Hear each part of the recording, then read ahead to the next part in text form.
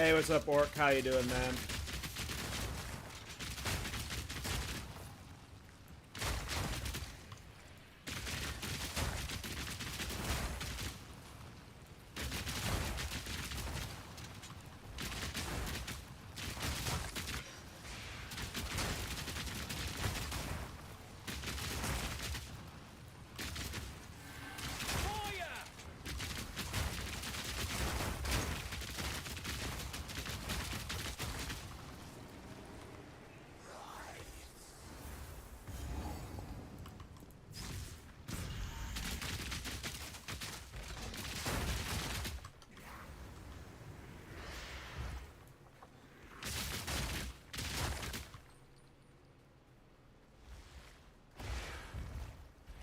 What's the idea behind this new one? Well, I've always wanted to play rapid fire or rapid shot. I think it's just a cool skill. I just have never gotten around to it, and at this point, I've done like way too many builds this patch. So I've done most stuff I've wanted to do. So we're just like pulling from, you know, the hat of stuff.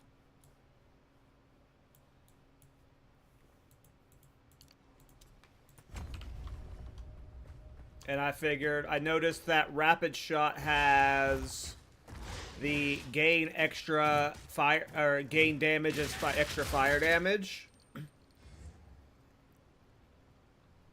which pairs perfectly with that embitter thing, which is anytime you see gain extra damage of any type other than cold, which is this is fire. So I figured we'd try putting embitter and rapid shot and just do a freeze rapid shot.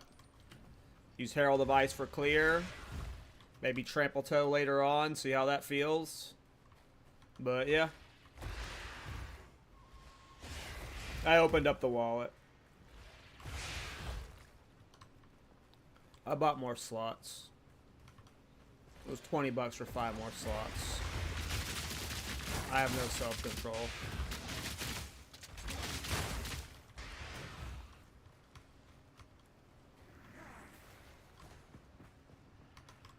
But yeah, I'm just leveling stuff I didn't have leveled.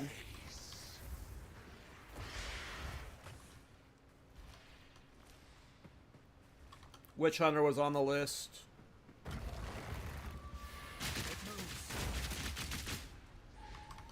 So we're doing a freeze rapid shot build. Did I already click them all? No way I clicked them all.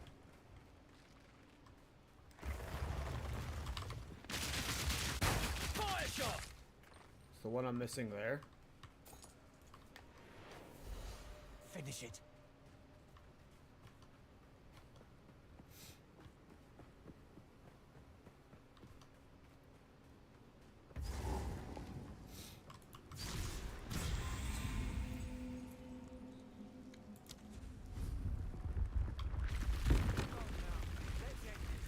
But yeah, I mean, again, everything I do is just an experiment to learn more about, not experiment to learn more, but, you know, goals to learn more about the game, so.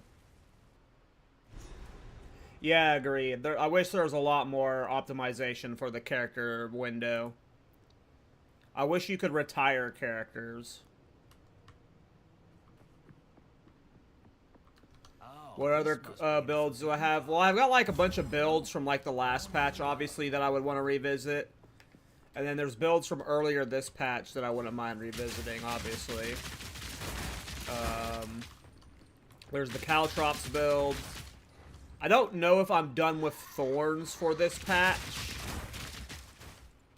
Like, part of me wants to just, like, take a break from Thorns, so, like, whenever 0.3 happens, I can do, like, 10 Thorns builds in a row. But Caltrops is on the list. Wind Blast seems fun.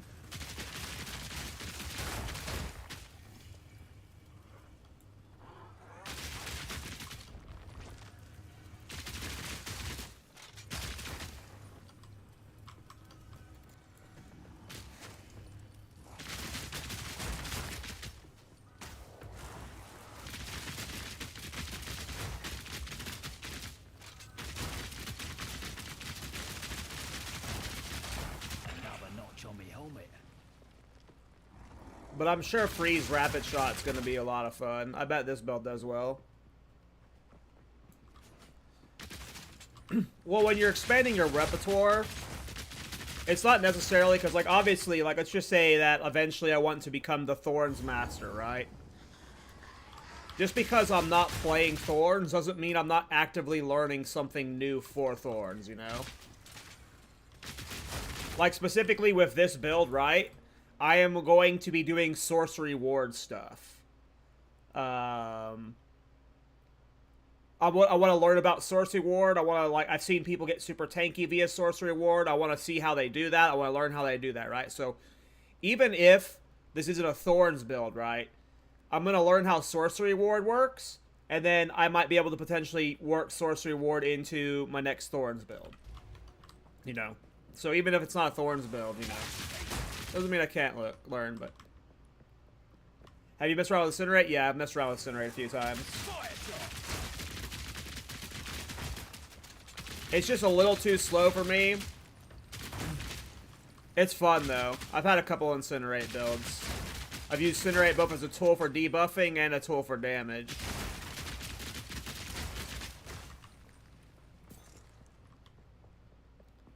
What is Sorcery Ward? It's like a damage shield. Based off of your energy, your evasion, and your evasion and armor. And I've seen people get pretty tanky with it.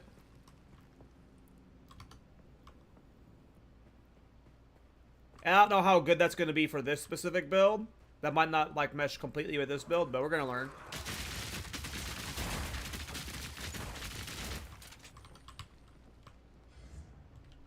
I like the Herald of Ice. Literally just 2 skills right now. Rapid Shot and Herald of Ice. And you guys are about to see the boss DPS.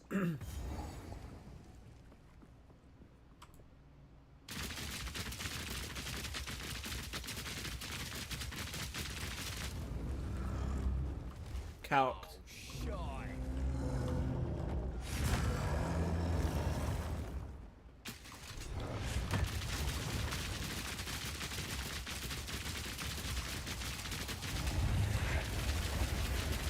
He's at 99% freeze because he's mid-animation.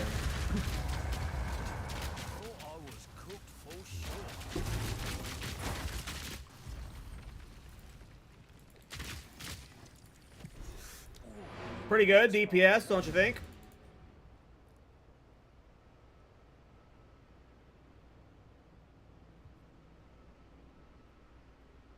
Definitely one of the faster campaign kills I've had.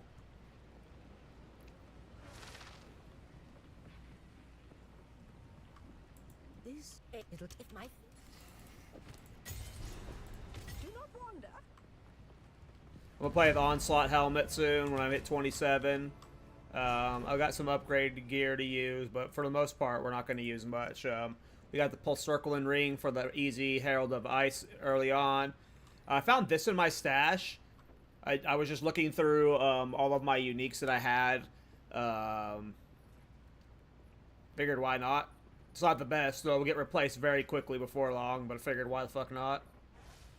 Only reason I'm wearing Mega Nords is just because it's a very easy 50 strength early on. Foxshade is just a good move speed chest. Wanderlust. Move speed. That's just for the +1 skill. That helmet doesn't really matter. Yeah, it's like really not even that like special gear, you know. It's just a bunch of shit I had in my stash.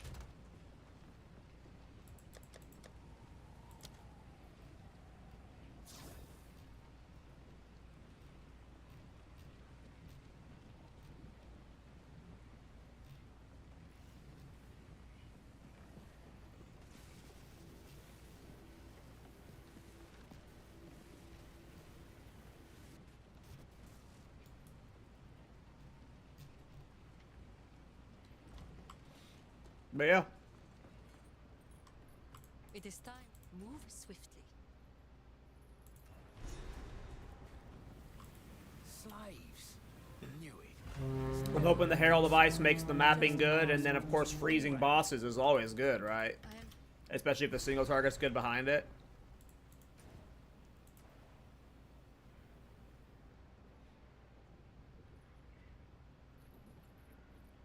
I almost did a Deadeye, but I didn't know what to do on the Deadeye, and Rapid Shot did not seem great for Deadeye. So I went with Witch Hunter ultimately. Way up, I suppose.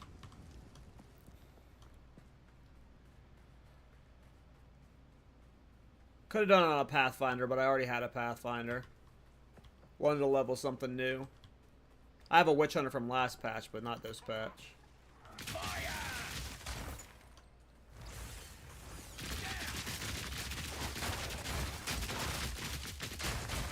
As you can see here, this is probably going to be pretty good in mapping.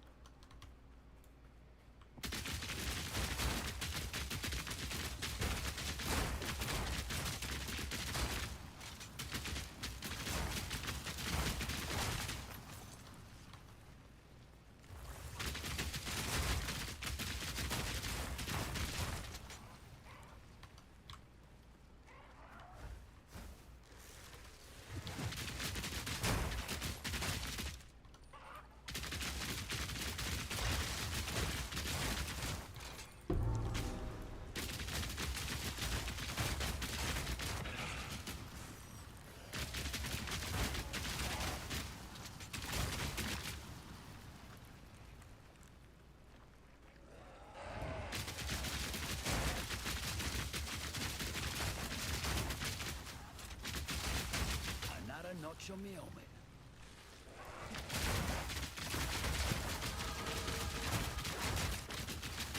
It's definitely fun to play. I like the skill. Like I said, I've been wanting to play Rapid Shot for a while. It just looked appealing, and definitely is that. Alright, we get to wear Onslaught now. Onslaught is more skill speed and move speed, so that'll be fun. Okay.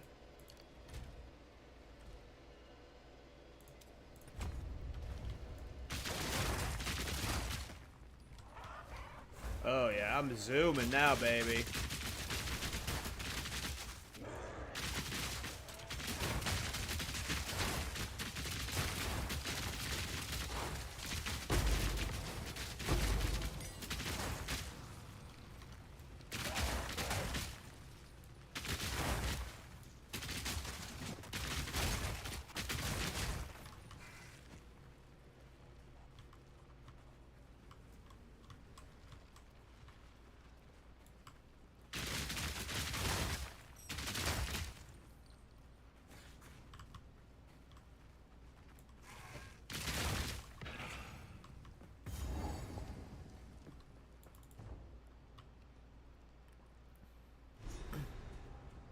A new Onslaught would feel good, but that feels really good. I don't know how long I'll be able to use it.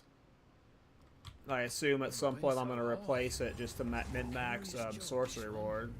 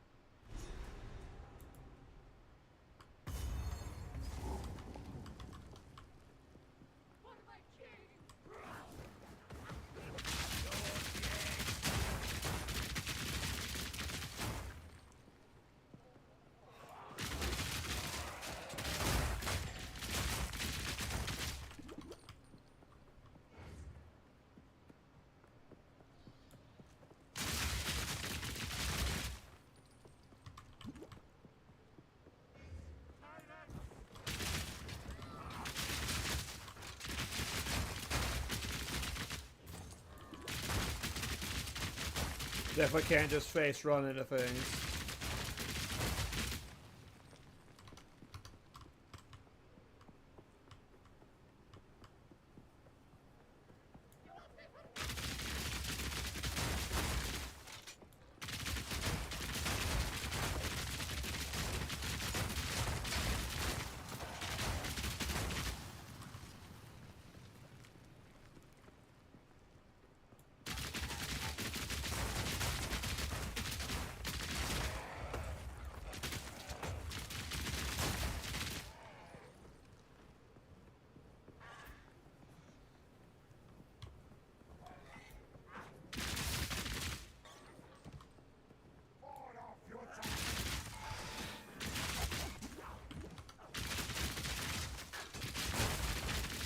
I need to get life on hit for sure.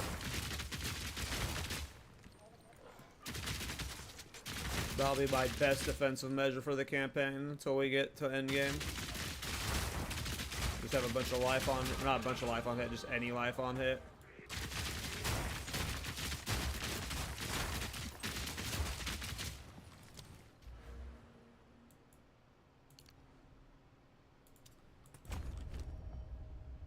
$29, $29, $30. Okay.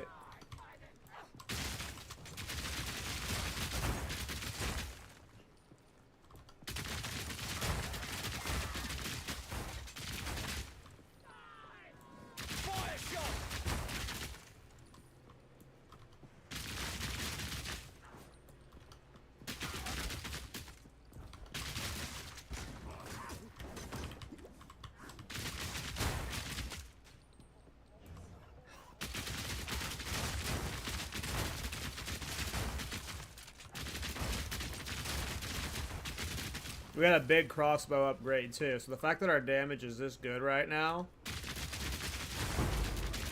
like, it's just about to get way better.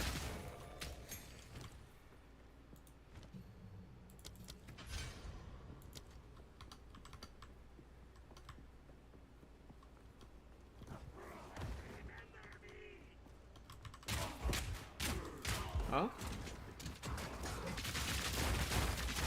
I don't even know how my main weapon got unequipped. Ram ammo.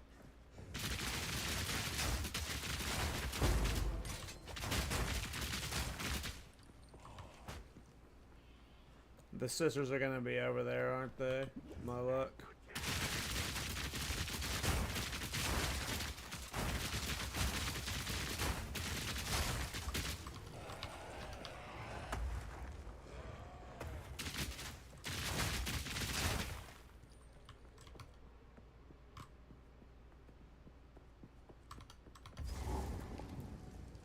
Yep, sisters are definitely in that area. We'll do the boss first, then we'll go get the sisters. You are relentless, but that makes you predictable. The time of the Faradin is nigh. I forgot to update the mobile index, but that's not the build I'm playing right now.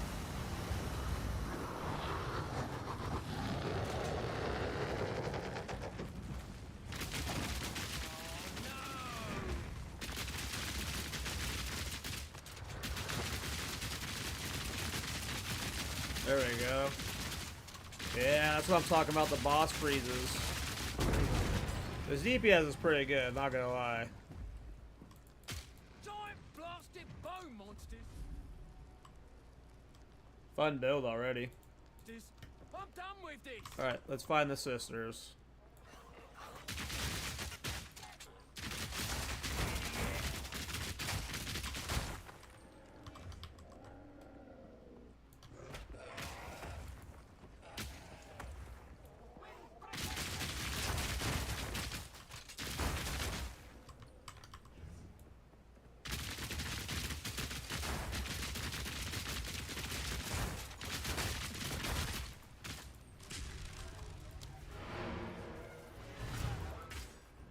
Alright, Dreadnought time.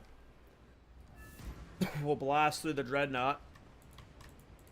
The path time is short. Make haste. There's no way we don't just dominate Dreadnought with this build. The fair as we Been a while since I've been to war. It's like coming home. Oh, let me get those passive points. Hmm? You found when I...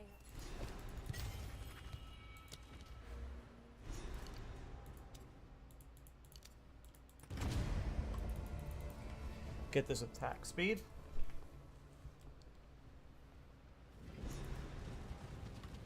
Ready yourself. We must prevail, no matter what. You're paying. Whatever you say, boss.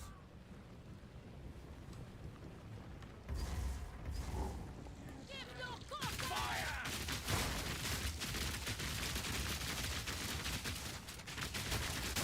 That's one down. Yeah, the freeze is just so nice. So is the Herald of Ice.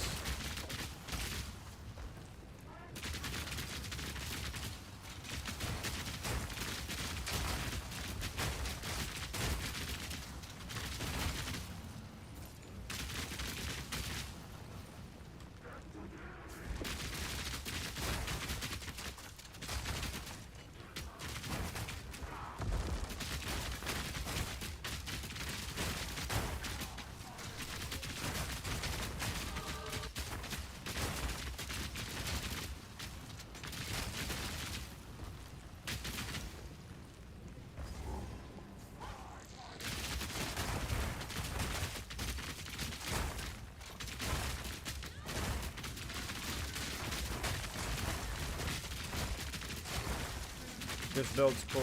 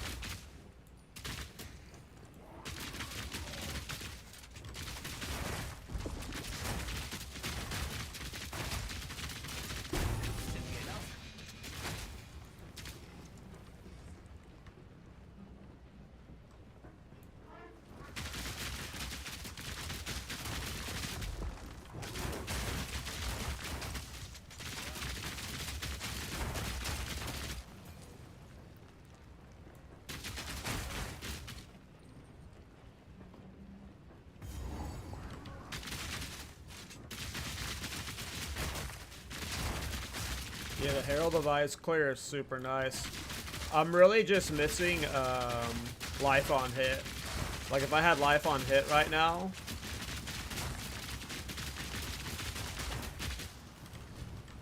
I'd rather put on my level 29 stuff. Oh, I can't put on that helmet anymore. Lost a lot of strength. This isn't giving me more strength. Hey, Ian, how you doing, bro? How can I? Hopefully this will help.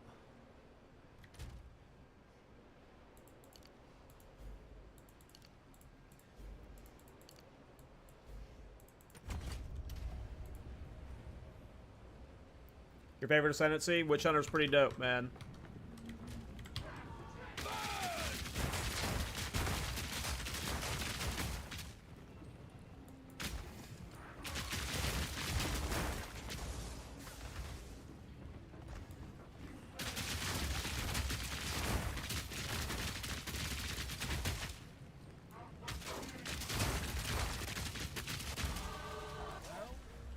Alright, this is about to be a pretty big damage upgrade.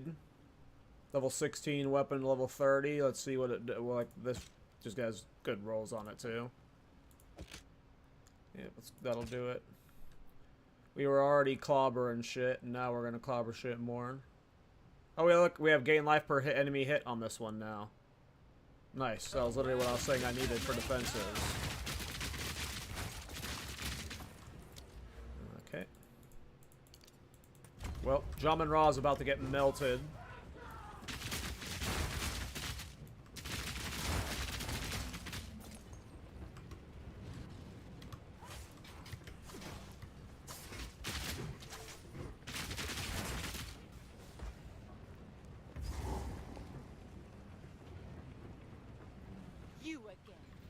the fool under the hooded one's sway.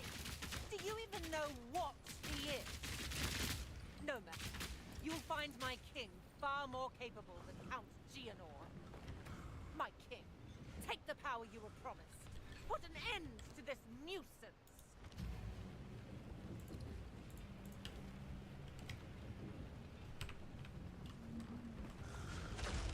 Alright, let's see how bad he dies. The Sigma of the Aldora. Bow before your king. The Americans do not bow. Submit. You are finished.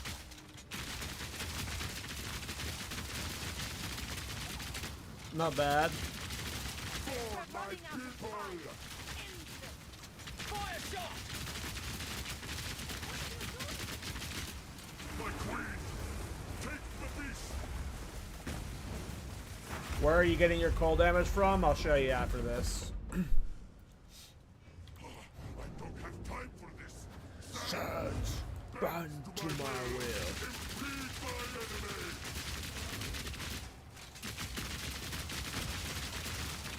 Alright, there's the freeze.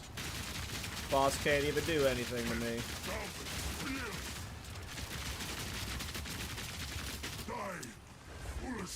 Only level 30 and this build's already pretty awesome. Not bad. How am I freezing with Rapid Shot? So, Rapid Shot, it reads, Rapid Shot gains 7% of damage as extra fire damage per heat. So, it heats up as you are shooting it. I have the support gem in it, Embitter. If supported skills would gain extra damage of any other type other than cold, they would gain extra cold damage instead.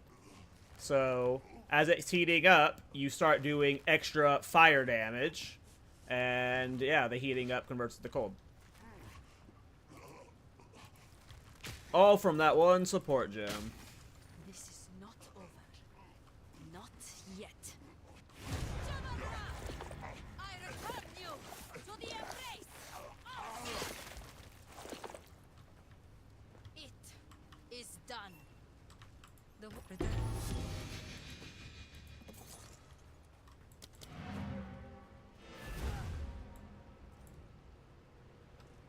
Show the actual skill gems.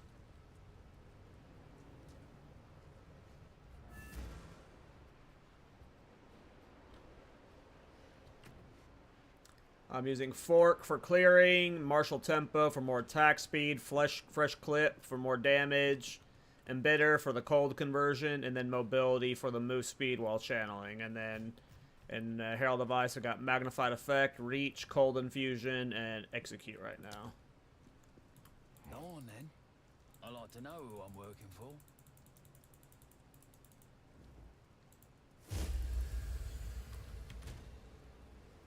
I am all Sorry, mate. That went right over my head. Okay, next upgrade is level 32.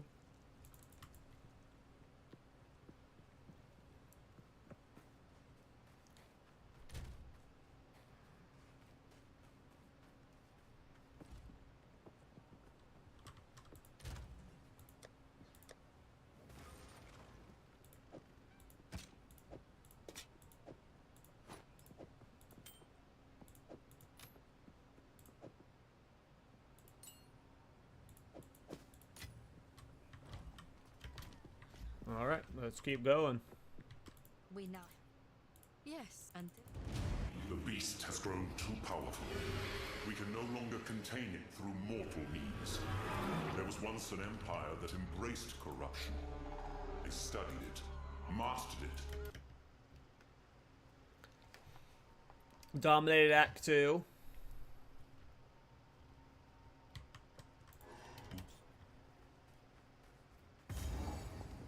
Let's see what we do to Act 3. Walking, I suppose. Fire shot!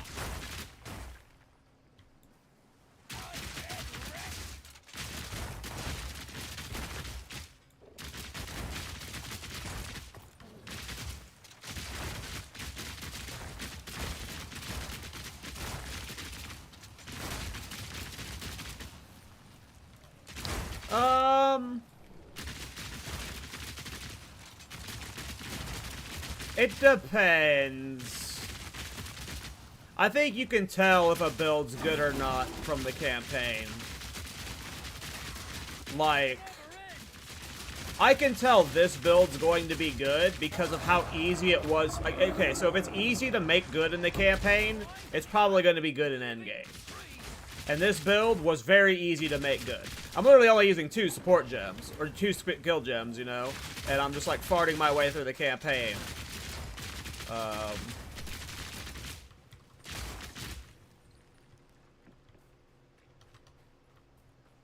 Yeah, it is. Of course it is. You're using twink gear in endgame. This is exactly what the endgame experience is like.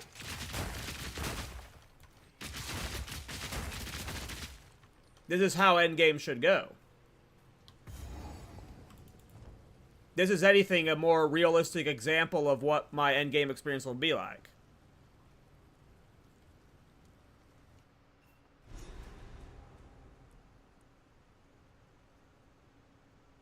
Yeah, but your original statement was it's hard to tell if in the campaign if a build's actually good or not because it's so easy.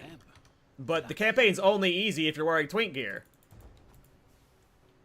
Campaign's not easy if you're, you know, going through it in whites. Bosses take, like, you know, a minute to kill unless you're using Perfect Strike. I don't know, I think it's very easy to tell if a build's gonna be good or not. There's many builds I have quit before leaving the campaign because just like touching the skill, you can tell how good or bad it's gonna be. I mean, obviously you need to look up the skill on PoE Ninja to actually know if it's going to scale or not. There's no way to know based off touching it, but I think you can get a real good idea from the campaign. Like, there are just some skills that are, like, good from the moment you touch them. Lightning Spear, Spark, Rapid Shot.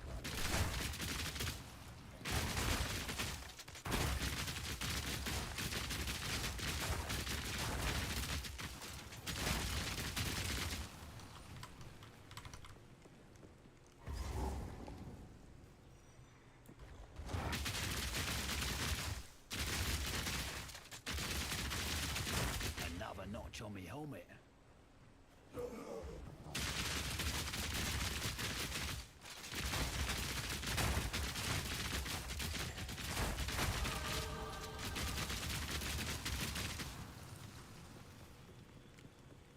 Yeah, see, and I can't wait for the next patch, man. I'm really just like wasting time until the next patch.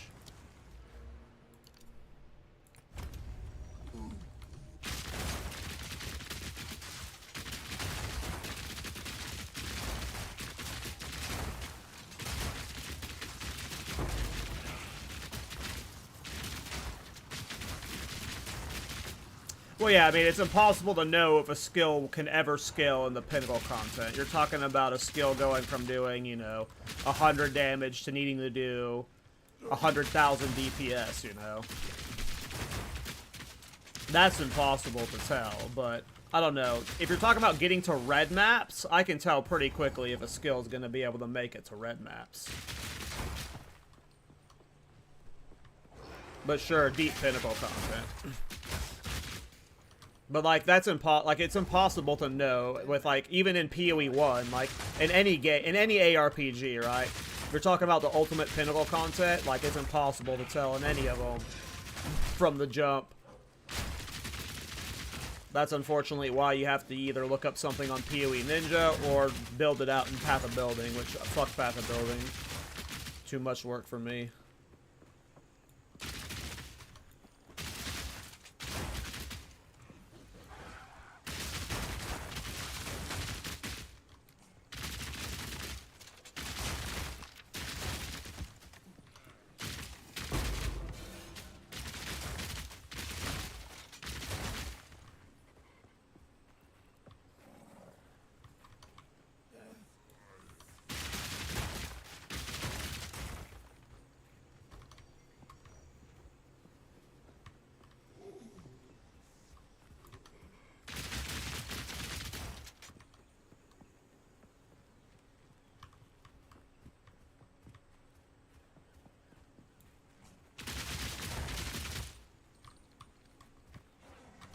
Yeah, I mean, I think that's just, you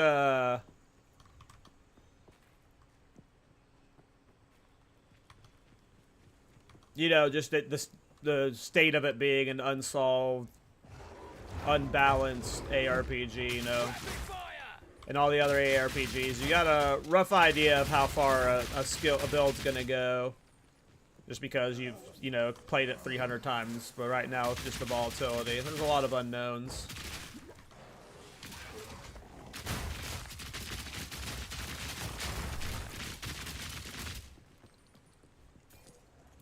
Well, that's what PoE Ninja is for, you know.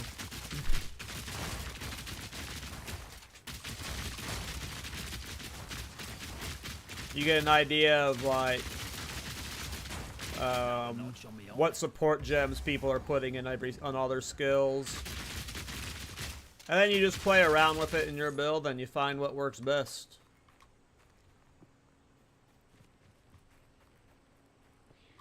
That's how I do it, at least.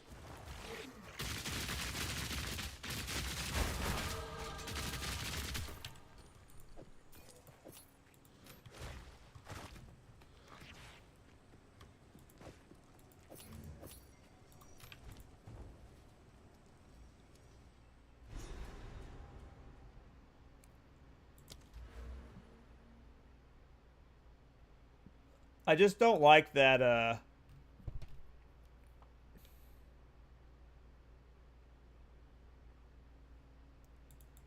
I just don't like that, the end game, like, just eventually just becomes... I think it's just inevitable, but, like, at some point, the end game is just... Not letting these snakes get in me. Not a chance.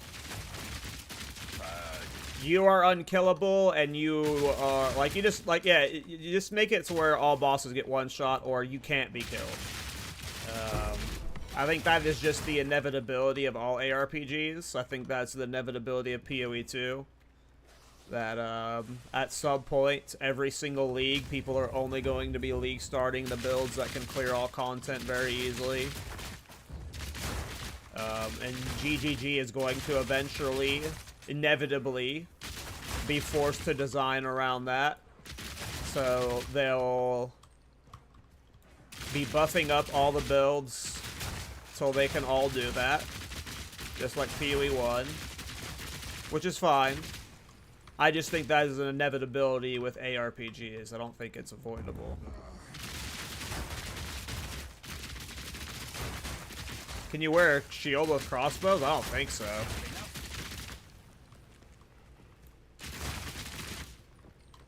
Well, at some point, oh yeah, not every build can clear Ubers. Like the build I did couldn't clear Ubers. I did a Tempest Shield build, and I only peaked at like 500,000 DPS. Not every build can, but like, you know, it's in comparison when 97% of builds, you know, that people are playing require you to, like, do that much damage, you know. The skills that aren't viable just aren't played to the point that they don't exist. So GGG, like, feels forced to upgrade those builds. Or they're just never played.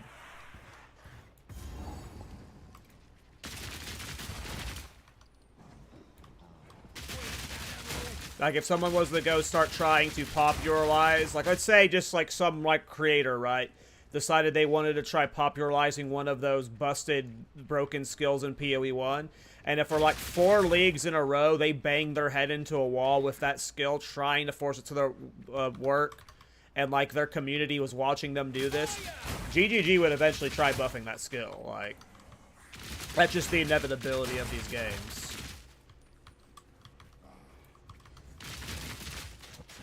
And GG is not wrong for doing that. But I don't think GG intentionally leaves skills bad.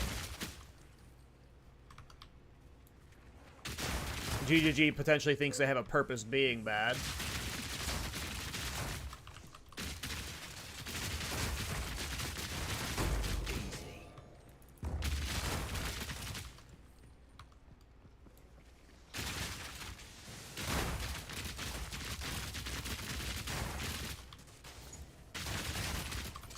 And there are a lot of bad skills in this game, that's for sure.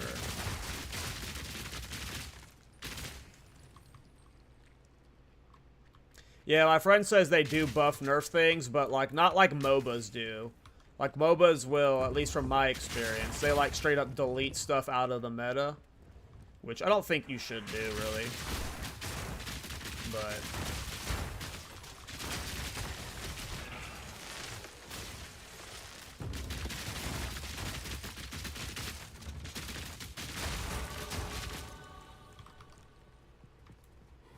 that's good, though. That is definitely a good approach. It just depends on how hard they're nerfing it. I definitely don't like it if it's like a, like, you know how last patch 0.1 Spark was the top dog, and then it got, like, not completely deleted, but it got nerfed to the point that no one's playing Spark anymore. Now everyone's playing Lightning Spear, right? And if, like, this next patch is met with a Lightning Spear nerf to where now there's a new flavor of whatever, and then that, like, if every patch is met with, like, this build has to be nerfed, that's boring, right? I definitely like the approach you just described, where they let it sit for a couple patches, and then if it's still top that long, then they nerf it. But if it's, like, this pattern of, like, Spark dominated for this patch, now it's Lightning Spear. I don't like that, if that's the long-term goal. I don't think that is. I think that's just early access woes.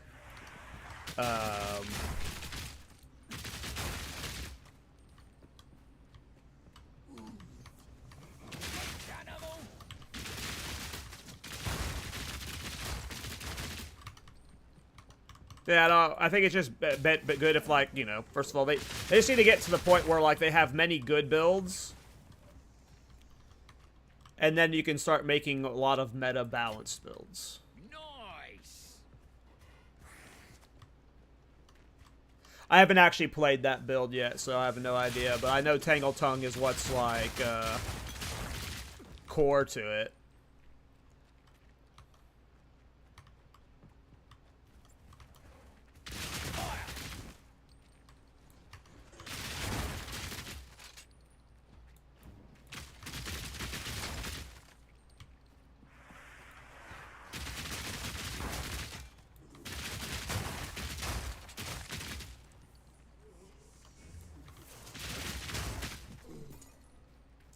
I wonder if that's what they'll just do, is make it way rarer.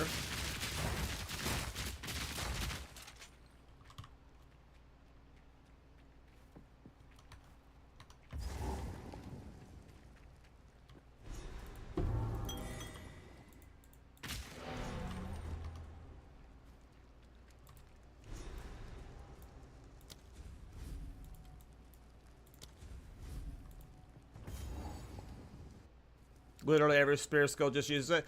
Yeah, I noticed that when I look at PoE Ninja. It's part of the reason why I have not played a spear build yet, except for, like, my Thorns build that use Rake Stomping Ground. Ooh.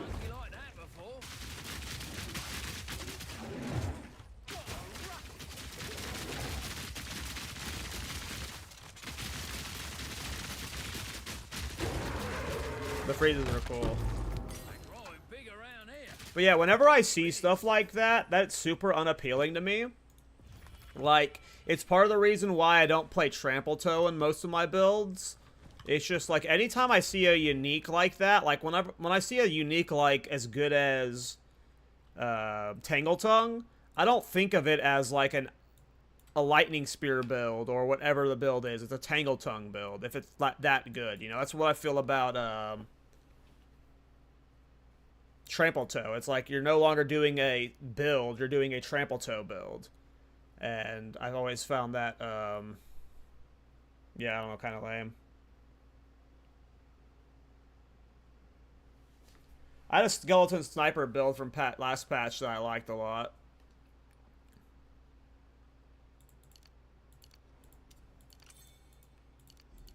I should look into revisiting it.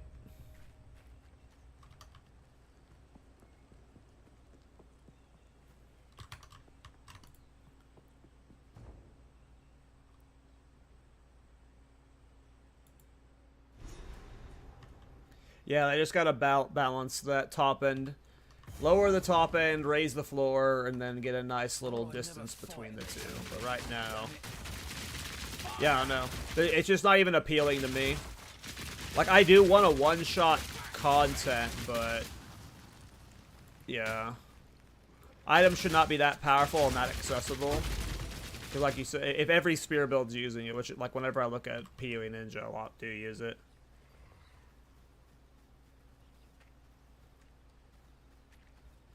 Yeah, that's why I love being over here for crit builds, because really, if you just get, like, this area here and this area here, that's just so much good crit.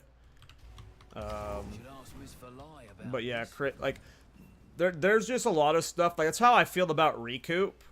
Like, if you want to play a Recoup build, you have to invest so much into Recoup, because there's not very many good ways to get Recoup otherwise. You gotta get the points here, you gotta get the points here, you gotta get the points here, here. Gotta get point here. Gotta get point here. Like, look at this net you have to, like, cast to get all the Recoup stuff. And then if you're playing Recoup with a physical build, all the physical shit's down here. So you're just screwed. Like, you can't, how do you do a Recoup build right now if you're not doing a caster build right now? Like, every time I've forced Thorns Recoup builds, it's super awkward, even though Thorns is only right here. Like, it's impossible to get pliable flesh and infuse flesh easily. Getting taut flesh and loose flesh is a pain. It's yeah, that's how I feel about Recoup too. It's same as crit. It's like, look at all this. Look at the net you have to cast. Crit, crit, crit, crit, crit. And then down here, the only real crit stuff you have is right here. And then right here. Yeah, the tree needs work for sure. You also have the crit stuff there. I think it'll help when you have the teleport stuff. People keep telling me PoE is gonna, or they're gonna add the teleport stuff from PoE 1. The passive tree portals or whatever.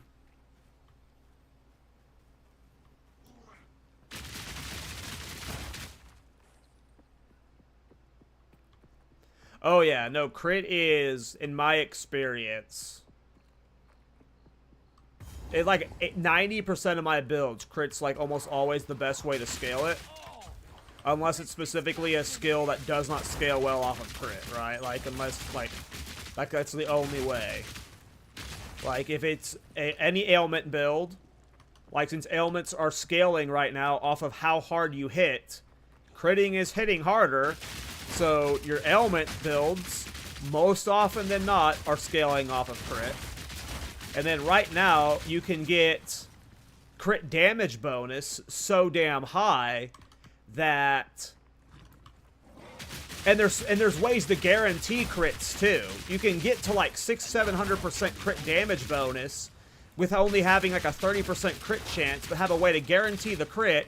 And then because you have 700% crit damage bonus, you're one-shotting the boss. And it's just like, oh, okay.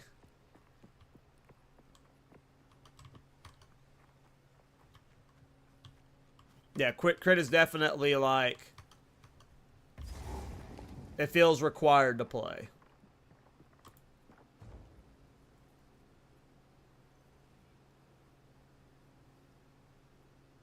He said the same. Yeah, Brandon. I mean, that it just... I use Sacrosanctum in a few builds, the Energy Shield Recoup chest. And you, like, can get super tanky. But then you need to be... You better be playing a build or an Ascendancy that does not need passives to scale its damage. That's the only way you can play Recoup right now, is if you're playing a skill that just scales purely off of itself or your Ascendancy. Because, yeah.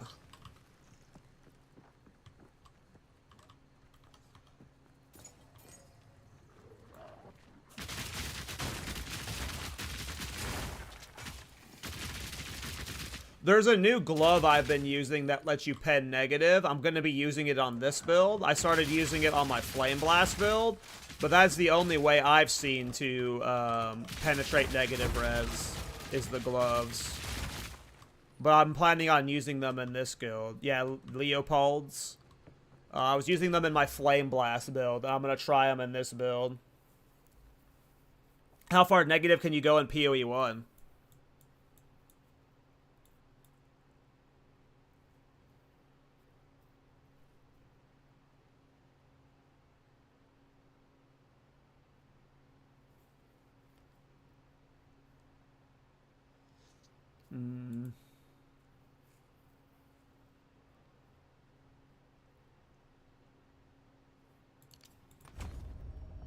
I'll eventually refund those and grab that. Forgot about Giant Slayer. Rapid fire! Oh, you don't think there's a cap? Damn, that's OP.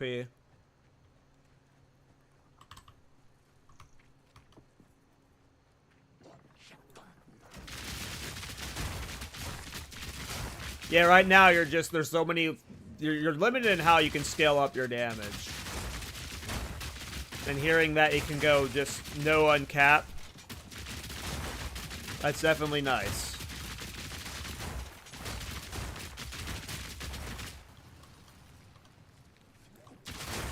Hey, Rage Pro. Yep, moving on to a new build. I mean, I would have pushed that last build a little bit further. I just, like, I can't deal with the crashes. Like, the crashes demoralize me, you know?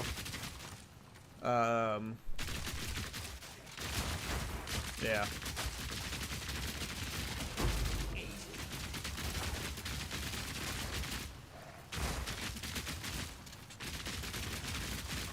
Yeah, that would be nice in this game if, you, like, one, you didn't have to invest into going negative.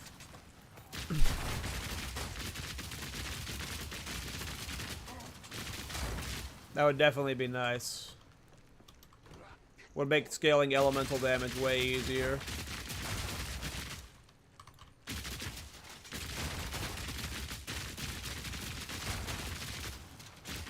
I have said for the longest time, Solar, that Witch Hunter long-term is going to become one of the best, if not the best, Ascendancy. Especially for builds that, like, utilize weapon swaps. We just don't have the tools or the knowledge to, like, min-max it perfectly yet. I'm sure there's, like, some people trying. I'm probably not going to be using it. But, I think Weapon Master has serious potential, especially long-term. Once we have more tools, I bet the boss is, like, right there, right there. Yeah, we're just missing tools right now. These bastards gotta pay for what they did to those children.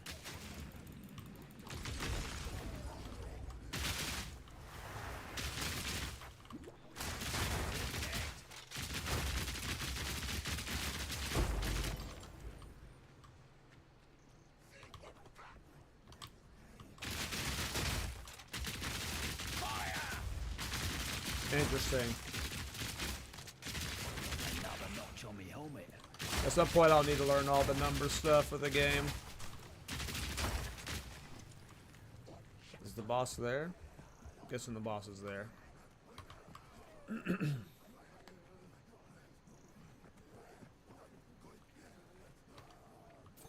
Oh, Demon Flame. I miss you, old Demon Form. Maybe I need to do a Demon Form build. I'm tired of her swearing at me.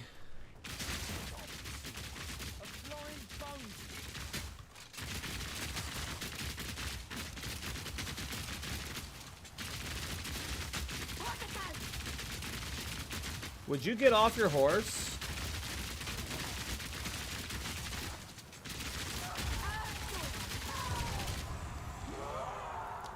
Take it.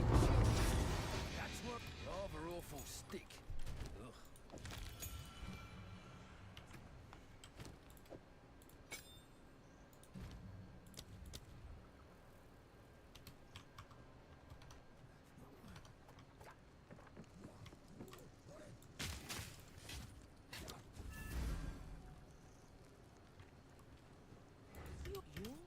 I'll take any help Yeah. I can get. I mean, there are some good, like, there was a build that I was doing recently. Actually, it was the build I was playing yesterday. Jeez, I got such build blur right now. I was actually limited on my weapons swaps. I actually read on my passives, and I was like, oh, if I had, like, 6 more, that would be nice. Like, I'm sure at some point people are going to utilize Witch Hunter, like, insanely well.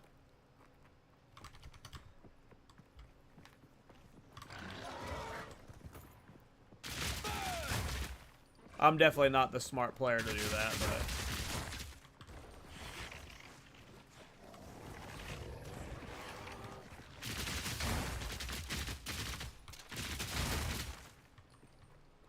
That's more from math guys.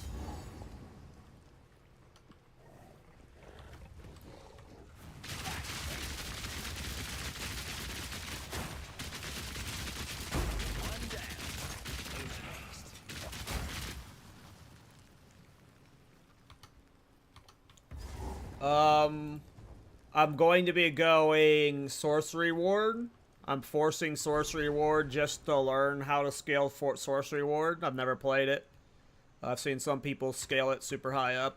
I don't know how well it'll gel with this build, but definitely going Sorcery Ward. Outside of that, I haven't decided. I have to see how good Herald of Ice is at clearing in late game with this build. I might want to take Zealous Inquisition for the extra AoE clear. But definitely getting Sorcery Ward stuff. I don't know if I'll get Ceremony Abolition. I probably will. Just try and scale it as hard as I can. And then I'll either be going for Decimating Strike or Zealous Inquisition. I like Witch Hunter though. Witch Hunter was in 0.1. Witch Hunter was the only build I made a successful Thorns build on.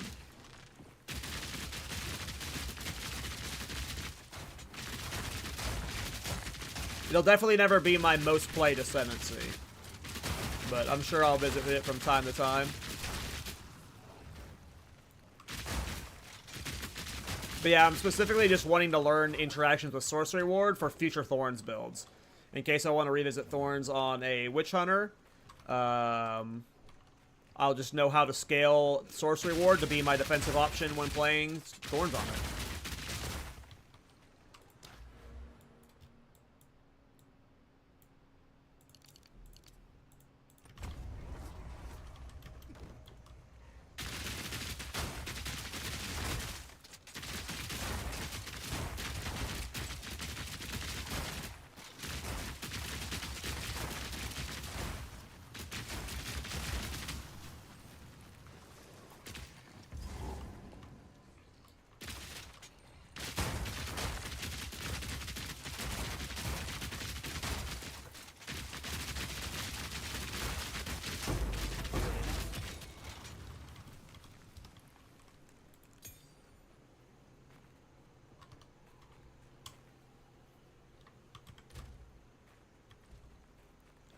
But yeah, I've seen some people do some pretty crazy stuff with Sorcery Ward.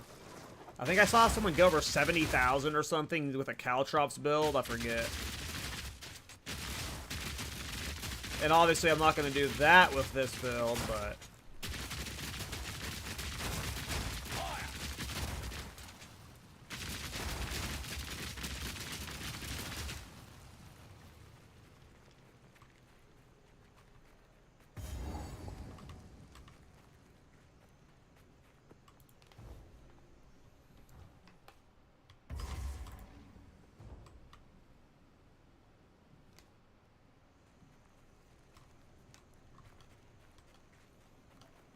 Right now, just Decimating and Coaling Strike for the campaign, just because I'm not really going to be buying new gear during the campaign. I'm just using whatever legendaries I had in my stash. So I doubt they'll scale Sorcery Word that high. Zealous seems not needed right now. So.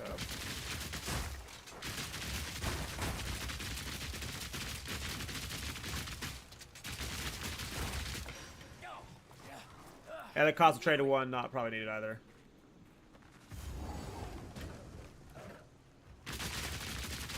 Yeah, I'm not sure what the life solution is. They said that they removed life from this tree because it felt like it made life mandatory. And when I played PoE 1 recently, like, I immediately felt like inclined and heavily obligated to build life.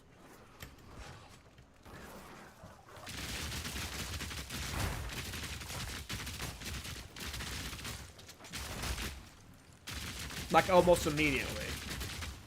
So I get what they meant, but all they've done by doing that is they made Energy Shield feel just as mandatory in this game. So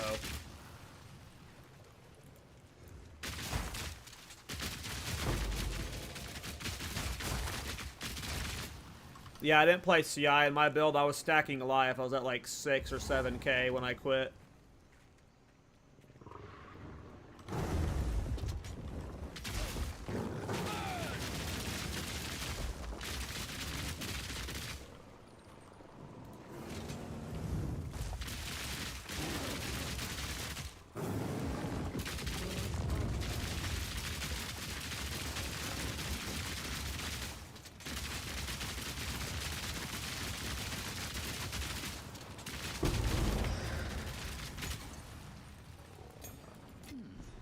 What's this then?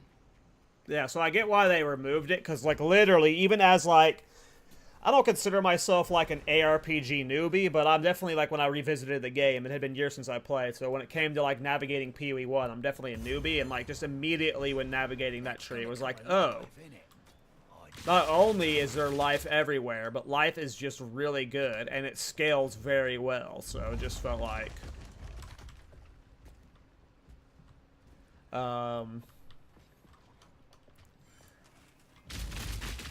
However, their current solutions aren't smart. Or not smart is not the right word, but it's not working.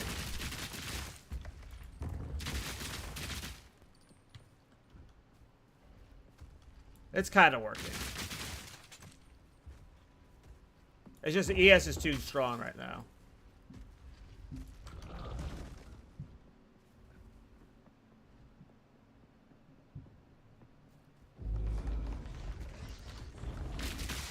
Yeah, I mean, we're missing that entire middle section that adds craziness. There's, like, I don't remember what they're called, but, like, you had those, like, clusters, and then, like, when you got to the cluster, you could, like, put an extra passive point into it.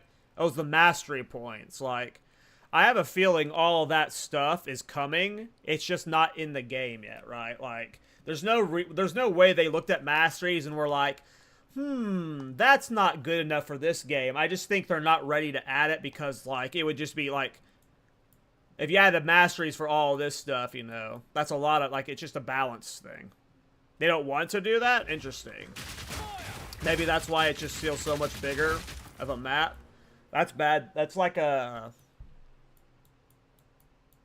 It's an interesting choice. I liked masteries.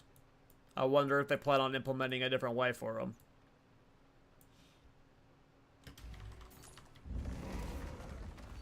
And then, yeah, being able to teleport around the tree was cool.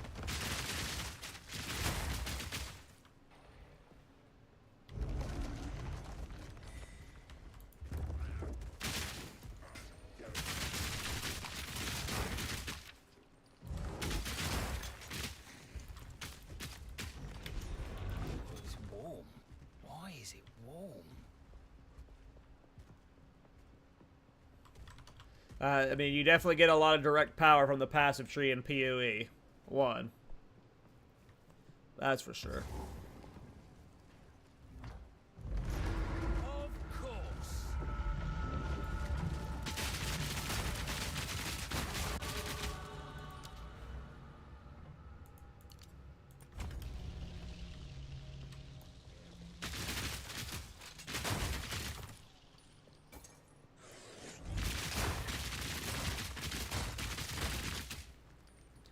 I mean, I don't know if there's ever going to be a point where, like...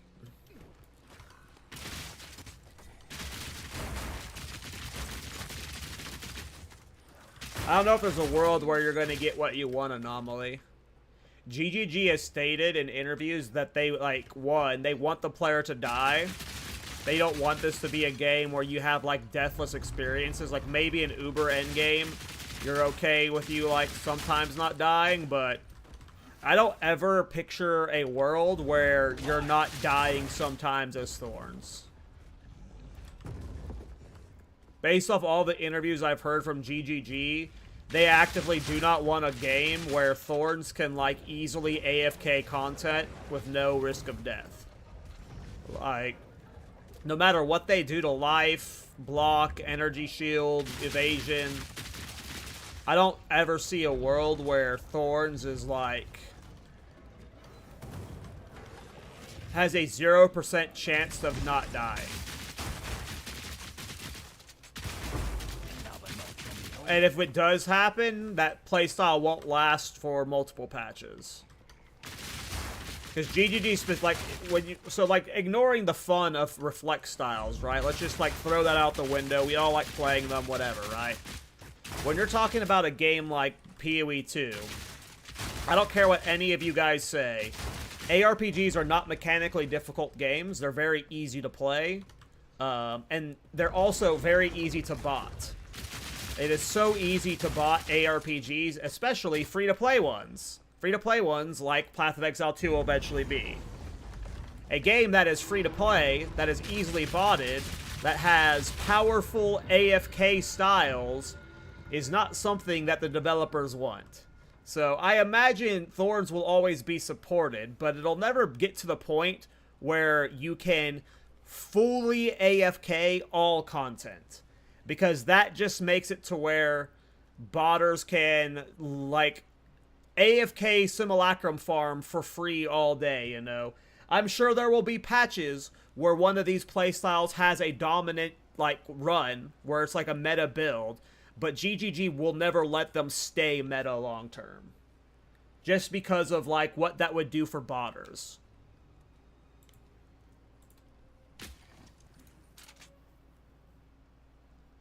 I don't think Righteous Fire is being introduced into the game at all. Like, not like that. Like, as we see it, where it's just like this red fire whirl around you that's just constantly running. It's not going to be added that way. I don't think so. It's going to be a very different skill. Maybe not very different, but it's going to be different. Because that's, like, literally what I was just talking about, how GGG is avoiding that kind of thing, where it's just, like, Righteous Fire is, like, the most AFK style for this game. And GGG said in one of the interviews... Oh, that they already said in one of the interviews that it won't be like PoE 1. I think it was in the Rax... No, not the Rax. The Darth microtransaction and Gazi interview. They specifically asked about Righteous Fire. And, the dev said that it would be different than how it worked in PoE 1. Was all they said. We don't know what that means. That could literally just mean that they just change it to a spirit gem, but it still functionally works the same. Yeah, exactly. I could see it moving to a spirit gem, but just literally just working the exact same as it did before. But I don't know. I feel like, based off of what I've heard Jonathan say, they don't want those styles to be popular in this game. I'll have to go find the interview so I can start using it in clips. But it was Jonathan that pretty sure said he does not want Thorns to be viable. Or meta. It was either Thorns or Reflect skills. He said one of them. He doesn't ever want it to be meta. Which is fair. I completely get it. When you talk about just, like, what it can do to the economy. It should never be an easily accessed build. That if it can clear Pinnacle content that easily, you know.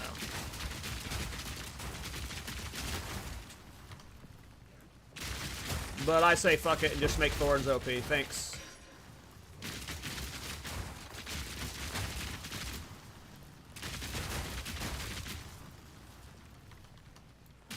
I imagine, though, Righteous Fire is coming with Templar.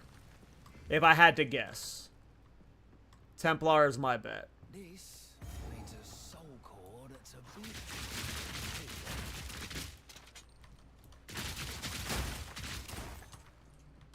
A Templar Spirit Gem.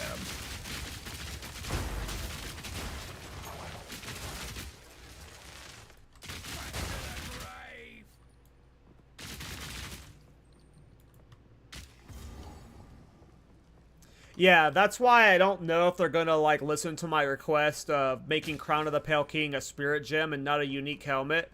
Like, I think they're wanting to put as many hurdles as they possibly can between these Reflect styles.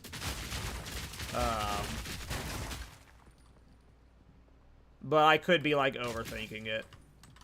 Hopefully one day I can squeeze a dev interview and I can ask them these questions.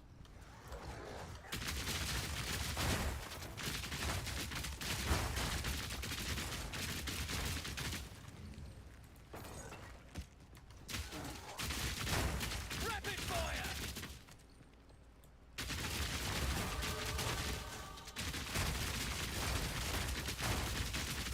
One down. Who's next?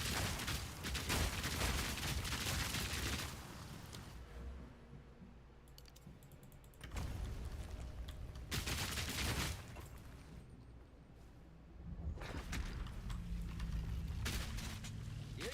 Oh. Is it supposed to bark like that?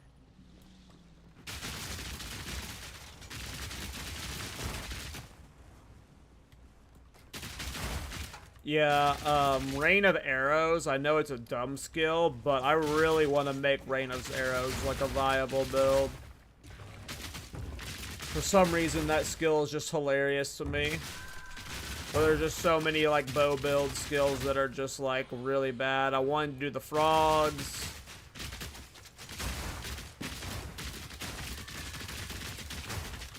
Yeah, there's a lot of unviable builds, I mean...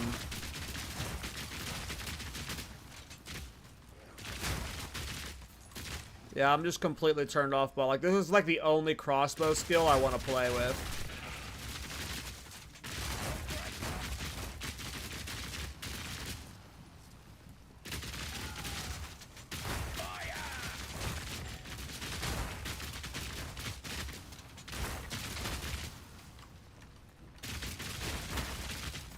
Snipe looks kind of cool, but...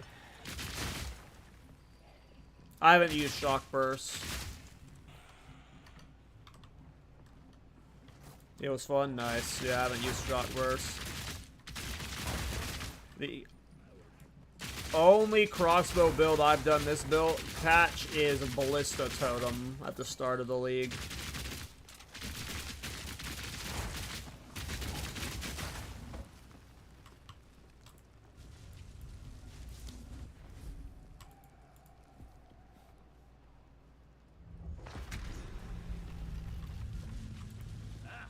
We're getting somewhere now.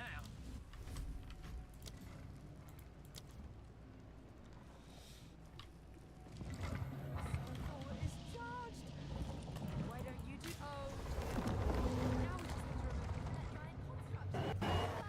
I played, so in last patch, I played 3 different artillery ballista builds. I loved it.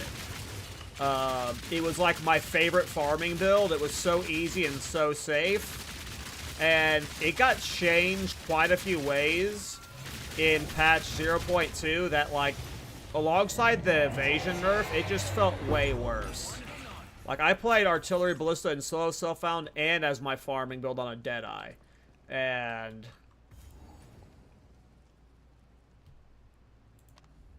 I don't know, they're not good now.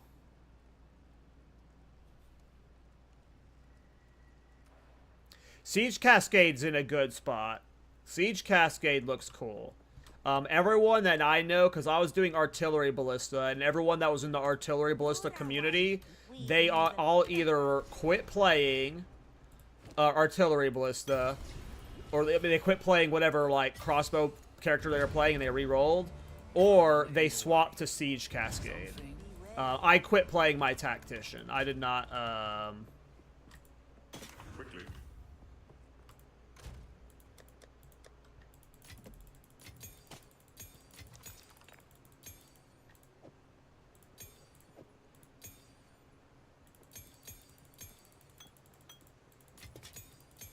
I did not stick to it. Oh, I forgot to get my last ascendancy points. I'm on autopilot, man.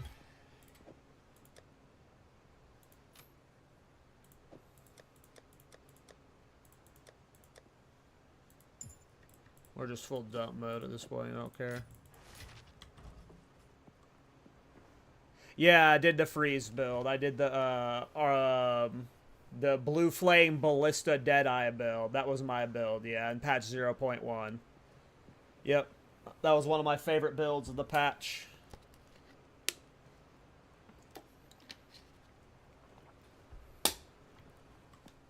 That one was fun. And here I am doing a fire freeze build again. Alright, so we gotta do... Oh, I never got the Baron's waypoint? That's funny. Let's see if I still have the teleport to up there. I'll have to find it later. Well, we'll find it later. Okay. Oop, didn't mean to go Succumbus, meant to go to Chaos. Yeah, that Blue Flame Ballista build was a lot of fun. But yeah, I tried Ballista build on my Tactician, and like, Ballista was okay, but there was an evasion nerf that came with 0.2 that just made I was dying so much more, even at like 90% evasion. And yeah, there was just a lot of problems with the Tactician that I rerolled pretty quick.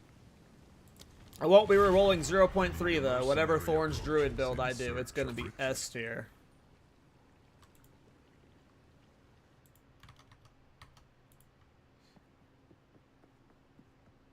Wins is barely a reputable streak. Coagulated masses before you. Well, right now, Vaughn, the biggest thing holding back Thorns is just being able to survive one-shots. Not actually Thorns itself.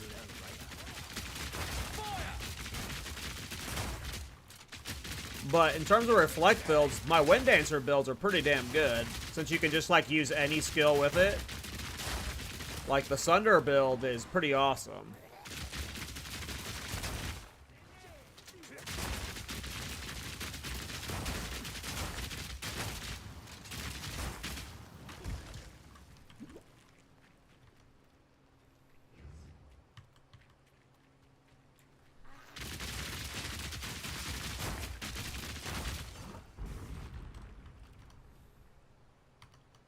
Yeah, I like Rapid Shot.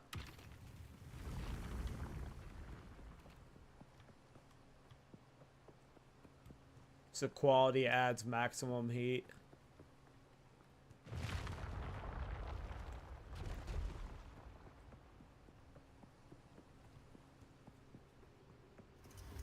Don't give up so early. Last time someone picked that, they didn't last a single round. I didn't even see what I picked. I'm on autopilot. I've leveled a lot of characters. I think I've leveled over 30 characters to endgame at this point. Fire shot.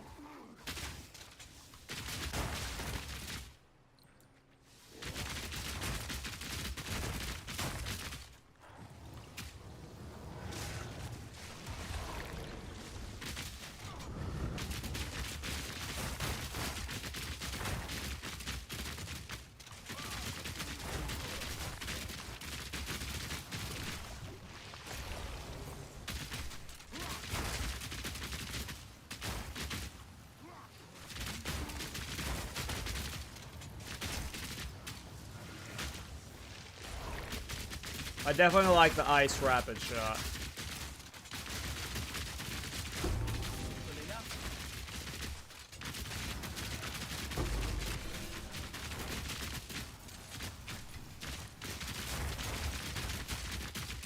I don't, like, love the campaign. I don't hate it, though.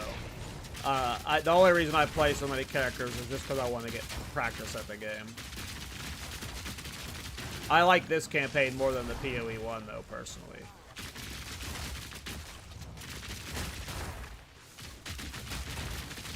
And this campaign would be way better if it actually had all 6 acts. Doing Act 1 through 3 twice sucks. I really don't like Act 3. Oh yeah, you said the exact same thing. If it wasn't the same 3 acts over again, yeah, that would definitely be better. I don't mind Acts 1 and 2, personally. I can blast through Acts 1 and 2 in like 90 minutes to 2 hours. Act 3 takes me like the same amount of time. I've got Act 2 down by now. I can fly through Act 2. But Act 3 is just way too big. This is just the but I agree, they're all too long. I'm curious what their overall length is going to be whenever you have Acts 3, 4, and 4, 5, and 6, but I hate Act 3. Like, I hate Act 3. Oops.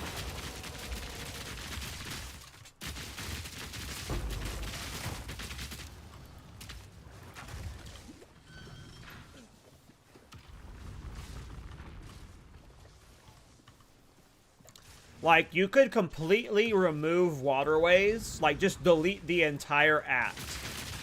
And it's still too long. You could not act, but a zone. Like, the fact that you could delete the entire zone, not make it smaller, just delete it.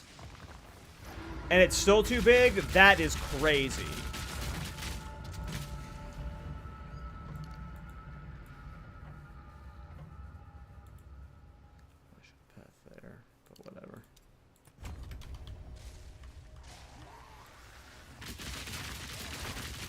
Yeah, Act 3 is huge. Act 3 is just, it does feel like 2 acts. It really does. Like, it feels like it's the climax of the whole campaign.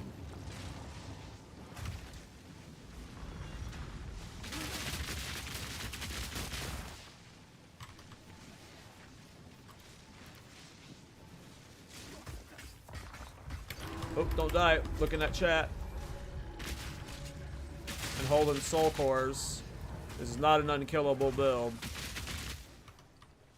Even though I'm doing insane damage, I am killable.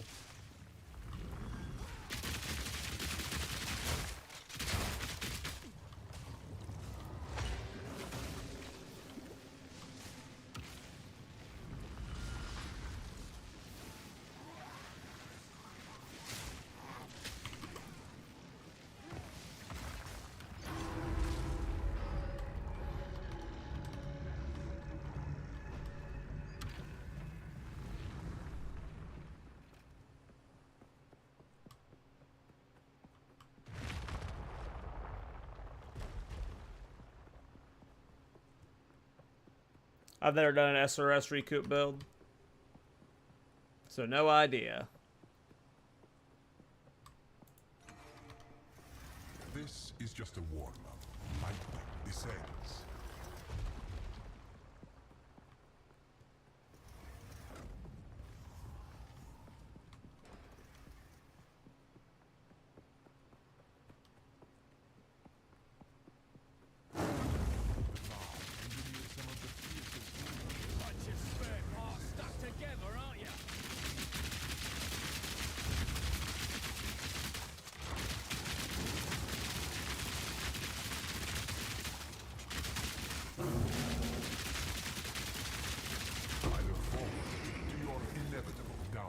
Feel bad for that one.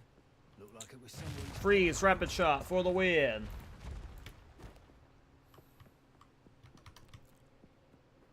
That's really just rapid shot with a good crossbow, though. But we'll pretend the freeze is what did that. How am I shocking?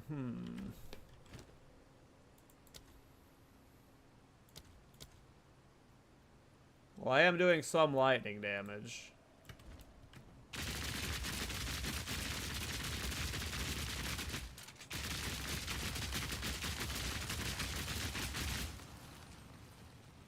But that's not scaling up at all. Maybe it's really off of that 1 to 30 chance I'm just happening to get a shock off of.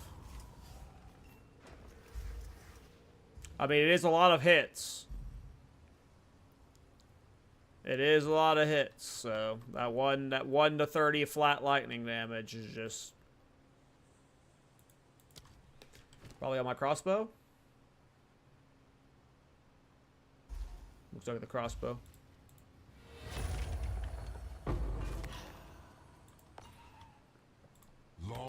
Until next time.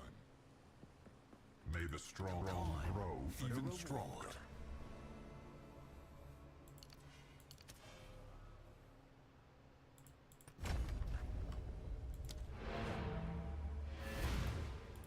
Alright, we'll just play Decimating and Culling Strike for the campaign. Just to keep it simple. Just free damage.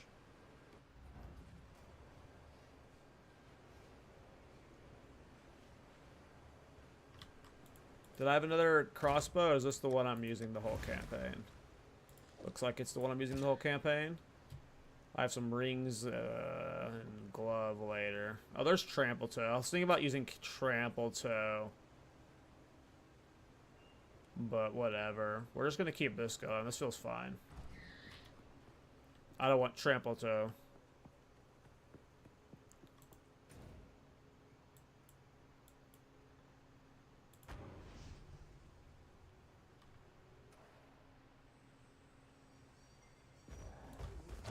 Weak animal. Fire! Well, that's one down.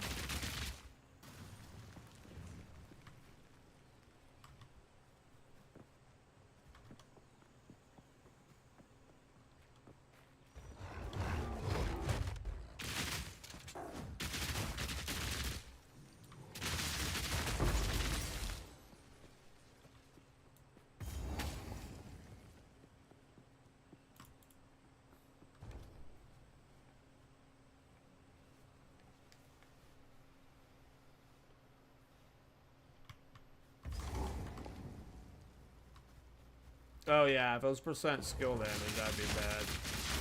No, it just chunks their life.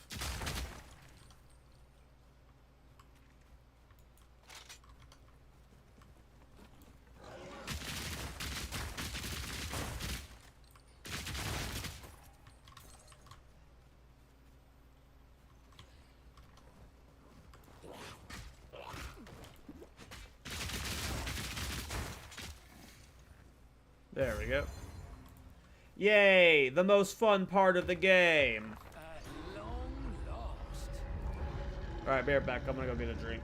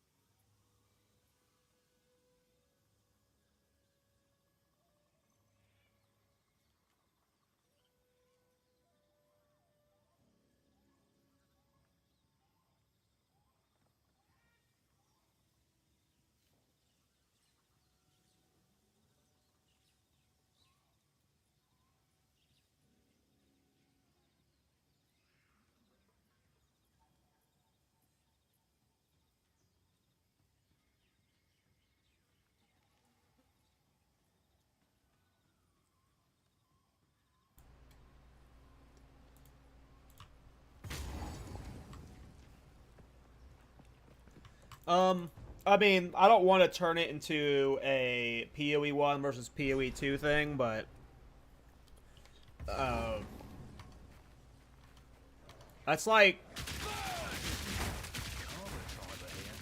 you can use the last build I released as like a meme against this statement, but that is definitely one of the reasons why I stopped playing PoE 1 as fast as I just did. Like, when I'm, like, looking at me play the game versus, like, me, like, any of the other 300 builds I was looking at, they all ended up looking like a different flavor of the same bright-colored, screen-clearing, one-shot nonsense. Like, there was ultimately no difference between any of the builds. Everyone just pushed one button, and then everything died. It was just, like, how they set up that puzzle. And again, I'm not shit-talking it. It's exactly like Charty says. They're very different games for very different audiences, but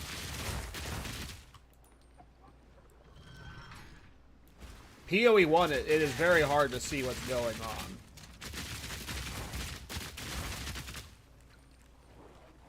It's like to the point that they lean into the fact, like, they're okay with that. Like, it's not like that's not like an insult when you're talking about the game. There's just so much going on to the point that, like, let's just say you went into PoE completely blind. Completely blind, right? No one told you anything about it. And you somehow made it deep into the game. At some point, you would have to quit the game because you didn't have a filter. If you did not learn how to operate a loot filter.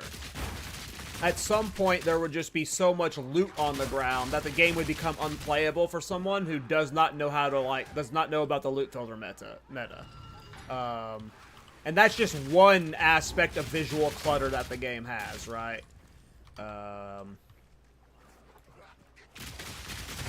You know, there's 3,000 other ways. It's just like, so like, and you're constantly having to like modify what's on this. Like, yeah, it's just a very different game. It's not bad.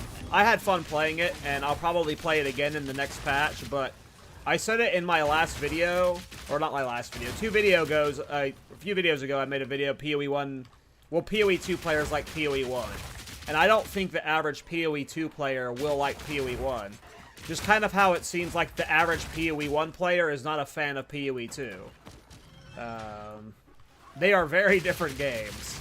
They are very different games. They are the same. They are same in name alone.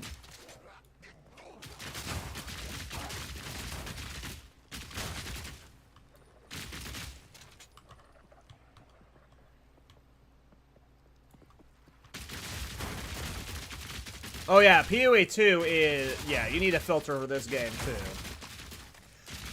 Yeah, like, whenever I see, so I have a friend who does, like, he's like a giga juicer, he does 6-man blaster parties, and, like, he's, like, farming mirror shards and shit, like, when I see what his screen looks like with his advanced Uber filter, I cannot imagine what the game would look like with no filter on.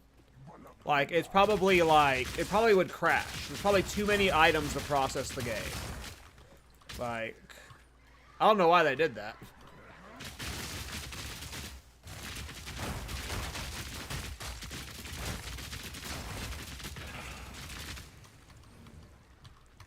And yeah, I mean, I feel like, I talked about it earlier in the stream, it's inevitable that I feel like this game that just starts going in that direction, eventually they'll, like, stop it from going too far, but as you said, it can already get pretty bad in this game if you're juicing.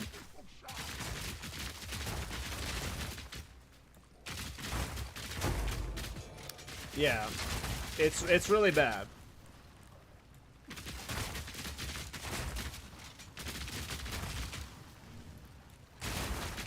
Not bad as in, like, it's bad for the game, but just, like, bad as in, if you don't know what you're doing, you're gonna have a bad time. And even once I started using filters, you know, in PoE 1, there's just so many items that, like,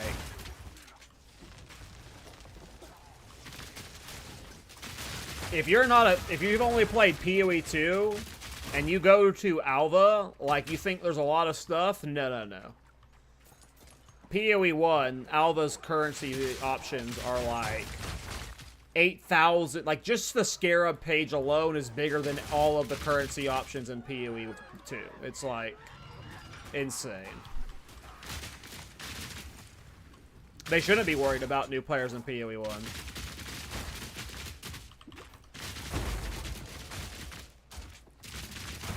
I think there's going to be a very, like, soon, coming-of-age moment for the Path of Exile community where the PoE 1 audience is going to accept that they don't like PoE 2, and the PoE 2 audience is going to accept they don't like PoE 1, and, like, the two communities will not have this kumbaya moment where they're, like, in harmony, where, like, both communities are actively rotating between each game. There will be some players that do that, obviously, but I feel like the mass majority are, the major player base, right, of each game is going to stick to those games. Like, they're just very different. There we go. Oh, yeah. There's plenty that do, but, like, I'm talking about, like, the core, like, anyone who has not played PoE, like, okay, how should I phrase this? Like, if we jump 5 years in the future, all of the new players who are new to Path of Exile 2 most of them probably haven't transitioned to PoE 1, right? I don't think that's happening. I want to say like maybe like 1% like would transfer over. It's just too much to learn. Like even me, like I used to play it a while back, but I took a long break. Like going back just now was like overwhelming. And I like have a foundational understanding of this game. It's just so much. It is so much to go in. Like, with all their cleverness, you'd think they'd have made some sort of elevator. Like you could only do Breach in that game, and just going down the Breach path is like more content than this game has. Like, and if you have no understanding of the game, there's just too much to learn. You have to be like a super fan of PoE 2 to get into PoE 1. They weren't pulling my leg. There's a whole damn city down here. But I do violently believe that they should like... They should and will keep both games alive. Like, there's still a portion of the player base that thinks that GGG is going to abandon PoE 1 inevitably. I don't see that happening. I don't see that happening. I think those people are just dooming.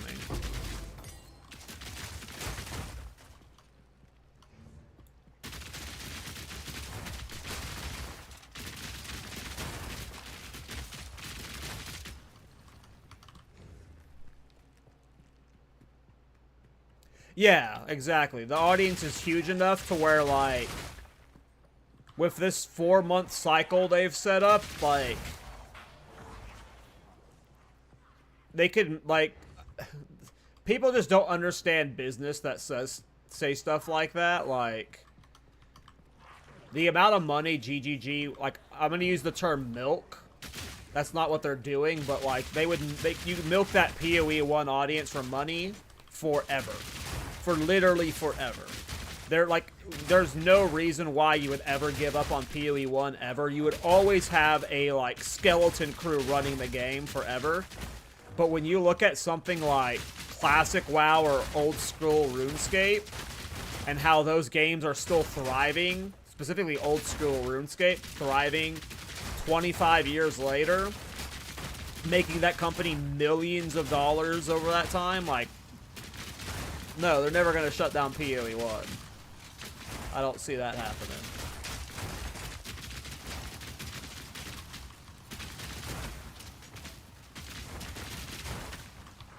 Both games are here to stay, in my mind.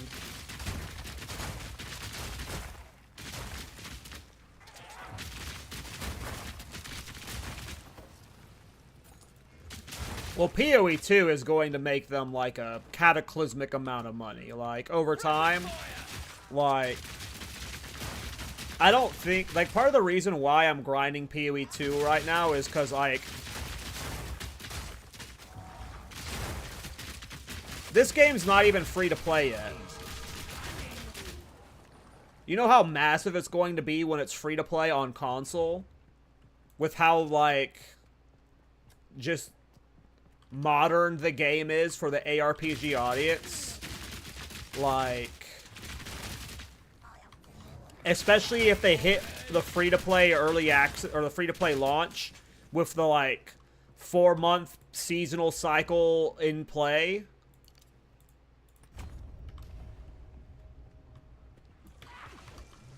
This game's gonna be massive.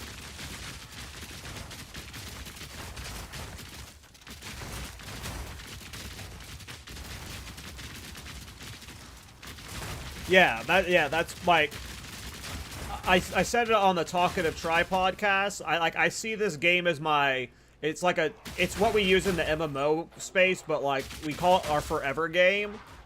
I don't think any game is a forever game, but I see me playing PoE 2 for the next 10 years. Like, I've played a lot of early access games, and like, a lot of people say this game's not an early access game. This game's definitely an early access game. It's got a lot of bugs and balance problems. But of every early access game I've played, it's by far the best I've ever played. And once it's given time to balance, like you said, more time to cook, like, in 2 to 3 years, it's going to be the best game of all time. Like, it's just not done. But it will be eventually.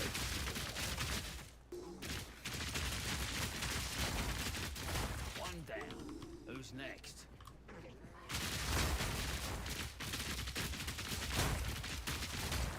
But yes, it has a long way to go still.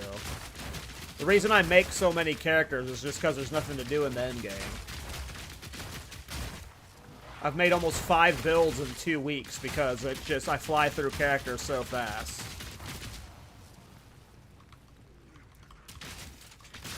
I get to level 90 and then move on.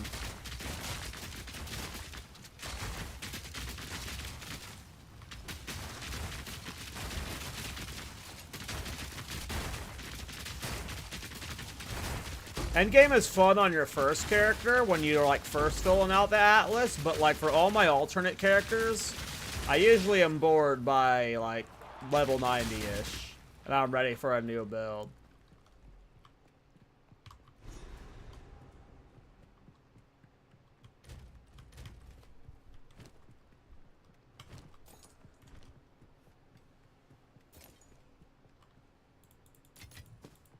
Ooh, better than coin. I actually like the Atlas in, like, the sense that, like, you're exploring this map. The execution of it's sloppy. Obviously, like, being able to choose your location or biome better would be a lot better. But I do like the, like, exploring for citadels type thing. It's really sloppy in its execution, but, like, that theme of it, to me, is fun. I hope they can figure out how to make it, like, less obnoxious. Oh, yeah, I agree. Like, I think the whole tower system needs a complete rework. Completely.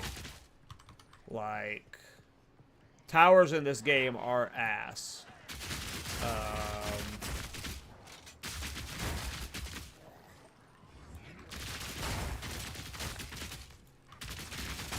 There's no world where they should overlap. That's for sure. Because any situation where you don't have overlapping towers, it's not viable. As long as there's a world where you can have overlapping towers as well as towers that don't overlap, you've made mapping tedious. You're now on a hunt for areas that require multiple towers. Period.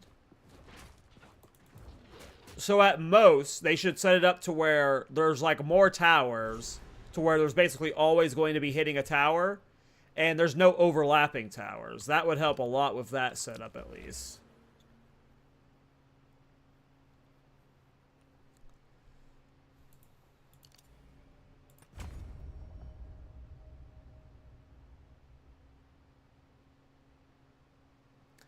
Yeah, I almost never farm waste or tier 16 maps in this game for that reason. But immediately in PoE 1, I was farming tier 16 maps like from the jump. But there's no reason to farm tier 16 maps in this game. Like everyone farms Waystone 15s.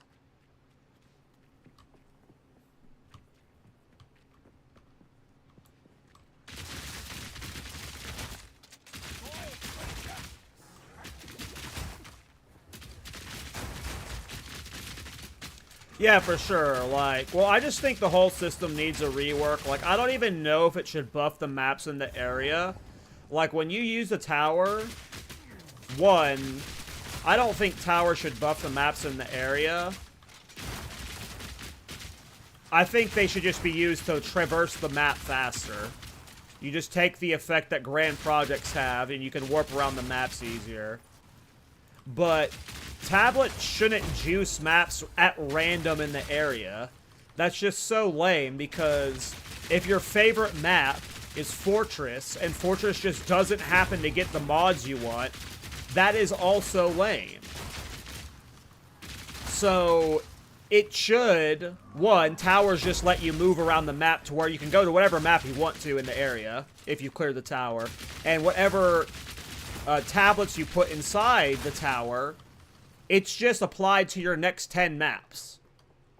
If I put a breach tablet in it, my next 10 maps that I do that's in the radius of that tower has those modifiers. It shouldn't just randomly pick the maps in the area, though.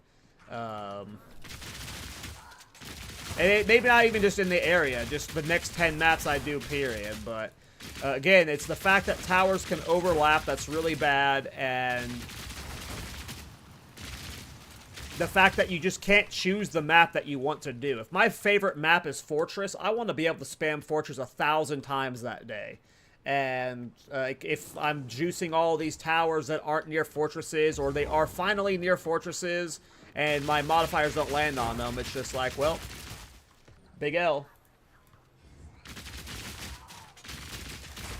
Yeah, I really, like, the thing that I was most impressed, I don't say impressed is the right word, but, like, the thing that I was like, oh, I like this a lot with PoE 1 was the map favoriting system. That you could, like, favorite the maps, and then when you started getting Waystone drops for Waystone level 16, it would choose from your favorited maps. Like, that was awesome to me. Like, I thought that was great. And, like, you just literally can't add that system to this game with how they've set up mapping right now.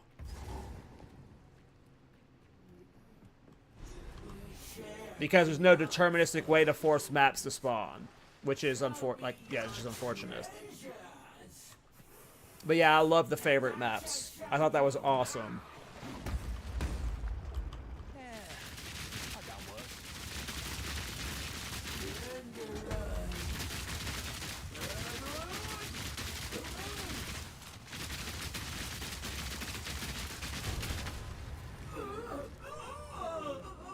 Hate to tumble and run, but I need that.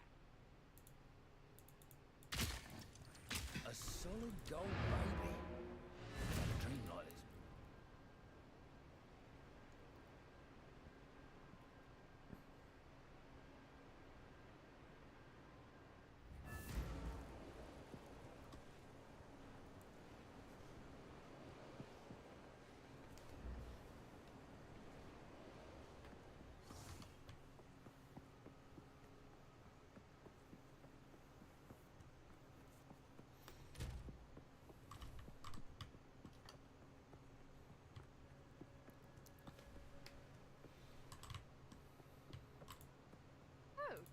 Good luck.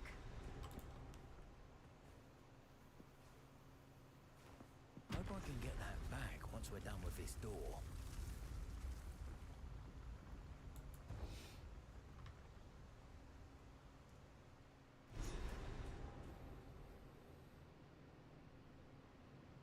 Whew, she's a bit warm in here. My fire is good. We're good.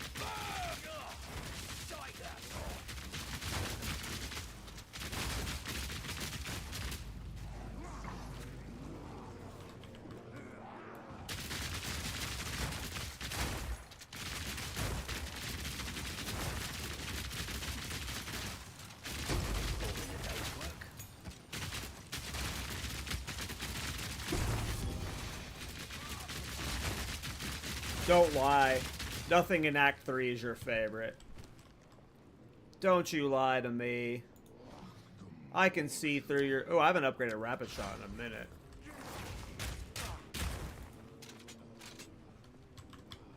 I can see through your shenanigans.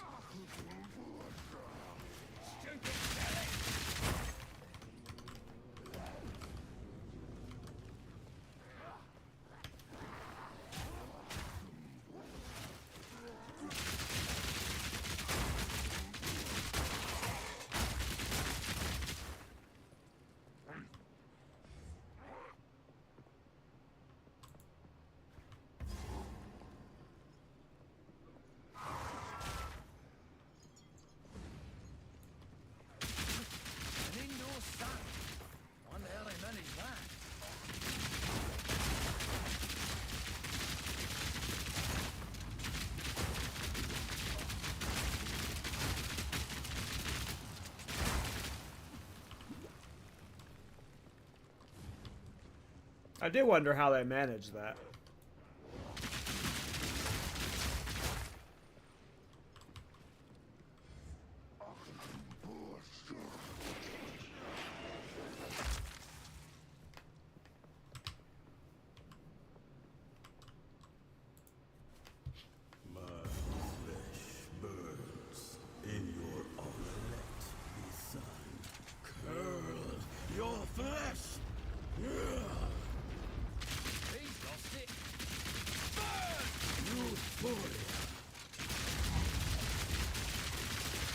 Get frozen, dweeb. I like the sun as much as the next guy, but you lot took it too far. Ingenuity never ceases to amaze me.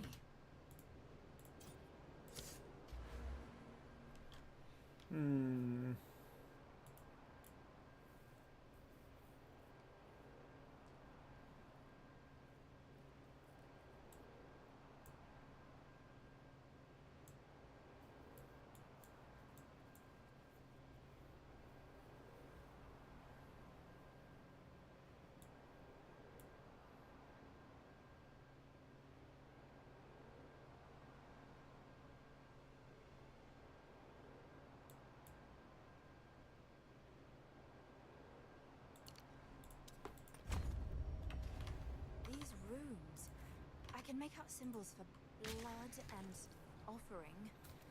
Wait, no. It's not a blood offering, it's someone of Val blood. Perhaps if I...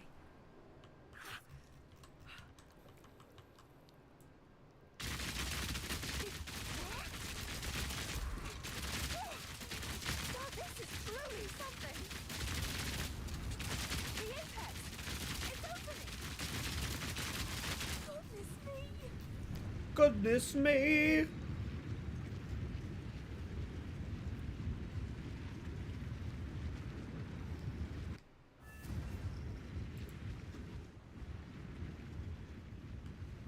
We're back in the encampment? I can't believe it!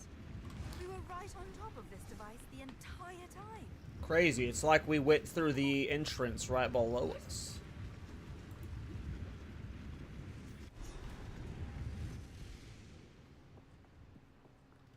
Are these?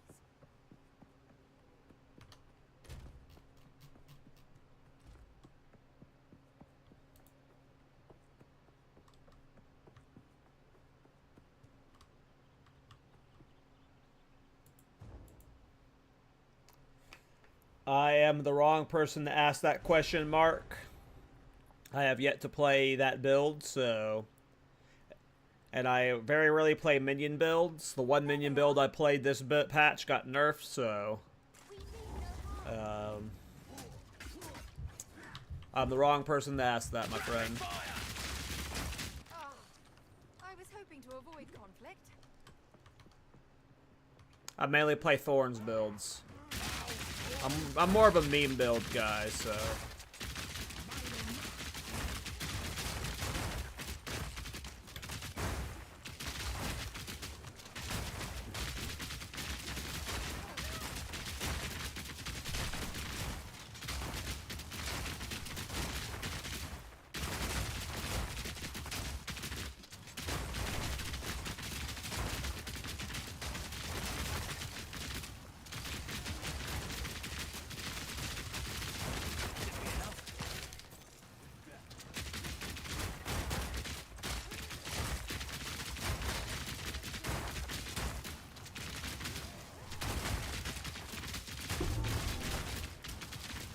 This thing's still beating. I mean, the build's pretty damn satisfying. I'm not gonna lie. That was a pretty satisfying sequence there. I'm already liking Rapid Shot. I hope we can scale it into endgame. I'm assuming it'll scale.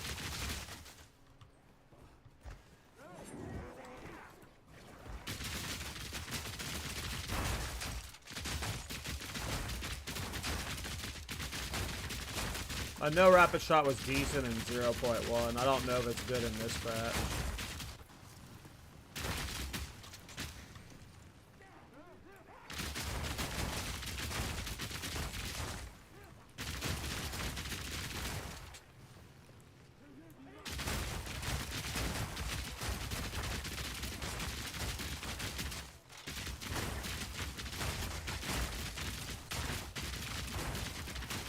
Hey, Dirk, how you doing, bro?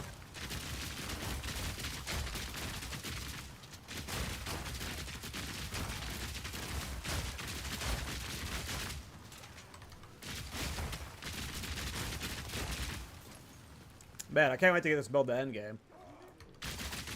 I knew I should have played Rapid Shot way sooner. It's fun with Herald of Ice, though.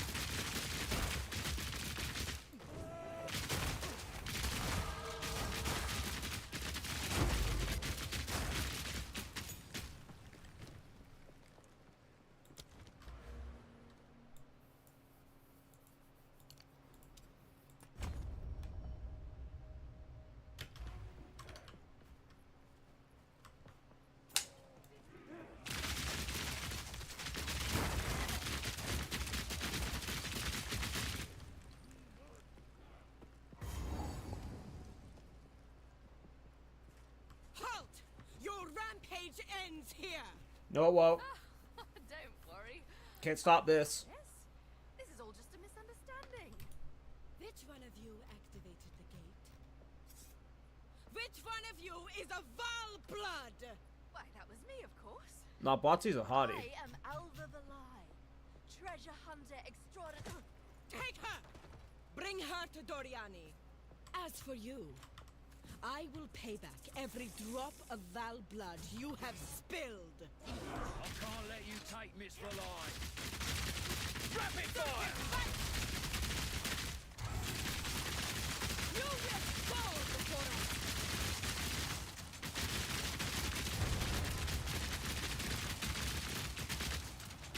Hey, what's she got? Stupid salad! Stupid salad. I agree, I hate salads too, man. Lettuce is not for humans, it's for rabbits.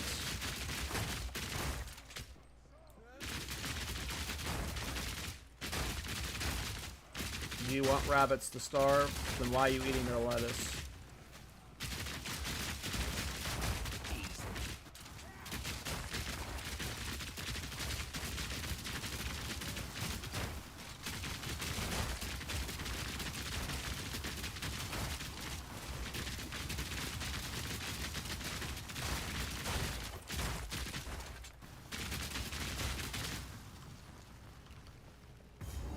I'm having fun with it.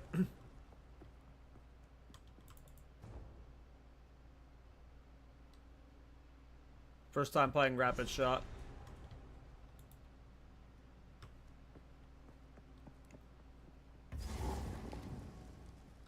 But you know, it's 2 months into the season. I'm using twink gear. Oh. First death. On stream, I think.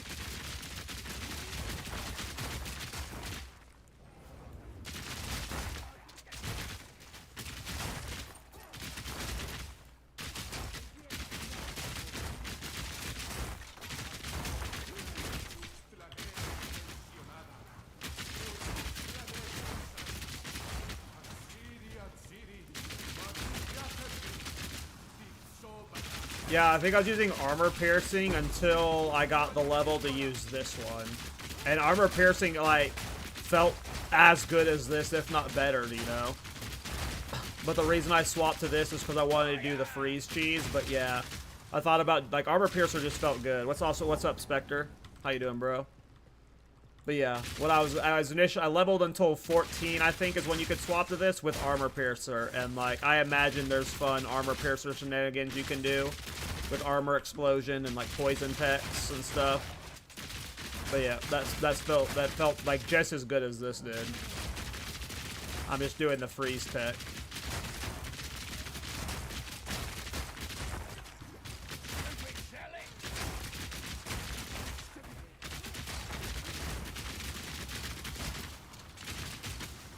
I'm doing well, man. We're just continuing the PoE grind. I'm just trying to stream more, going into 0.3.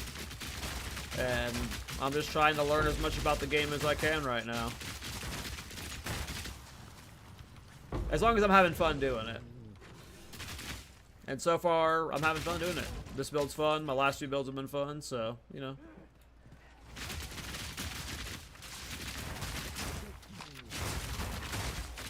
I am very much looking forward to 0.3.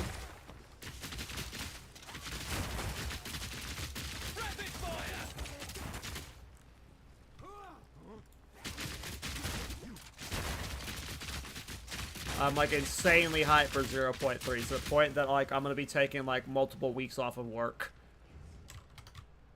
Like my company is prepared for like preparing for this next PoE 2 patch to like make sure we have as much done as we can before it and then not expect me to work for a couple weeks after it.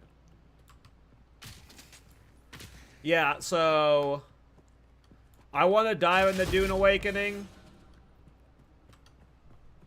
but we need to finish card quests before I can play Dune Awakening, because I know Dune Awakening, like Dune Awakening is probably what I'm playing between 0.3 and 0.4, because I know I'm going to want to, like, if it's actually fun, I haven't played it yet, so I don't know if I like it, but if it's actually fun, I know it's a game I'm going to play, like, hardcore for a couple weeks.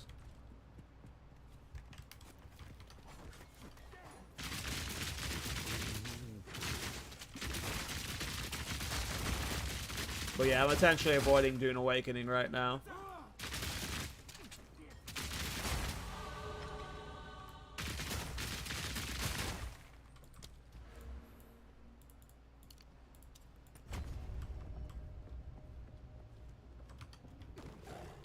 I'm a big survival games guy. Like, I love those kind of games. Rust, Minecraft, the works. I love them all.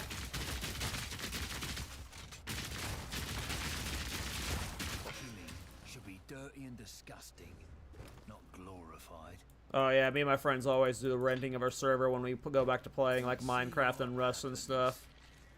Core Keeper and whatnot. And that would be one of those games we do it in for sure.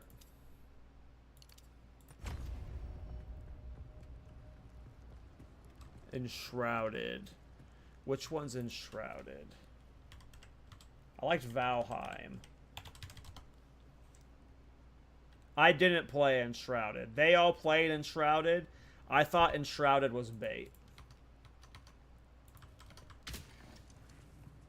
I think Enshrouded is the one I'm thinking of that was bait. I thought all my friends were going to play it on launch and then quit after 2 weeks because it didn't have enough content. And they are charging the same amount as Valheim. So I was like, I don't think this game's going to last. Like, it needs, like, way more for it to be good. And then they all quit after a few weeks saying, like, a lot of the skill trees were, like, unfinished and stuff. I'll try Enshrouded one day. But when they all tried it when it came out, I did not buy it because it just didn't look ready for what its price point was. I've heard that name somewhere.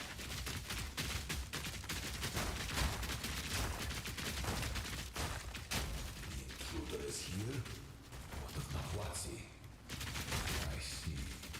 No mercy then. Kill him on sight.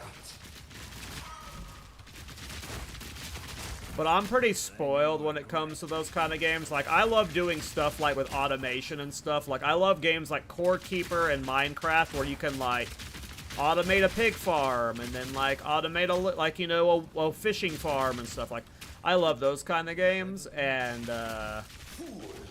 Valheim, like, just barely has those kind of systems. At least when I last played, it's been a couple years.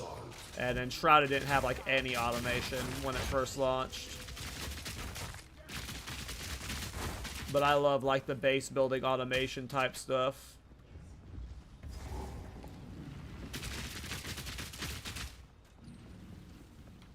But yeah, that was when Enshrouded came out. I don't know if my friends have revisited it since. I'd probably be willing to revisit it now. But also games like Conan Exiles and stuff. Like, we went hard on that for a while.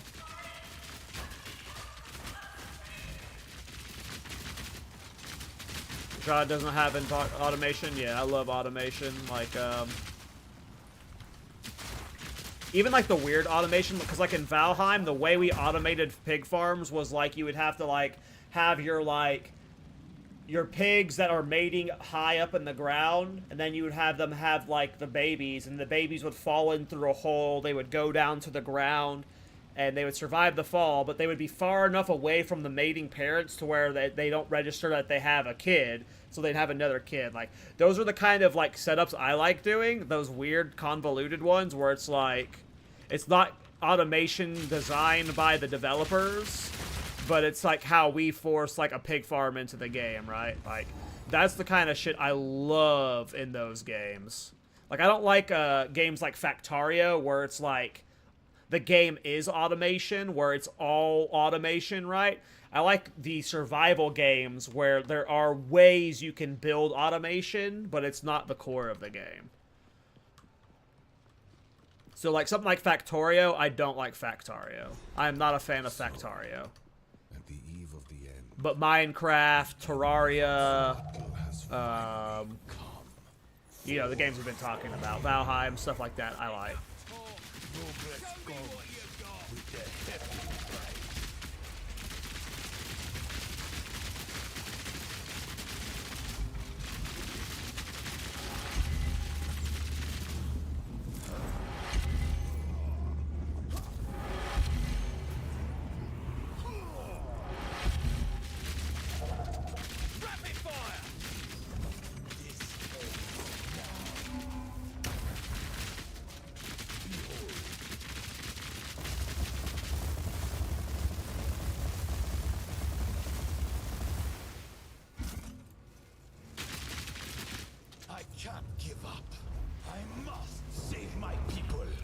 Didn't know why we were here. It happened. It cannot be stopped. No, I will succeed. Let's see you survive this. You think you can stand in my way?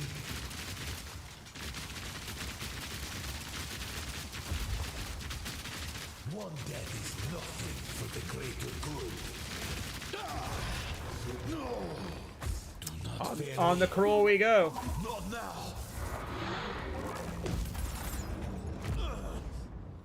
Like they were big? What does being big mean? I don't know what that interaction is, Mofu. Is that a PoE1 thing? History is all Did you try Power World? No, I did not try Power World, no.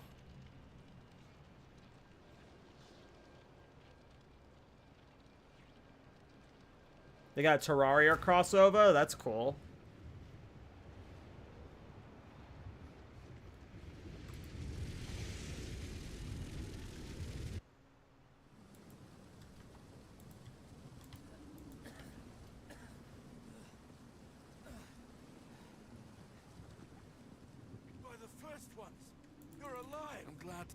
I would appreciate it if you Oh, really? That's cool.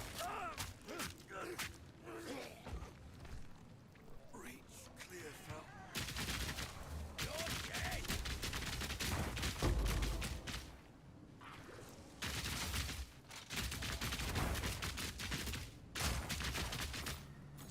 Oh, interesting. I haven't played that Mofu. I am not aware then, my friend.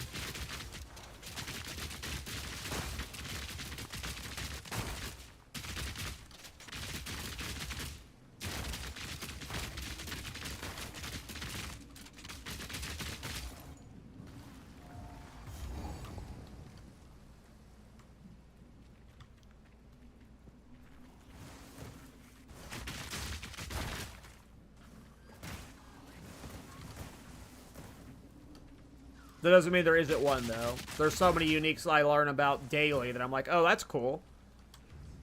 So...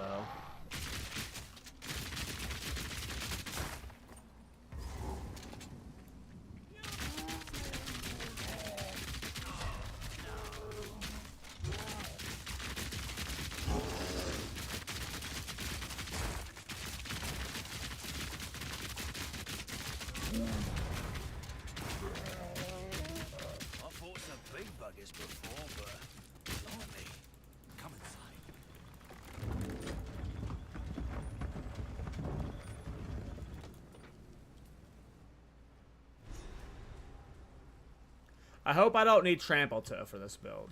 I'd rather avoid Trample Toe. There's a beast of particular. If you find a fight out there, Kindness. I might need to upgrade gear before long. I don't think I will. I have good reses, at least, but my life's pretty low. It's definitely good enough to clear the campaign, but we'll see. I might die a couple times in Act 3.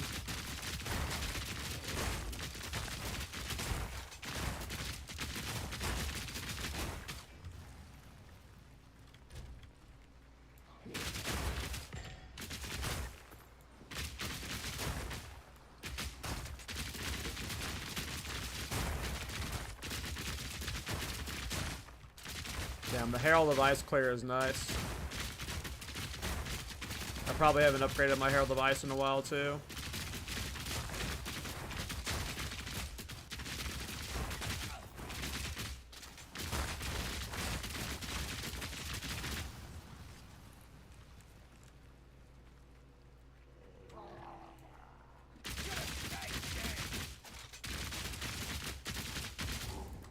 My pockets are full.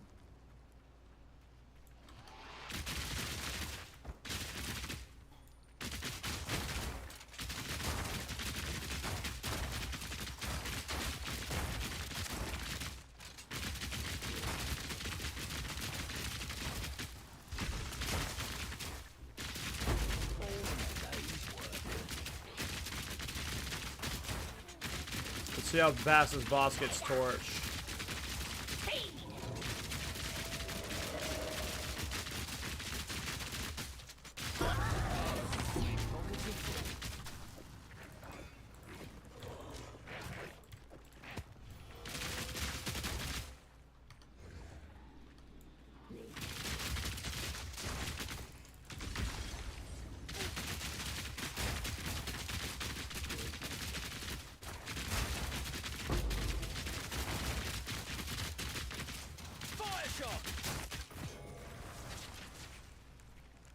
Like, normally I skip, like, everything. Like, right? Normally you're running through PoE campaign and you're just, like, skipping the entire, like, you're just going from objective to objective, just trying to, like, over-level it, being under-leveled 7 levels. And normally that's how I play, but this build is just so satisfying to just hold left-click through the map and clear everything. Like... I'm normally like 5 levels under content, but this is like the closest I've ever been in level. And it's just like, and normally I would hate going slower when using a skill. That's why I don't like playing shit like Incinerate. But this skill is very satisfying.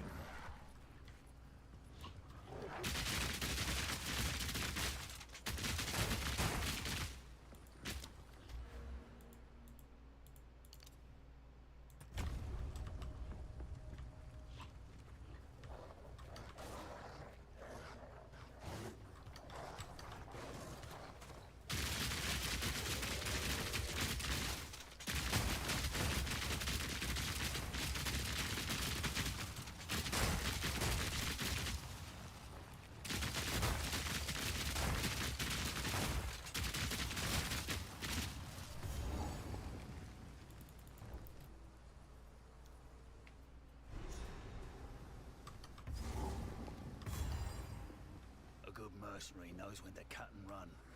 I won't end up lying in a field like this.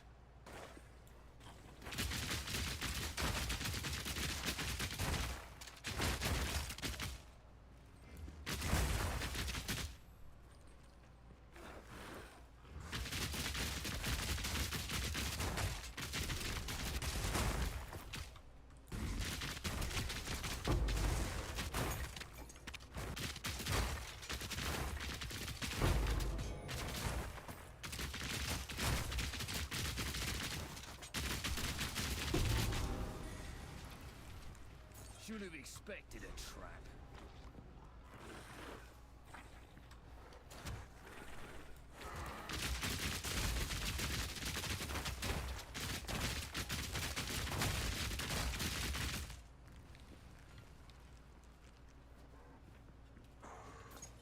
Have you used any nade skills yet? Like, while leveling low-level tactician and stuff, yeah, but never, like, into endgame. I'm not a fan of them, to be honest. Not my style. Ugh.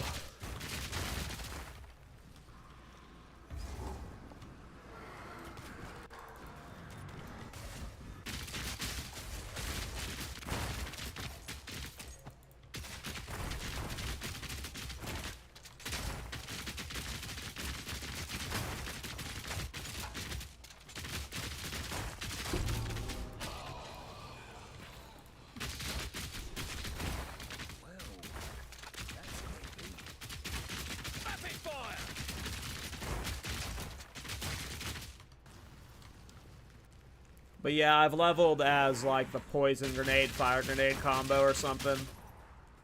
But no, not on this character. On this character, I played armor-piercing rounds until I got this shot. And then I swapped to this. Cluster is so satisfying. I don't know if I've used Cluster.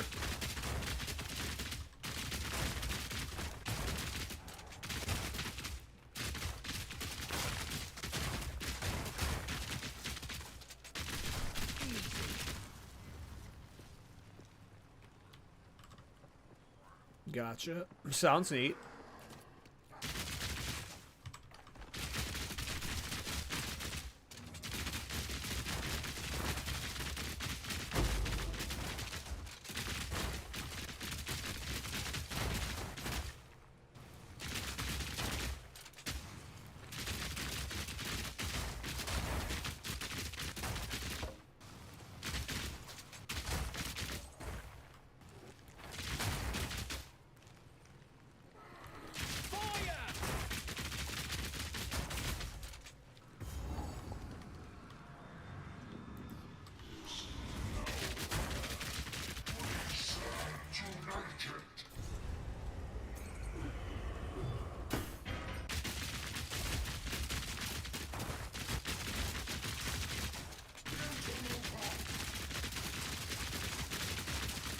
Were you saying something?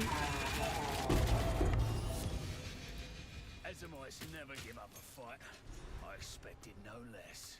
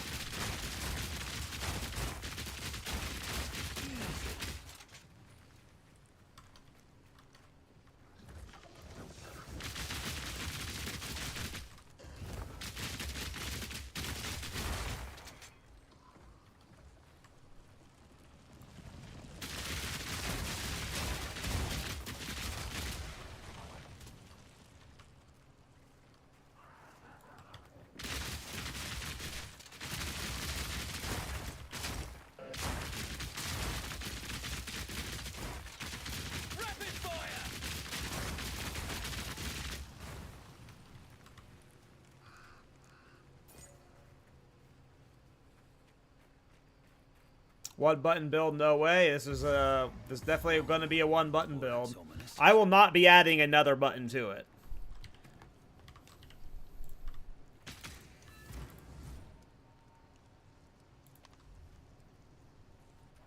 I did not mean to go to my hat out.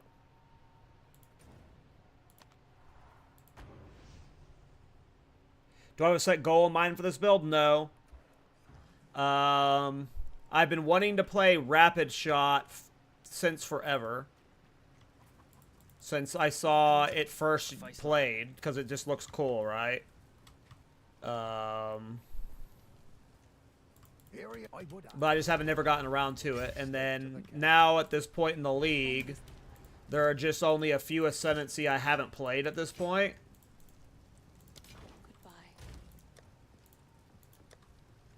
And I almost was going to do a Deadeye build, but this doesn't. Rapid Shot doesn't seem good on Deadeye. And I was like, oh, that could be good on Witch Hunter. And then when I was looking at I'd never actually looked at Rapid Shot. I'd only seen like a build showcase from it from GGG last patch or something. I forget when I saw a build of it. But I'd never actually read it. When I was reading it last night, I saw this line right here. Rapid Shot gains 7% of damage as extra fire damage per heat. And then that's when I remembered Embitter. And I figured, oh, Rapid Shot Freeze sounds fun. Like that was it. That is the goal of the build. Like it was, oh, I haven't played something in a while. I want to play Rapid Shot. I haven't done Deadeye or Witch Hunter. That doesn't work on Deadeye, so let's play Witch Hunter. And then I read that line about fire stuff, and I was like, oh, okay, we're gonna do Freeze Rapid Shot. Like that. So what's the end game goal? Nothing but beyond that. Like whatever happens beyond that, cool. Oh, I guess there's one other goal. I talked about it earlier. It's I want to play with Sorcery Ward, so I plan on going Ceremonial Ablution, to learn how to scale Sorcery Ward in case I want to do a Witch Hunter Thorns build in the future, with Sorcery Ward as like its main defensive option. So I will be testing Sorcery Ward. So it'll be a Freeze Rapid Shot with Sorcery Ward. That is the end game goal. Beyond that, we'll see what happens.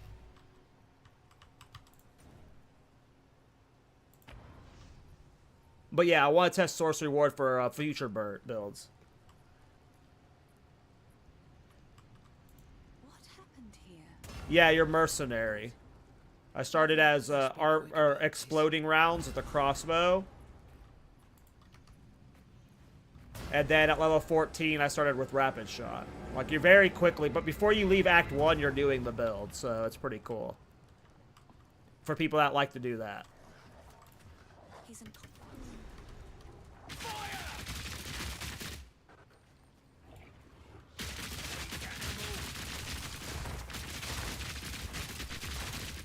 And Pulse Circling's a low-level unique, too, so you're able to use that at a low level.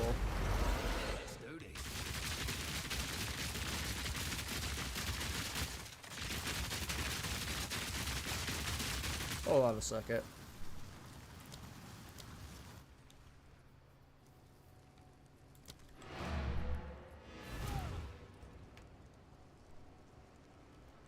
I want to test something.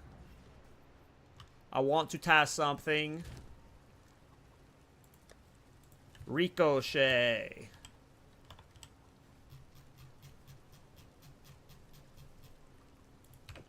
Alright, get rid of the mobility right now. Alright, let's see what Ricochet does to the damage here.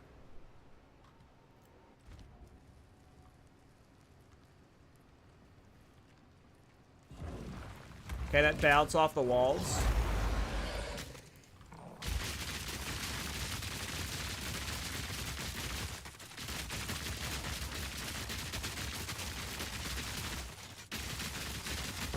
I mean, it was definitely ricocheting some, but I don't know how impactful it was.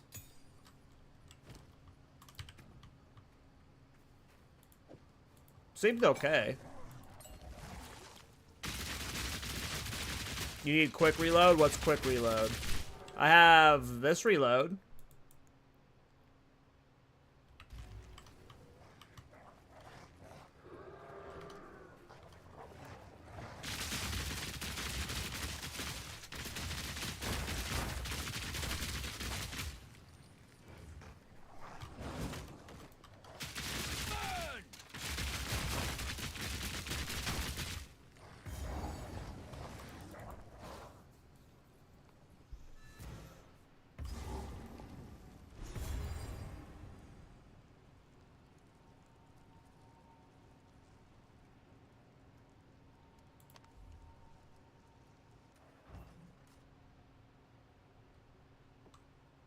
No, it's a skill. You tap it, then you buff your gun. It's very OP.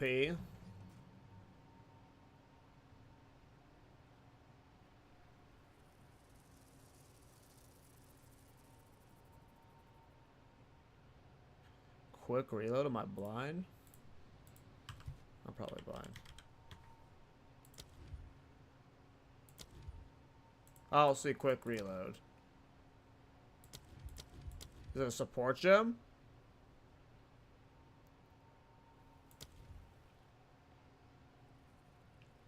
Or did you mean emergency reload? Emergent. Because that's the only reload I see.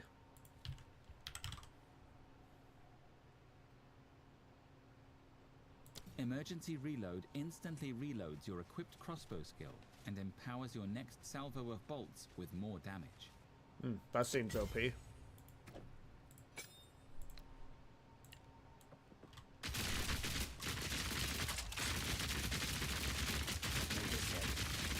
That's definitely OP.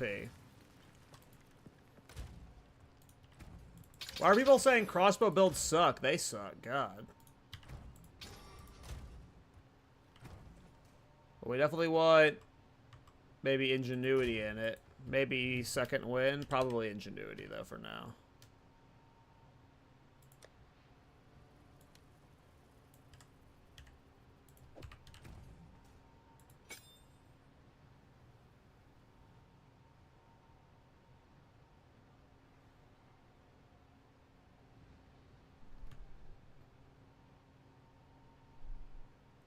Yeah, thanks, Rage.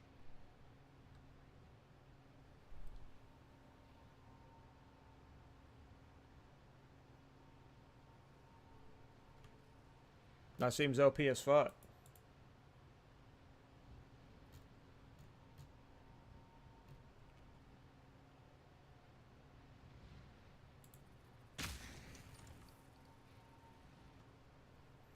Oh. Does the thing, I know there's other support gems that empower, right? Premeditation, does that work with this? It should, right? Yeah, I don't see why not. Nice.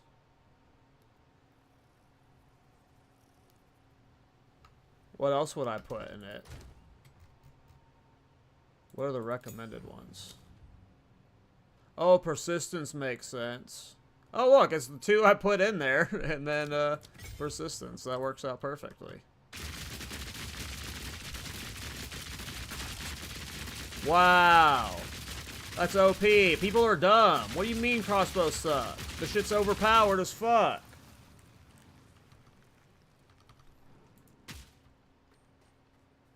Culling Strikes is good too. If I eventually spec out a Culling Strike, I would put that in there, that's for sure.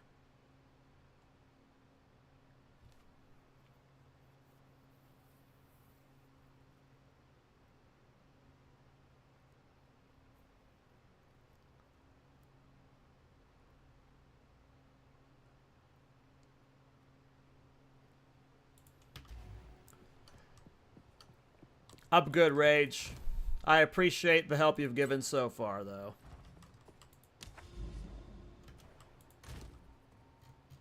I don't mind the help when I ask. But when there's too many people throwing me at stuff to do... yeah. I have to carve my own path to a certain extent.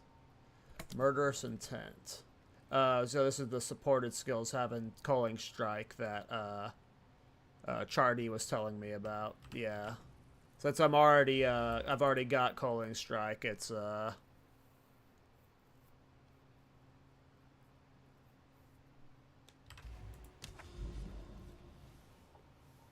it's not that it's just annoying. Like, obviously, like, people are just trying to help, so I know that, but, like, I have people, like, specifically trying to help only so they can get, like, shout-outs in the video and stuff.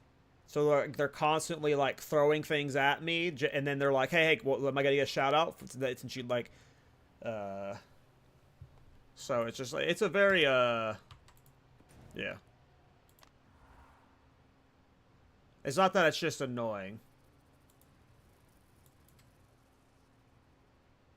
But I'm trying to figure out how to navigate the politics of it.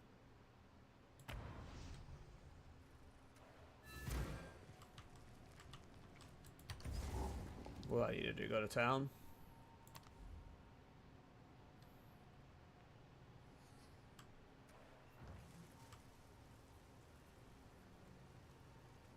No, what I like to do is I just like go until I hit walls, and then I either ask for help or I look it up on PoE Ninja, right? Like, PoE Ninja is the ultimate tool. Anytime you hit a wall, you just go look up PoE Ninja. You look up the skill you're trying to play with, and then you see what like the top 20 people of that skill are doing with it. And then you figure out how to apply it to your build.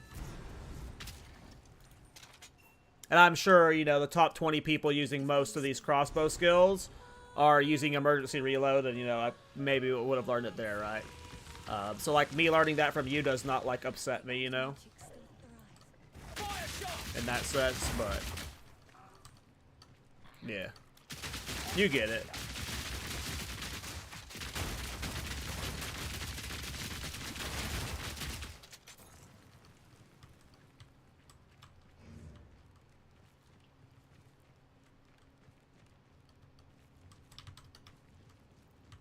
Yeah, so like the whole reason I started uploading these videos was not to like become a successful like content creator or whatever you want to call it.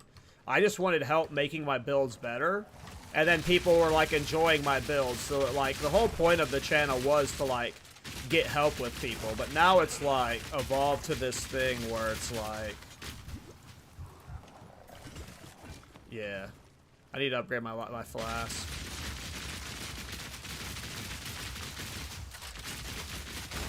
Oh my god. Emergency reload's insane.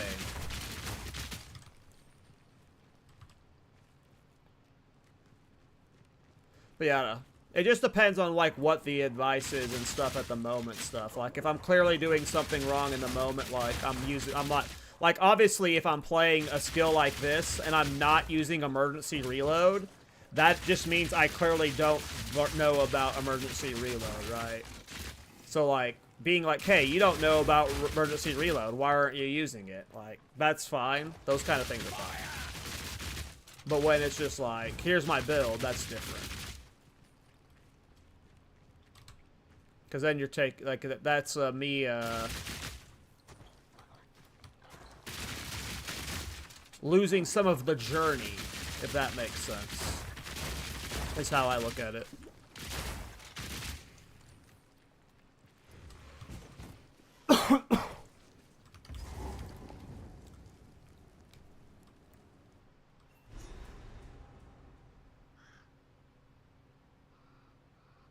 I appreciate it, Rage. Quickly! My family has been abducted!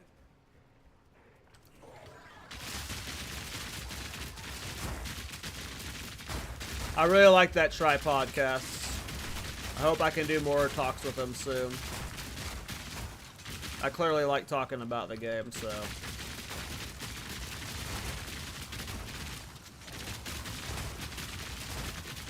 and I like Tri.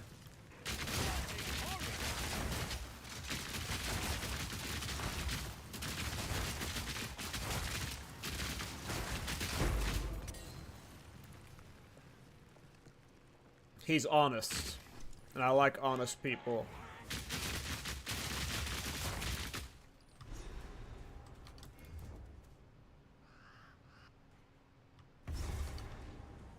That dude was like hyping up Last Epoch like crazy to me. And then when the new patch dropped, he played it for like a day and was like, oh yeah, I'm not digging it. I don't like it. It's like, damn. This dude's been doing interviews with the devs and shit. And then he just immediately quit the game and was publicly like, nah, this game ain't for me. He ain't fake. And he did the same with PoE 1 too. He was super hyped about PoE 1 going into this patch, and then almost immediately he was like, yeah, I don't like the game anymore. I don't know. PoE 2 is just the game for me now. I like the honesty.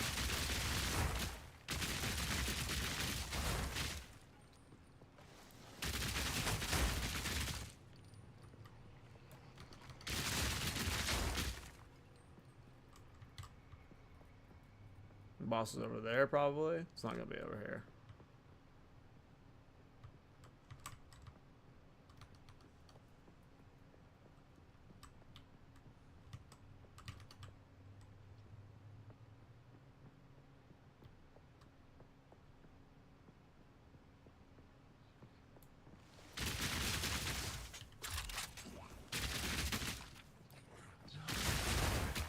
The empowered shots hit so hard. It's kind of crazy.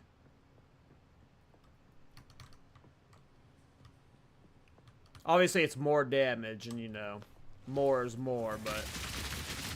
Fire shot!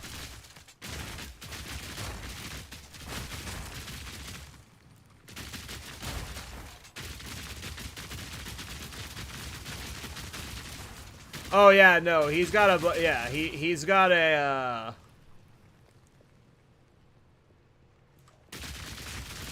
I mean, he plays the game differently than I do, so... Very, very differently.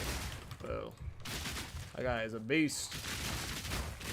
But yeah, I don't agree with all his takes, but I like his platform and how he uses it, and he's a good guy.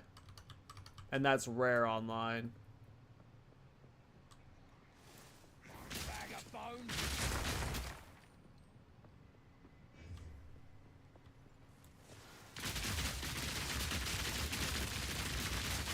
What skill gems are you using on Herald of Ice? Magnified Effect, Reach, Cold Infusion, Execute, and Deadly Herald. I just threw stuff in it I've used in other ones.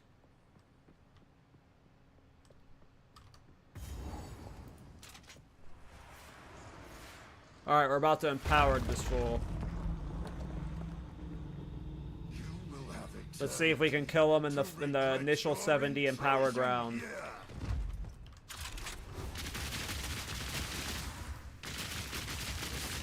I probably should have done the empower after my first reload. I mean, we're shredding him though.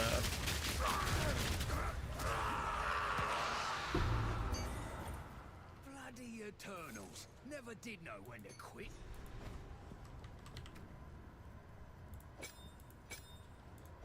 Tooltip goes up 100 damage. I'm not smart enough to not test the tooltip, not trust the tooltip, so. If the tooltip's lying, that's not my fault. Oh yeah, Herald of Cold Infusion's on Herald of Ice, yeah. He was asking about Herald of Ice. Yeah, I don't have my, both my YouTube and Twitch chat on stream. He was in my YouTube chat asking.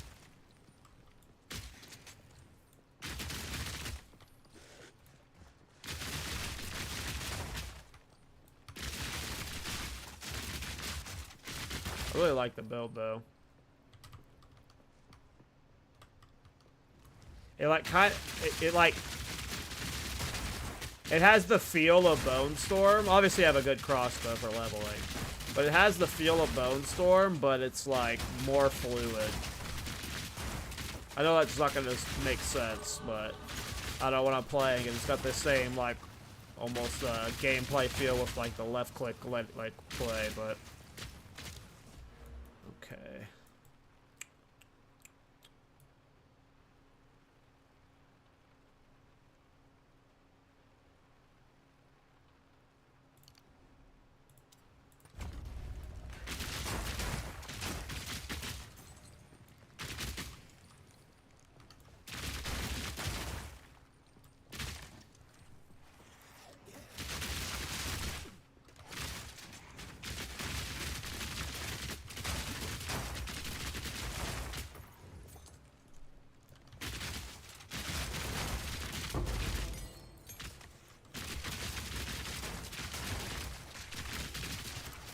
Ooh, those guys are always so dangerous. I love them.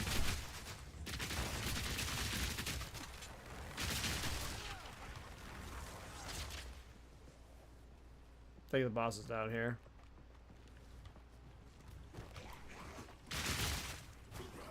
So wait, what did you say you play Rage? You said you weren't playing Rapid Shot, you're playing which shot?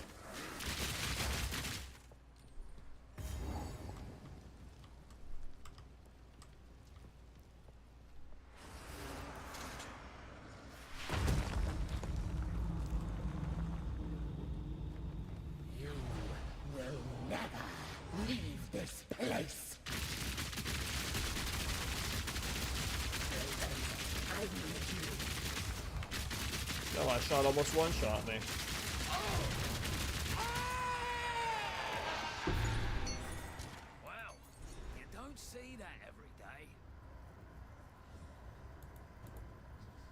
Yeah, I leveled my Invoker Monk to 80, and then I rerolled to my Titan recently.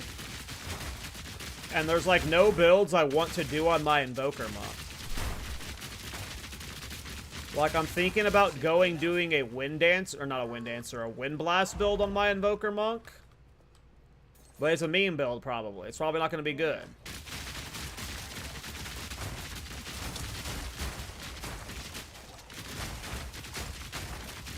But yeah, I don't know. My Invoker, like, I'd rather play Chayula than Invoker right now for some reason. You have the key. At last, it's open. Praise the first one.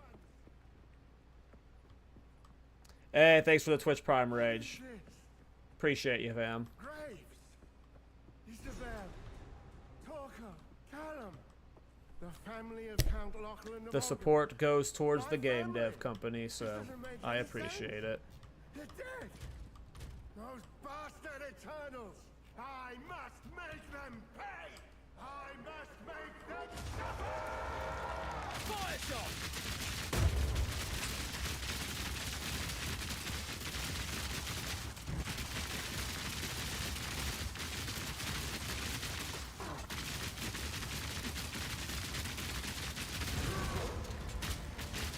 I forgot how much I liked Witch Hunter. Shite like this. That's why I never wanted a family.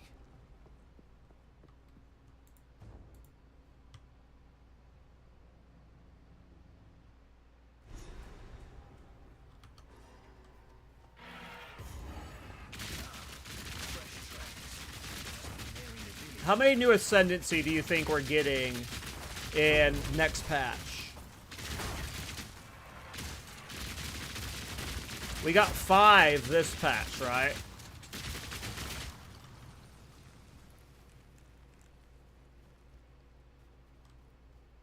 Do you think we'll get more than 5?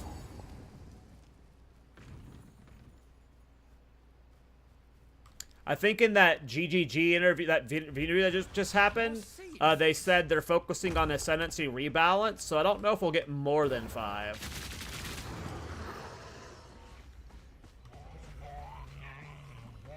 I'm gonna get ya.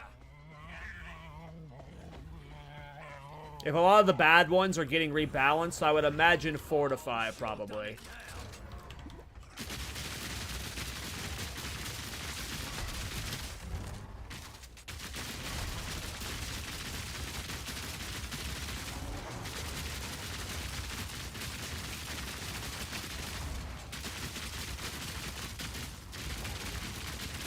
It's funny you say that, Rage, because literally everyone talks about Druid as if it's around the corner.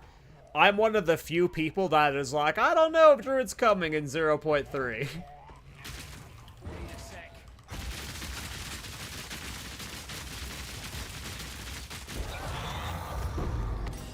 This is bloody work. Yeah, I'm sure we're getting a new class. Agreed, Charty there. We're definitely getting a new class.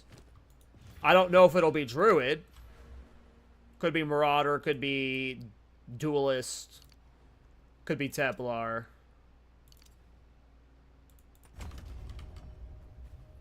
Whatever. I hope it's Druid. Believe me, I want to play Thorn's Druid bad.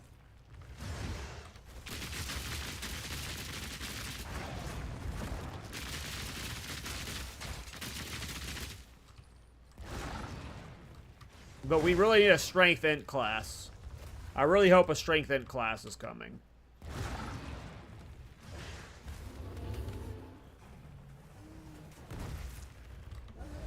Yeah, I think so too. It'll probably be a Strength Int class. Agreed. But, like, the way they operate based off how, he's been talking lately, Jonathan, like, if it's not ready, it's not ready. So if there was no Strength Int class ready, they wouldn't force it. Let's just hope there is one ready.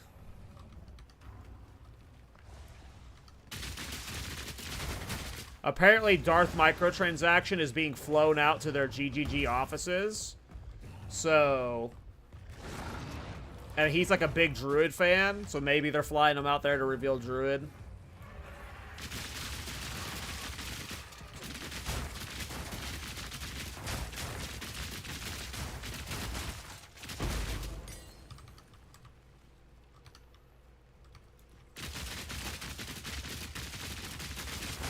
Oh, I was looking for the farms, and I walked right past the farms.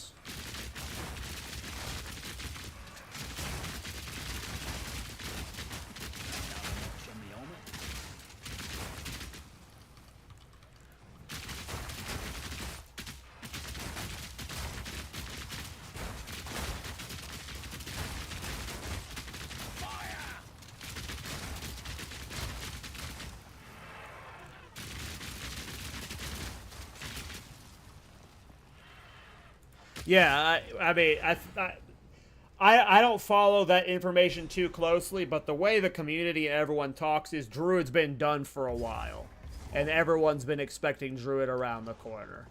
I find it, if Druid releases, I imagine I am league starting as a Druid for Thorns. Bear Thorns just seems to go hand in hand together. So we'll see what happens.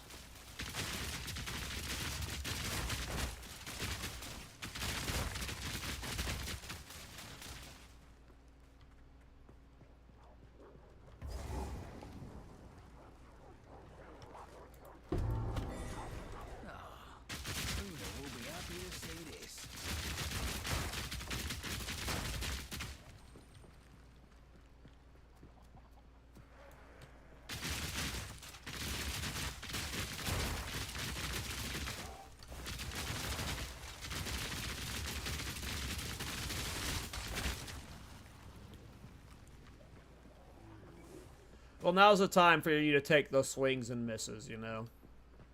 Early access is the time to experiment, to make those risky plays, to see what sticks and doesn't stick. Also have to keep in mind that, like, some things that don't make sense right now might make sense later when we have more tools. Who's next? Or it might just be things in the game right now that, like, make sense to them because they're playing with stuff internally that, like, adds to it. So it's hard to know for sure. But if you're going to be taking risk, you do it now when the player base is gated behind a $30 price pool and not when it's free to play, you know? So the hooded one was right. That being said, as someone who's, like, new to the GGG community space, I've been a part of, like, a lot of gaming communities, both as, like, just a player, but, like, I used to, like, travel the world for, like, esports, for, like, many different titles and stuff. I've worked for a couple game dev companies, both as a freelancer and an employee. Like, the way Jonathan and Mark talk about the game, there's very few developers like them. They are S tier amongst the S tier amongst the S tier. Same with Chris Wilson. Like, they make mistakes and sometimes they goof, but you see Jonathan on, like, every single YouTuber's channel out there. You see him on YouTubers with, like, 1,000 subscribers. You see him on YouTube channels with foreign languages. Like, they are constantly putting themselves in, like, their passion is next level, so whatever mistakes they make, I'm okay with them making them, ultimately, at the end of the day, because of, there's never been a development team like them, in my eyes.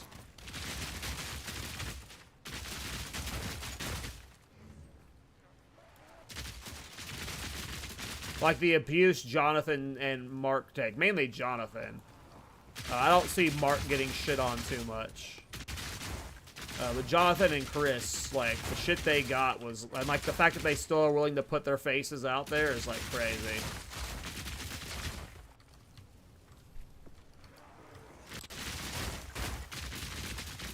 I don't think the drops work on PoE 2. I think they're PoE 1 only. I'm on PoE 2 right now. I don't think you get drops right now.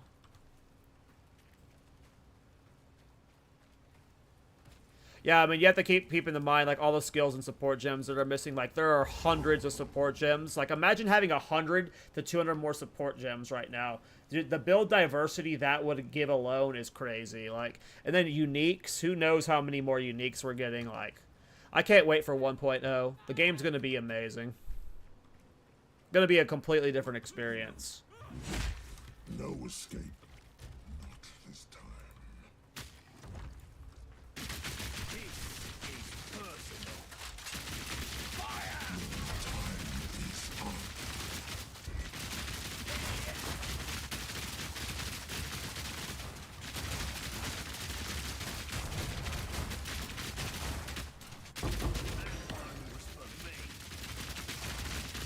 Is this build hardcore solo self-found friendly? Probably.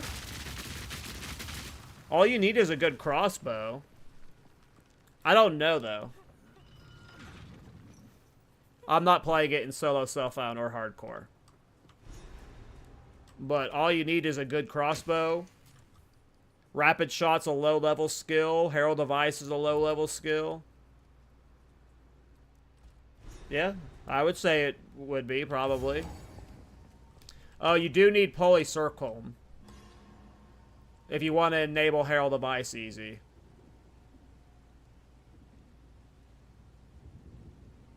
So no, it's not solo self-found friendly. You wouldn't be able to do the freeze tech easily without Polycircle. So no.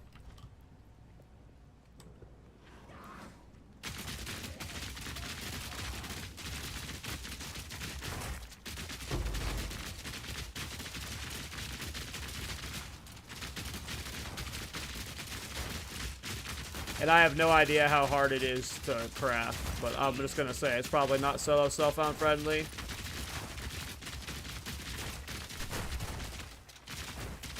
And then if you remove the freeze from this build, like I would already say this is probably not a hardcore friendly, like it's not hardcore unfriendly, but it's not like the most hardcore friendly skill because it gets interrupted constantly by like knockback and stuff. But once you remove the freeze aspect of it, since you're not going to be playing Polycircle, and you're probably, if you're solo self-found, I mean, I don't know what tier gem Embitter is. So you're not even going to have the freeze then, so yeah. It's probably not. I would assume no build on my channel is hardcore or solo self-found friendly. Let's just go with that, right?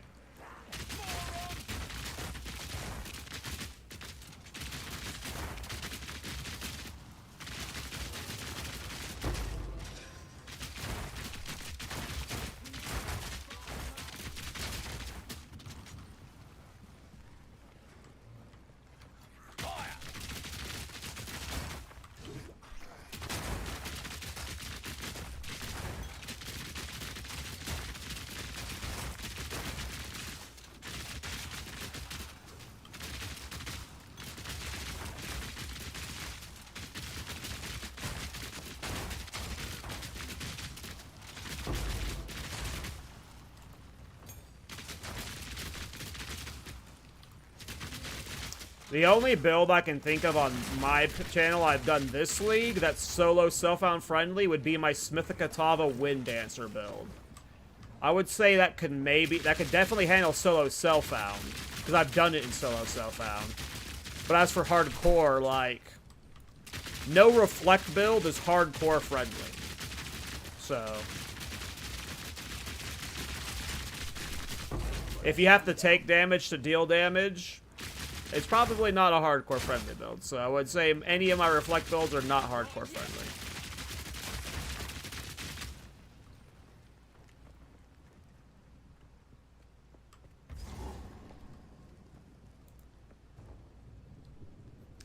I have a very different, very different vibe about the Ziz interview than most of the community. I've gone on the rant a few times on my stream, and I talked about it with a few other creators. But, no, I do not feel the same about that Ziz interview.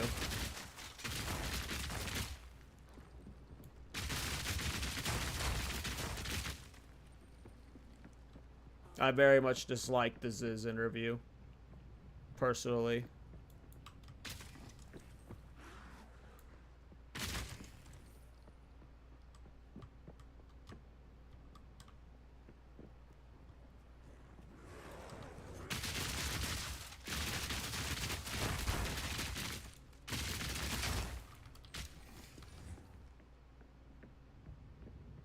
What the hell's going on? My character was like stun locked or something. I was like slowed or something, but I didn't have a debuff. Maybe that server lag? I don't know.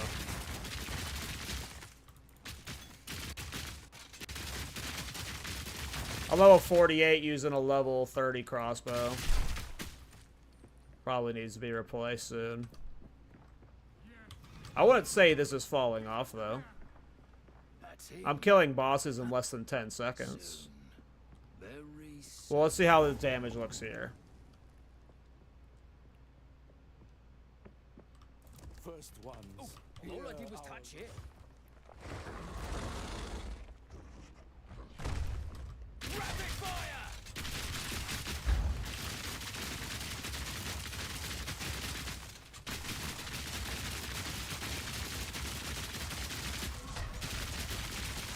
I mean, it's definitely falling off. It's 3 reloads, 3 to 4 reloads for kills. It's still fast kills. But yeah, I probably need to upgrade the crossbow soon.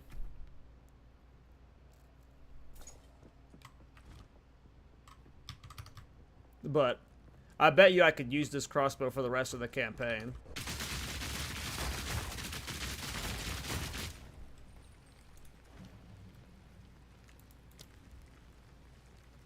Need int.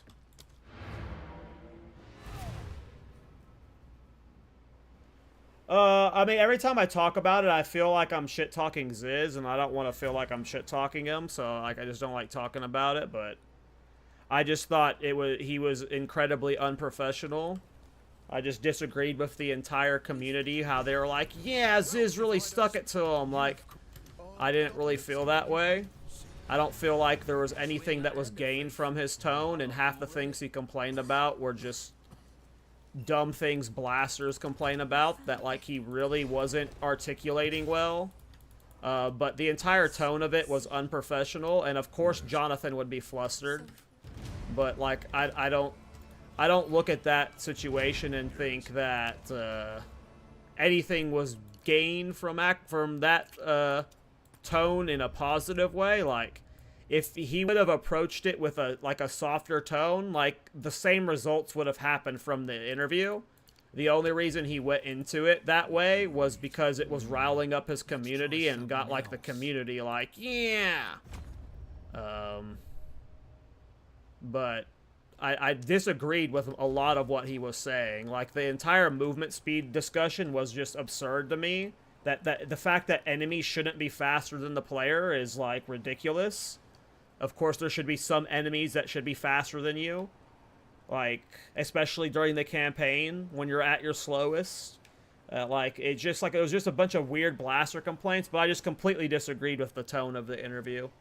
The community was on fire over dumb reasons. The game was not as bad as people were making it out to be. It was just the PoE 1 Andes losing their shit. And what needed to happen in that interview is for Ziz to calm everyone down, and instead he got everyone more riled up. That is my hot take. It wasn't like an awful interview or that, like, he did the worst thing ever, but I went into it, like, having the exact opposite expectations and thoughts. And instead of, like, him trying to calm everyone down, it just, like, made everything worse, in my opinion. My comment section were just, like, hell for the first month after that interview. Of just PoE 1 Andes being just angry dweebs. And a lot of it was them quoting stuff from that Ziv's interview. And yeah, I was just really off-put by, like, a majority of the community, like, just creators in general, who were, like, only praising it. But they were not just only praising it, but they were like, can you believe Jonathan, got tilted and then had to apologize at the end? Are you kidding? Ziz was like, what? Like, the fact that people were like, Jonathan really, like, fumbled there and he got what he deserved. Like, that entire impression that the community was giving off was really gross to me. Like,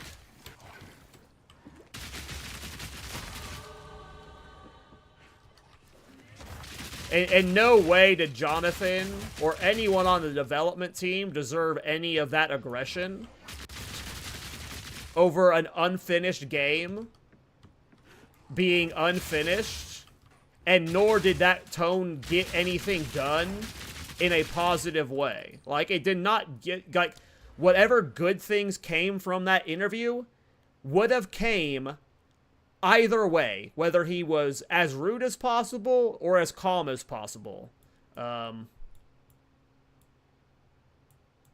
All that tone did was get the people in the community who were upset going, "Oh yeah, he did it!" Like that's all that tone did to me, for me. Like it literally did, like, it solved nothing. All it did was just, like, made people feel like they were angry, their anger was heard. But in terms of what that, like, the tone did nothing for the interview, though. It didn't need to happen. And then, of course, Jonathan's going to be flustered in the interview because, one, going into the interview, the community was just on fire. And then, two, Ziz literally opens the interview with saying, a lot of people are really upset right now. Jonathan's probably already upset going into the patch because things are not good for him.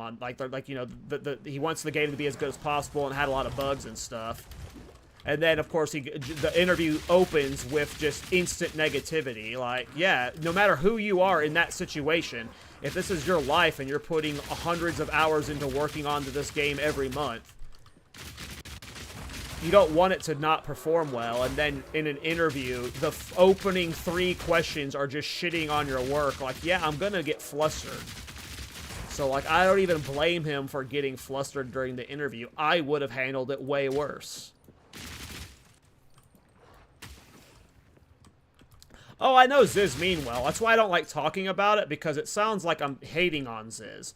And that is, like, I understand they have a special relationship, and Ziz, like, means well and is doing what he can for the community. Like, I don't think he was saying it in that way because he was trying to rile up the community. But in my eyes, all that tone did, the only thing that tone did was make things worse for the next month for the PoE 2 people. That, like, it just made things chaotic. It didn't help. Where, like, anything that came from that interview that would have helped, everything that came from the interview that helped had nothing to do with the tone. So the interview was definitely helpful.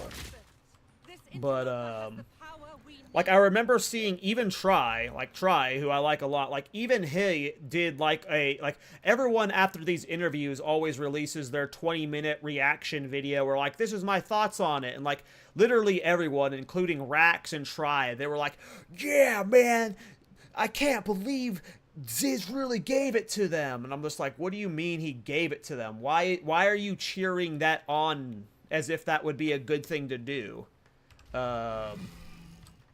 These guys aren't, like, they don't need to be given anything, right? Like, if you're unhappy with the state of the game, that doesn't, like, you don't have to give it to them, man. Like, they're people who are passionate about their art.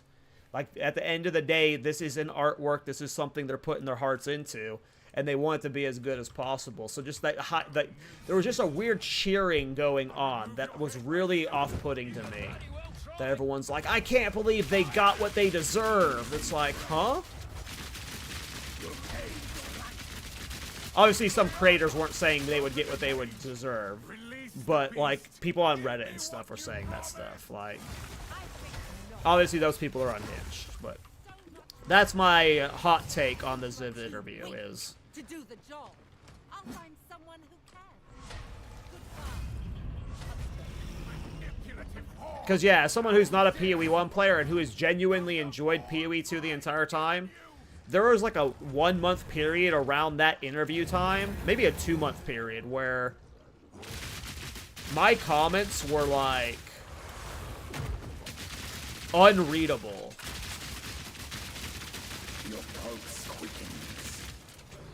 Like, now everything's fine. But, like, every single video I released about PoE 2 after that Ziz interview was just, like, angry PoE 1 Andes all quoting things from the Ziz interview. And it was for, like, over a month.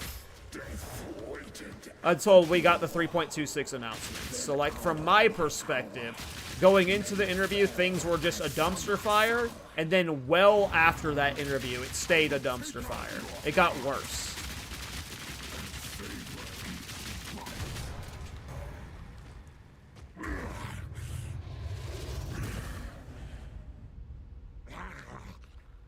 Allow me to clear your mind, if only for a moment. The madness. Alright, I can just go to town. My being.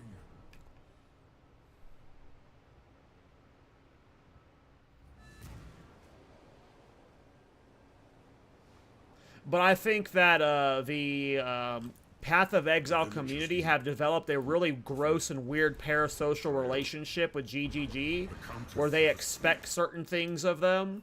They're very spoiled and Well, sir. Move swiftly. I don't know what word to use, but they talk like because they've bought in these supporter packs that they're like as if they are financial investors in the company, as if they're shareholders and that they're like on the board and they get to decide how things go. Whereas as of how the supporter packs actually were, which was it just being like, hey, thanks for everything you've done for me. I enjoyed the game I've played. Thanks. Like, but these people, like, because of how personal GGG is in these interviews and stuff, they've developed a really weird personal relationship, very parasocial with this company, and they are not, it's not normal. I've never seen it in any other community like I've seen it in this one.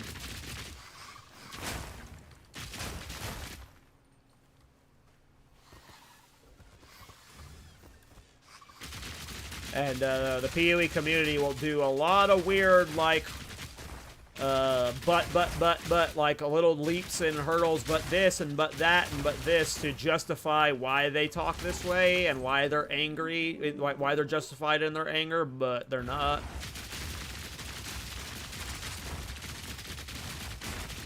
It's just a video game. Luckily, though, we have PoE 1 back, so now they're not starved without their old game. And I think really that was just the root of all problems. If PoE 1 never lost development time, a lot of the chaos wouldn't have happened. But yeah. But yeah.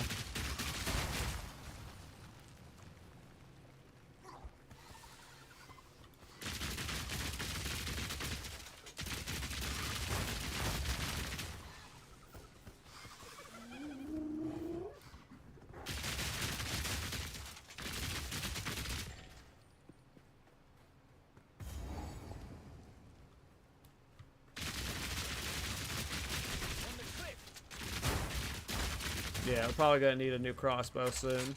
Oops, I just wasted my reload.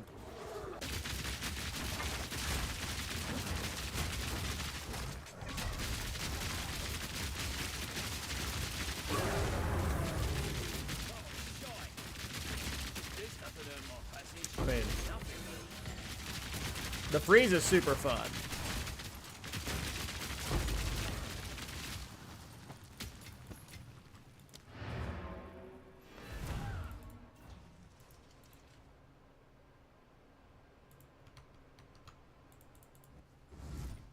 In general, though, I like freeze builds.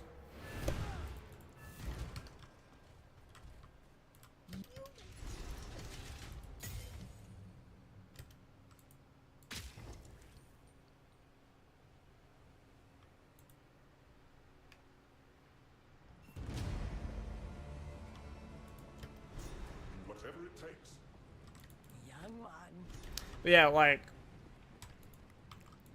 the way that this community talks about GGG sometimes, like, I want them to go spend a year playing any other game, and then they will return to this company, and they will be doing, like, disgusting things to service GGG.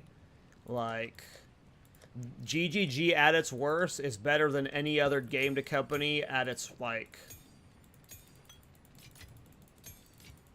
at its absolute best. Not a good idea. Yeah, I knew I was way behind on Herald of Ice. That's going to be a pretty big damage increase for the explosions. I am remain.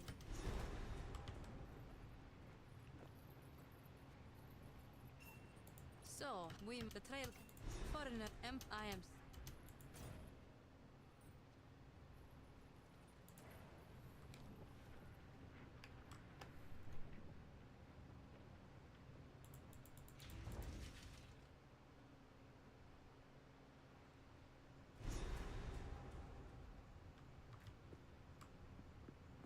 Now what would I do in here?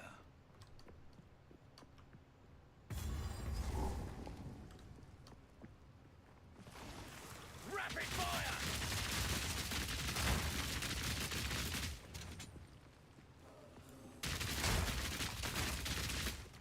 Hey lady, how are you? Yeah, I couldn't get into PoE 1. I played it for like 3 days. I got to like level 93 on an Elementalist, and yeah, the gameplay feel just doesn't do it for me anymore. I'm sure I will visit PoE 1 casually from time to time, but PoE 2 is my game.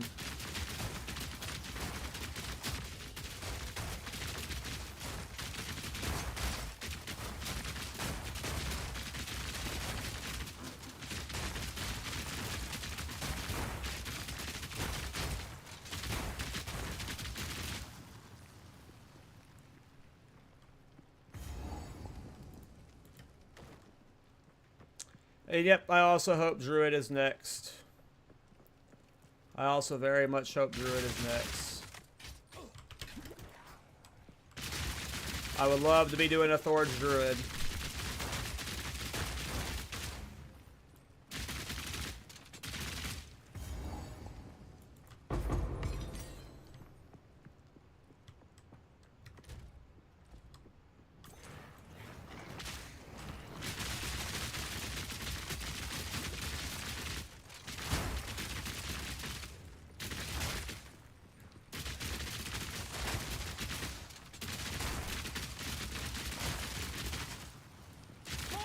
That's the plan. I mean, without knowing what's coming, obviously. We have no balance changes, patch notes and stuff, but...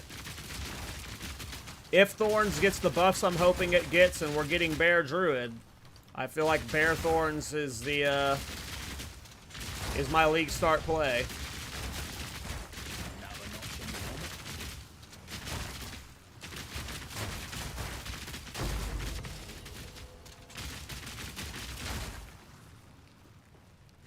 This build's pretty crazy.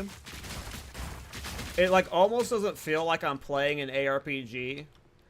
It does feel like I'm playing, like, a shooter, almost. It is, this is very different from most of the builds I played. It's kind of fun. Yeah, I imagine we're going to get... well, I have no idea how the Ascendancies work, but I imagine there's going to be... at least one, like, hurricane-like, elemental druid ascendancy. It would be weird if there wasn't, like, something like that. Fire shot!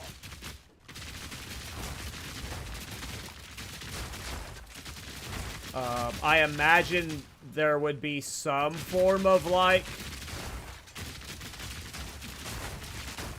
summon stuff with Druid, critter stuff, companion stuff,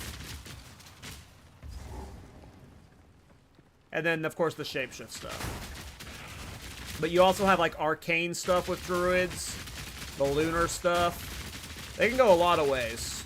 Druid can be cool. They could have 3 different ascendancies, all for a different animal, you know?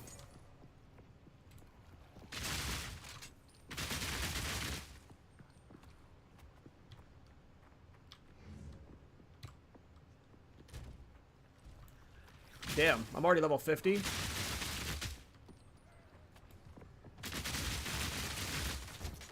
Leveling quick with this build.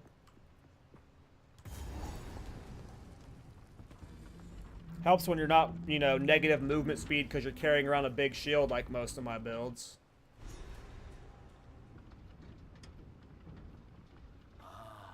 Yeah, I really like how mercs were done. Mercs are cool.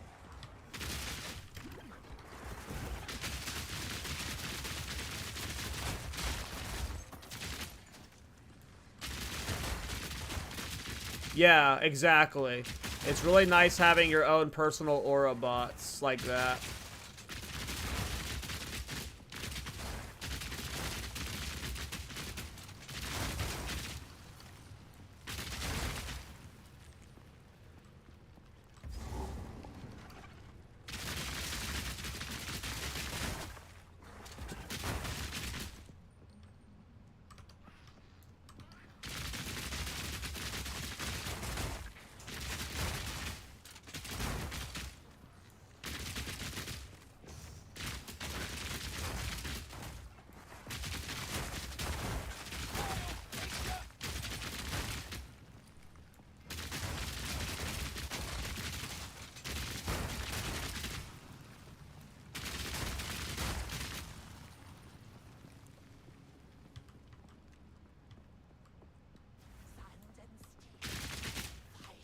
Yeah, I don't know if they would ever do an ascendancy that's purely for healing and stuff, like support.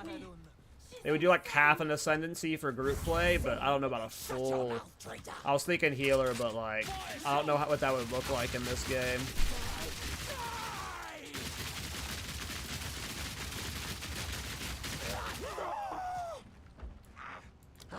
I didn't even realize what animation she was in.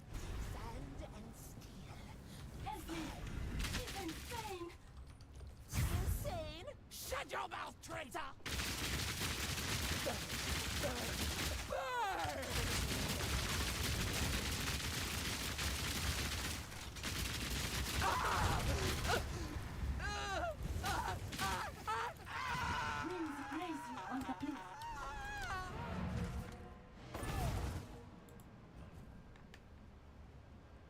Yeah, she was doing this suicide bomb. I didn't realize she was in the animation. Because I froze her. I don't think I have anything else in my stash. I do have the gloves that I could put on soon, but I probably won't wear them anytime soon. I don't really want to wear a trample toe. We'll think about the rings later. I didn't think I'd get this deep into the street, or this far of a level. I didn't think I'd level this fast, so... I really only thought I'd get through normal. But we've been zooming.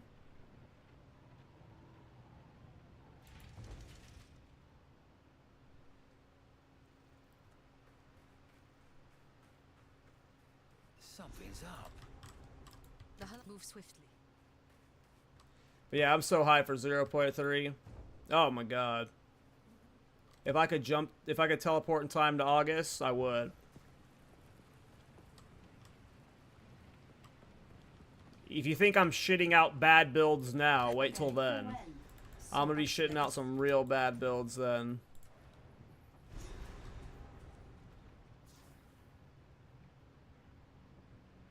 Alright, I'm gonna go to the bathroom. We're gonna keep playing though. I'm not... What time is it? Oh, it's not even midnight. Yeah, I'll play for a couple more hours probably. I'm gonna go to the bathroom. Be right back.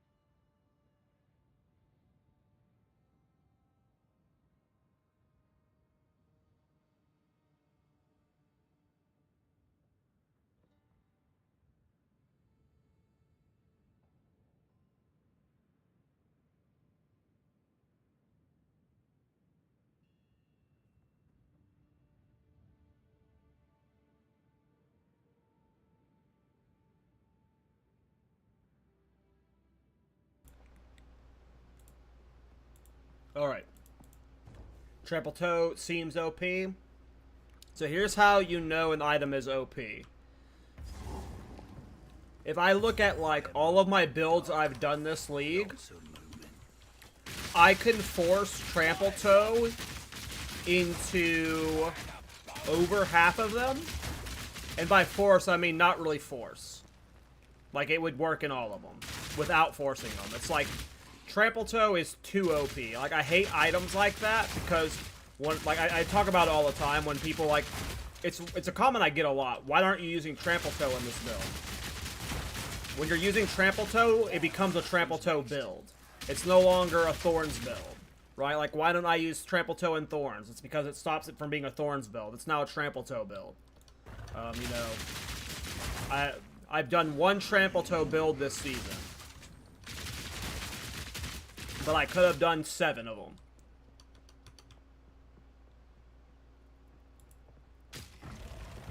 So in my mind, yeah, that makes it OP. Am I dead? Yeah. Bad dodge roll.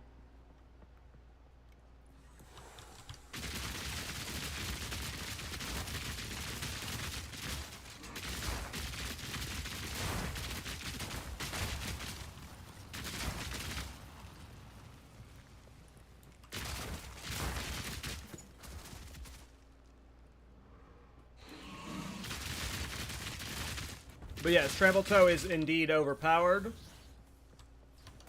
I'm surprised it survived 0.1, to be honest, because it was OP in the last patch too.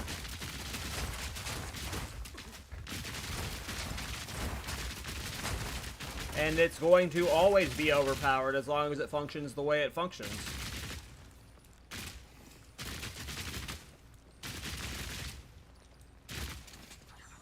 I don't like having to maintain heat. But heat matters a lot to my shattering. I need heat to be able to do cold damage.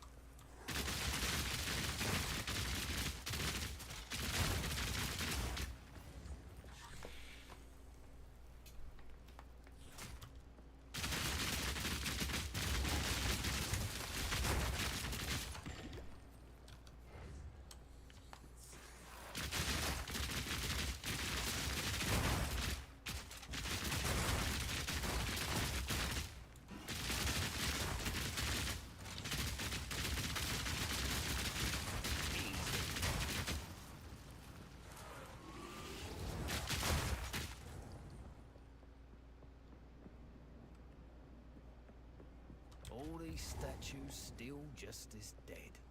What was the point, eh?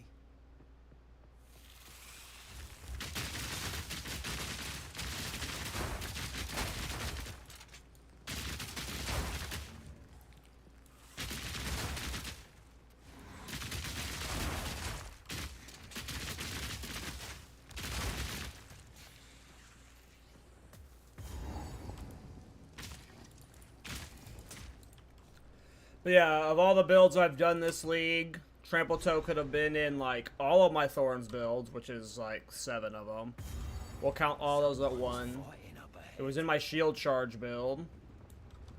It could have been in all of my Wind Dancer builds, but there was, like, 3 Wind Dancer builds I did, so we'll count those as 1. So that's 3 builds I could have put Trample Toe in.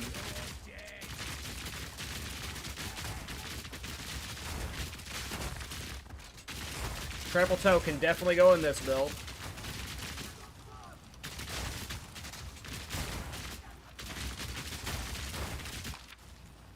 Oh, Trample Toe can go in any build. It's too good.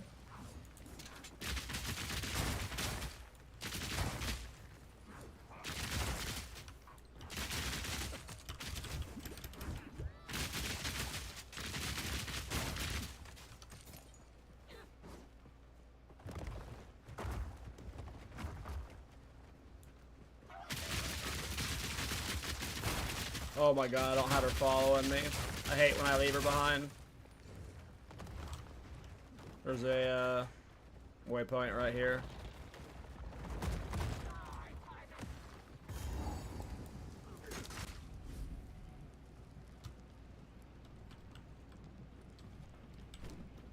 I haven't upgraded my flask in a while. Alright, now we got a Sala with us.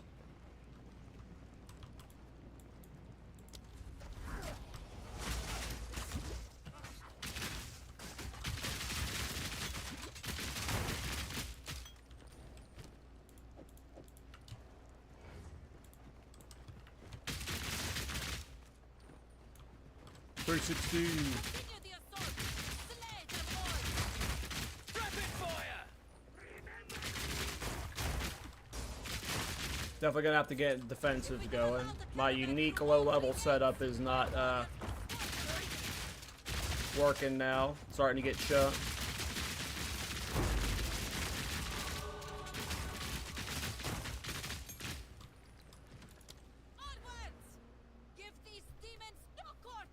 I also need to get jewels. I have 3 jewel slots now with no jewels.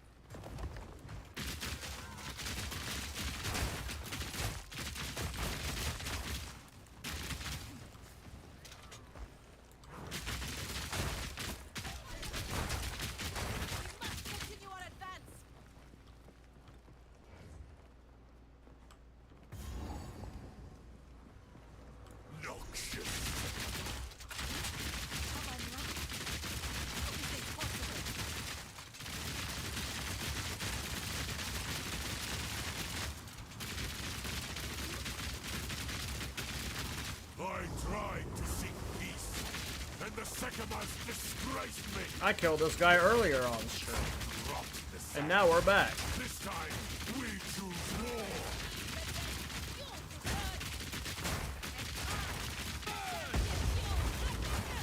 We shall finish this.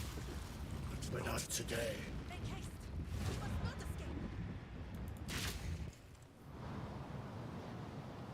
Hey, what's up, Rambling? He conjures the very sads against us. This is no natural sandstorm. We must battle sorcery.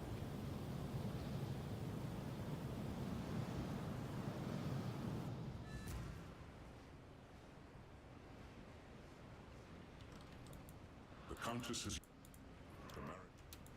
Quickly. If you are the Sans guide, German rock and we would have to not wander. Exactly, Ethan. That's like what I was trying to say earlier. Like, it doesn't feel like I'm playing an ARPG. It feels like I'm playing, like, an actual shooter, in a sense. Like, I don't feel like I'm playing... this build feels like I'm playing a different game. Rapid shot, specifically. Maybe that's other crossbow skills, too, but yeah. It's cool. It's cool how, like, each skill can feel that different. It's very unique. From any build I've played so far. I legit just feel like I'm playing, like, some, like, just a different game. Like, this feels like I'm playing, like, Vampire Survivors or something, almost. I don't know how else to explain it. But it's very fun. Like, this is probably one of the more enjoyable leveling builds I've done. Like, I'm literally just walking.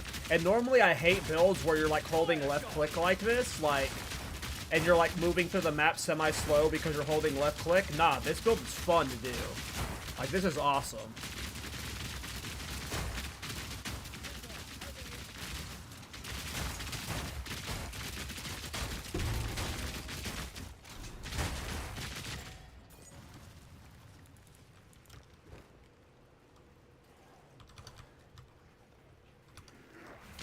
Like, normally I'm super under-leveled, but I'm, like, 2 levels below right now because I'm killing so much stuff. Normally I skip, like, everything. But it's just fun to kill everything with this build.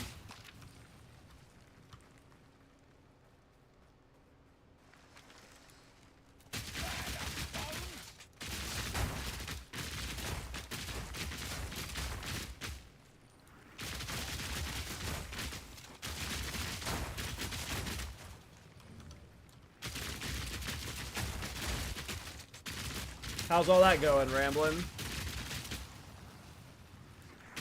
Which LS?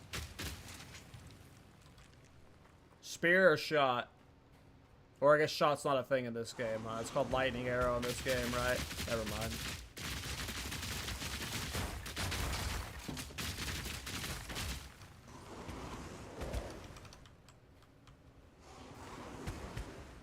Yeah, keep going with the monk.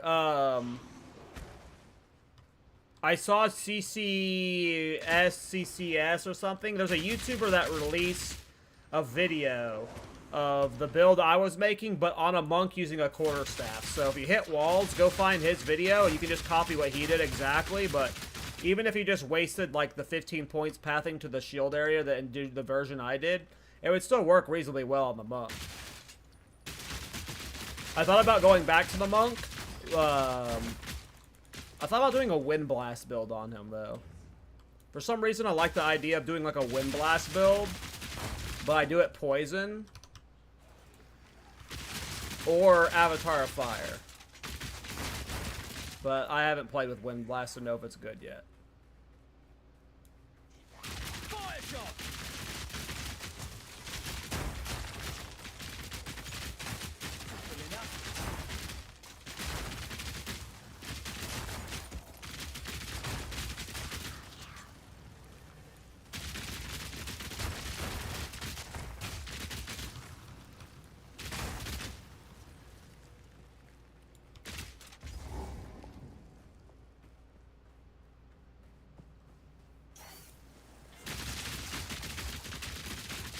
Nice, Roblin.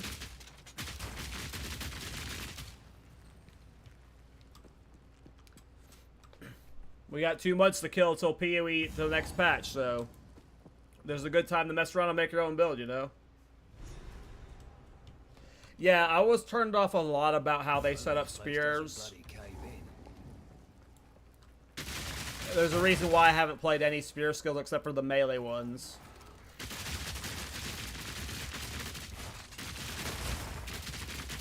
Like, spear throw is the only spear skill that works like I would want it to, and, like, you can only scale it so well.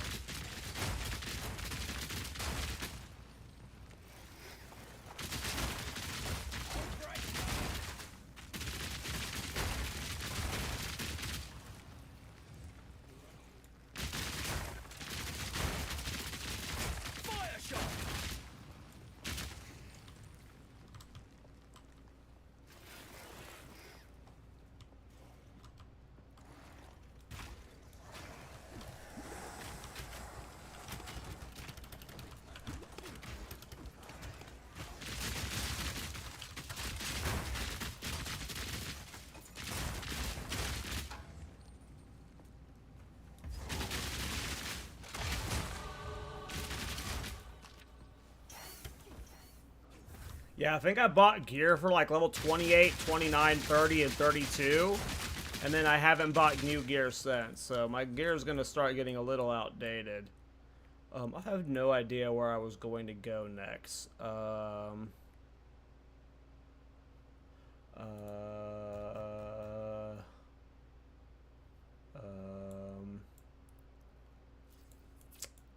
remember that I wanted to do this at one point.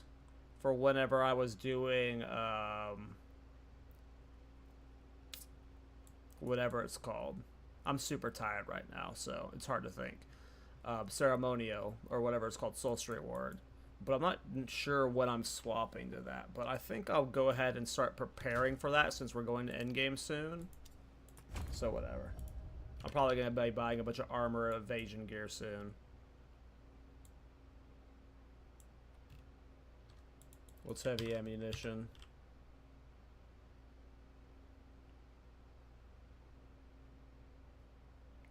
Yeah, that's pretty good.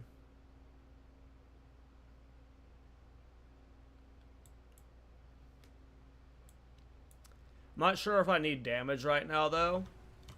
Because I haven't upgraded my weapon in a while. So I'm going to go for survivability right now, but that might be where I path to eventually. That's a good one. That looks really good. I'm just preparing for the world where I'm about to hit max and I'm going to need to live through them. And the main reason I'm playing Witch Hunter is to test Sorcery Ward. I want to make sure I can get Sorcery Ward juice. It is so nice being this fast, by the way. I played so many heavy armor builds. Like, it's just going 40% feels like a different game to me. Didn't help him in the end. He's got a weird... He's a small YouTuber. It's like CSSS. Like, he's only got a few hundred subs. I don't know his I don't know his name that well. I just happened to see the clip.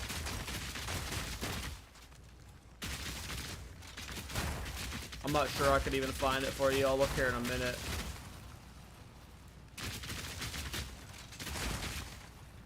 But like, search Shattering Palm on YouTube and like search by date, and like maybe you can find one that was posted recently that's his.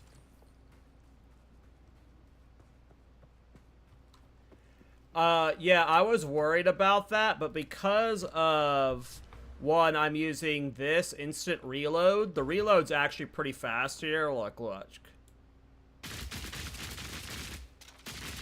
Like, you don't even really notice that. What is that, like a half second of no attacking? But then also you have emergency reload. So you do get instant reloads if you're, like, paying attention. So, it's not... I agree, like, maybe with other ones it's worse. I've been avoiding crossbows for the same reason. They just seem clunky to me. But for, like, this build, specifically, I am enjoying. Blimey, a trap!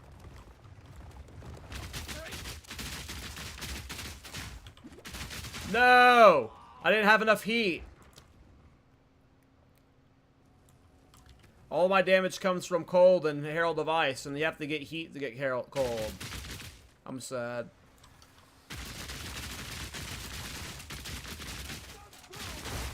I should have built heat before the mob spawned.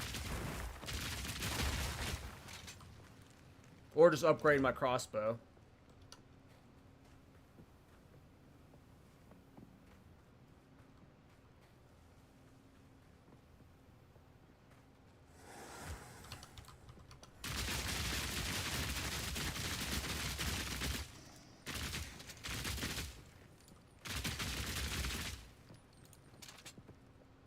No, I can't respawn them. Oh, you're CCS Rambling? Can you link me your YouTube so I can link it in my YouTube chat for the person asking for it? I didn't realize you were CCS. Your YouTube channel is a ridiculous name. I don't know how to remember it. It's like CCSSSCSSS.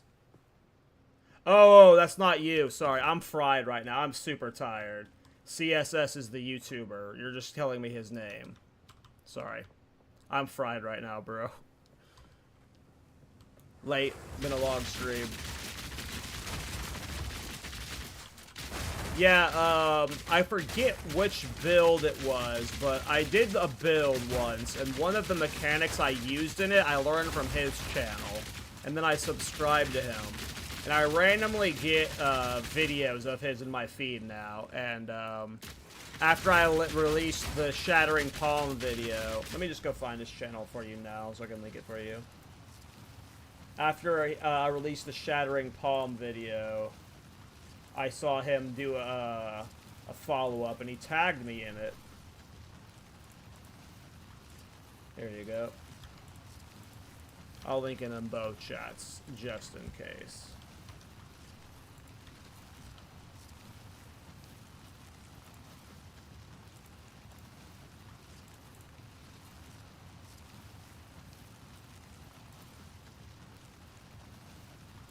It sucks that the league is so dead at this point. I feel like some of the builds that I'm doing right now are like, if I would have done the Shattering Palm Thorns build, week 1, it would have gotten like 100,000 views. But it got like 2,000 views. Because just like everyone's playing PoE 1, the league's dead as hell. But that like build and mechanic is so freaking awesome. But it just like, there's no one playing right now. I was mortal then.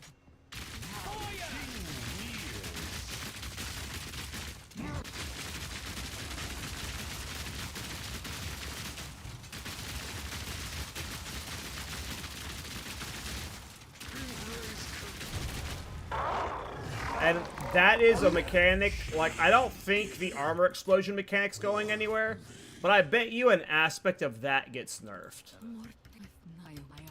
I'll do as you ask, my lady. I bet you something about that Shattering Palm build's getting nerfed. I bet you Titan gets nerfed, by the way.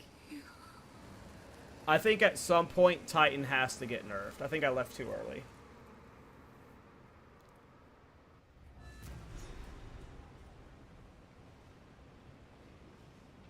So I've been trading like crazy just because I have like 1 billion breach rings listed for 1 divine.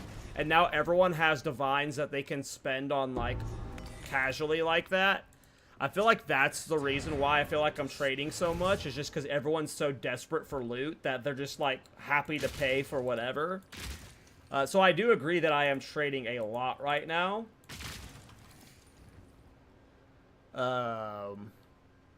But yeah, in terms of viewership, like, I feel like the Shattering Thorns build was, like, visually one of the cooler builds. Maybe I just flopped on the thumbnail, but,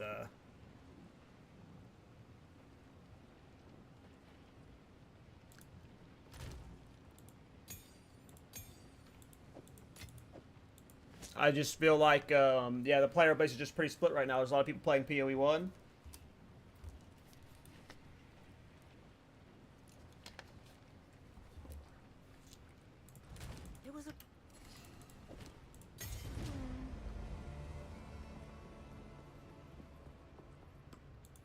Well, it's, for me, it's not really an issue since it's like my job. It's just like, it's a weird selfish type of thing where it's like, it's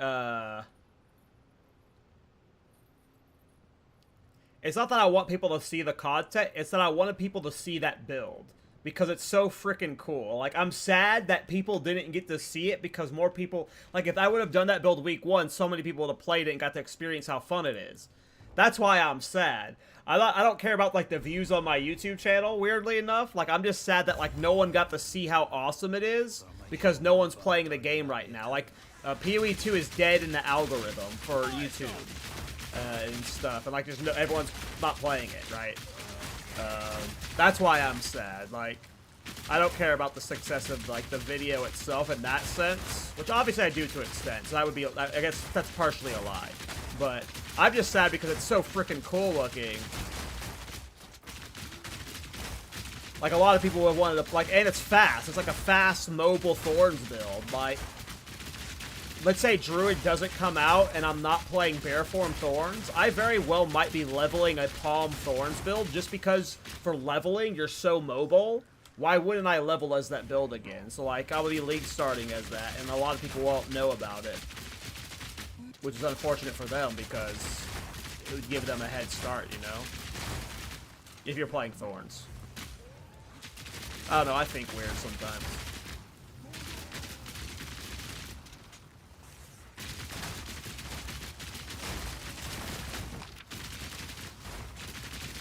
$10,000 on PoE 2, but $52K for PoE 1? Wow.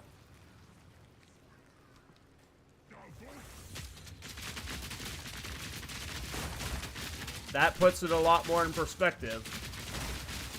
I didn't realize it was that big of a gap.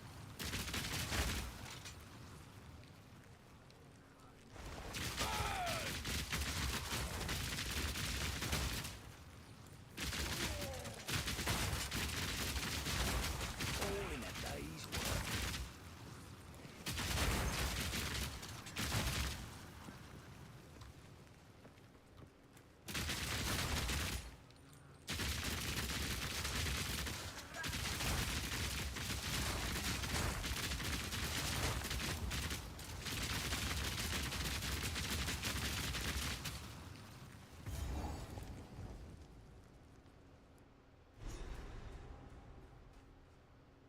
getting rather ugly around here.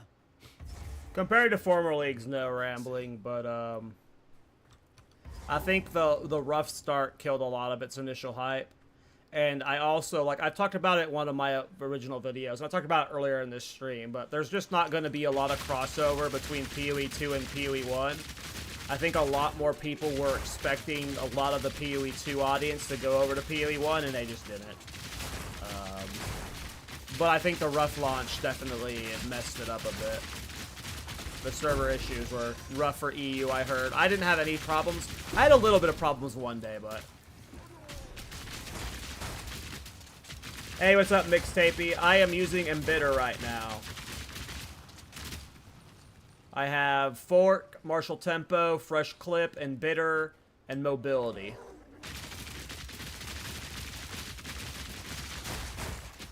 But yep, Embidder. No gloves that freeze from fire. We are embidding.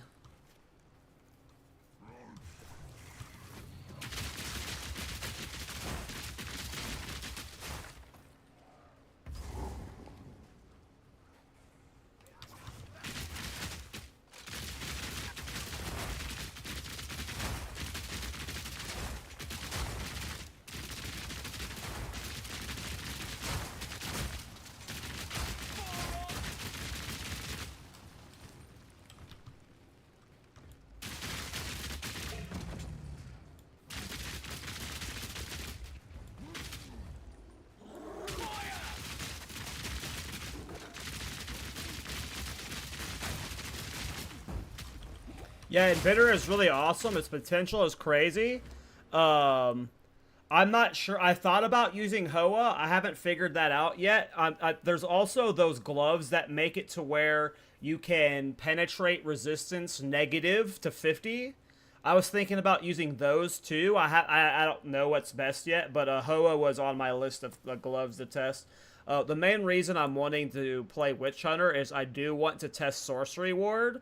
So it's possible that I just want to run a high evasion armor gloves just to min-max Sorcery Ward as much as I can and just take the damage L. But I was thinking about Hoa.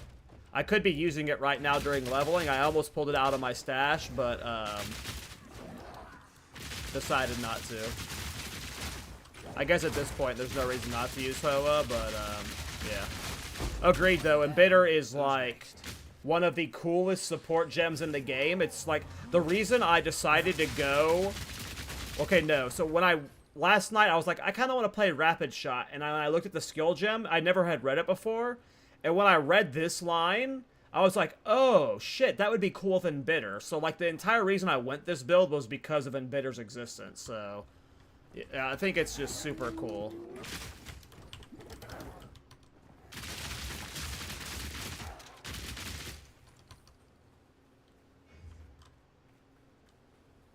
Like, that's a good type of support gem to me. A well-designed one. It completely designs a build differently, you know?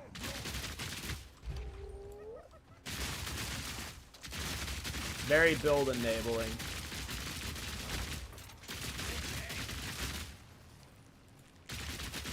I have a feeling the bosses are up there. And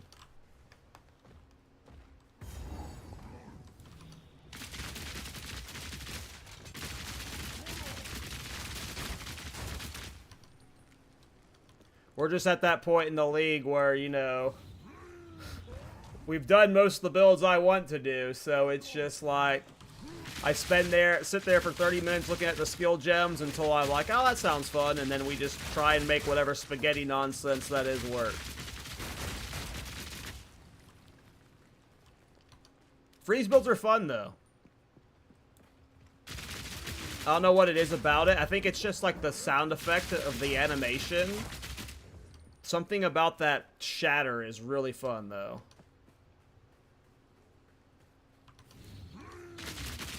Rapid fire!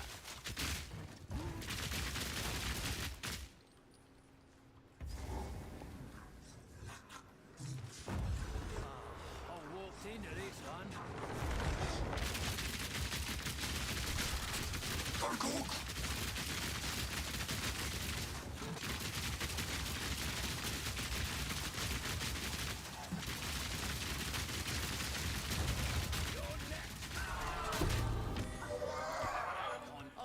despise necromancers.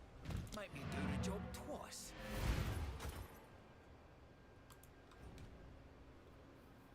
And I love freezing bosses. Freezing bosses is always fun.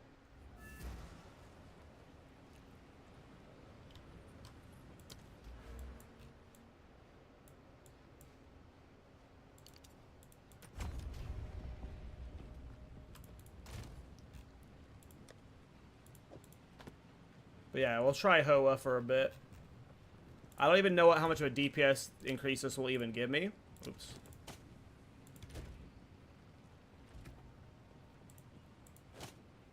$600 is not bad.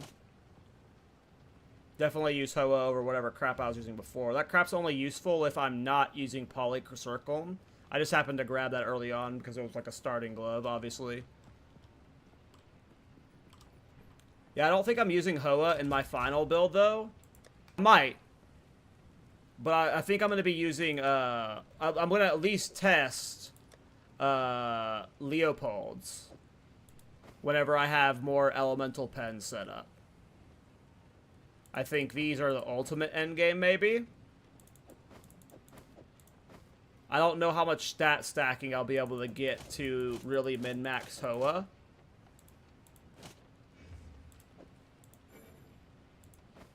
But yeah, we'll see. Speak up. Also depends on how much currency I have. Those guys are insane indeed, yeah. Are you going to use the deepest tower? I don't know. I've darted, like, see, my problem, I have this mental block that once I've used a unique once or twice that league, I don't want to use it anymore. I have that problem with Trample Toe, and I have that problem with deepest tower right now. Both of those fit perfectly into this build. I think deepest tower would fit perfectly. Absolutely. Will I do it? I don't know yet. Maybe, maybe not. I've already done so many deepest tower builds this league that I'm just... Oops, hit my mic. That I'm just over them. But deepest tower is absolutely very good. Absolutely would be perfect for this build. Like, you're in deepest tower territory. You got the 3 points. Where is it? Right there that you could easily get to. You got this whole thing right here that you could easily get to. I don't know if crit would be better in this build or not. I have no idea what the best way to scale Rapid Spire's damage would be. I'd have to look at what people are doing on PoE Ninja. I don't really like to do Path of Building and like that kind of like endgame min-maxing.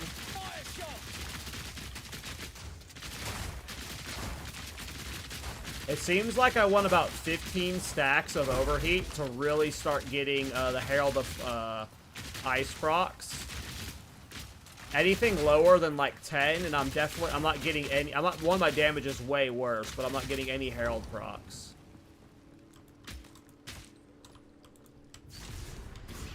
I forgot Hoa was so low. I was planning on trying them in like the 60s. I forgot they're level 33. No wonder. But yeah, I don't think I'm gonna be doing much stat stacking in this build. We'll see though.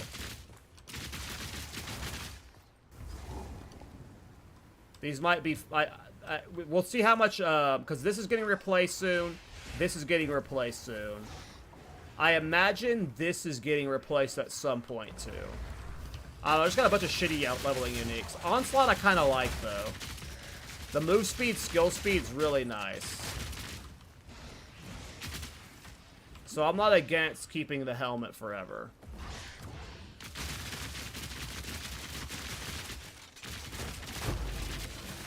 But I imagine at some point I'm going to need to make myself tankier, and I'm ditching all of the fun uniques.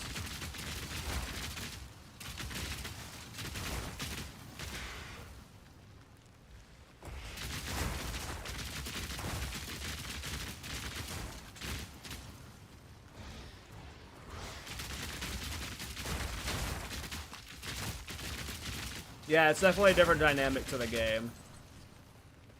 I like how Poison feels. Poison feels good, too. Poison and Freeze both feel good in my mind.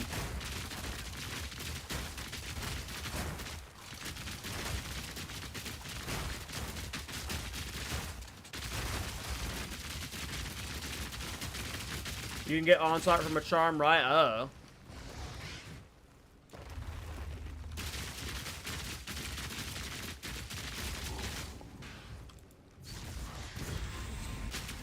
This is my first time using onslaught. It's definitely not required for this build. I was just looking through the uniques in my tab to see what would be fun to level with. And I grabbed this helmet. But the moment I put it on, I was like, oh wow. You feel that. And I've been zooming through the campaign.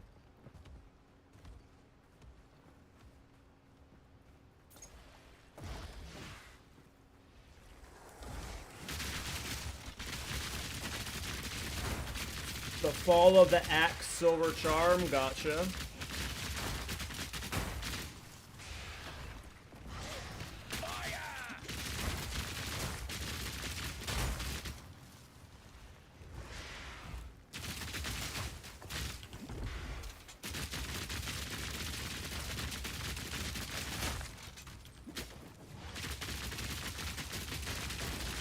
That sounds awesome, Mix.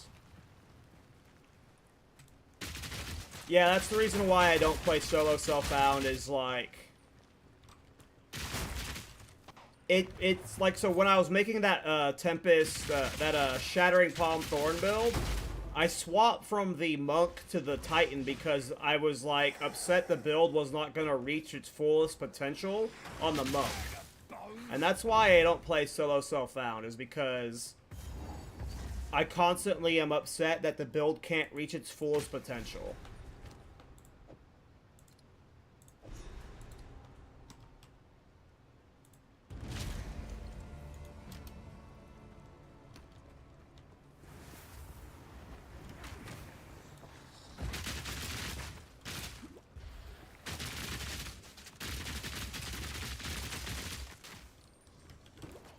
That sounds cool, Mix. That sounds fun.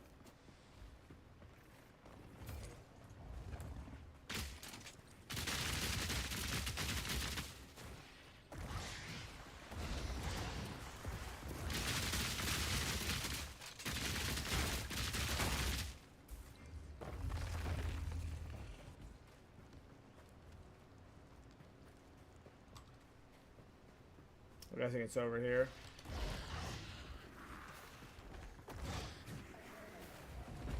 Yeah, that sounds cool, Mix.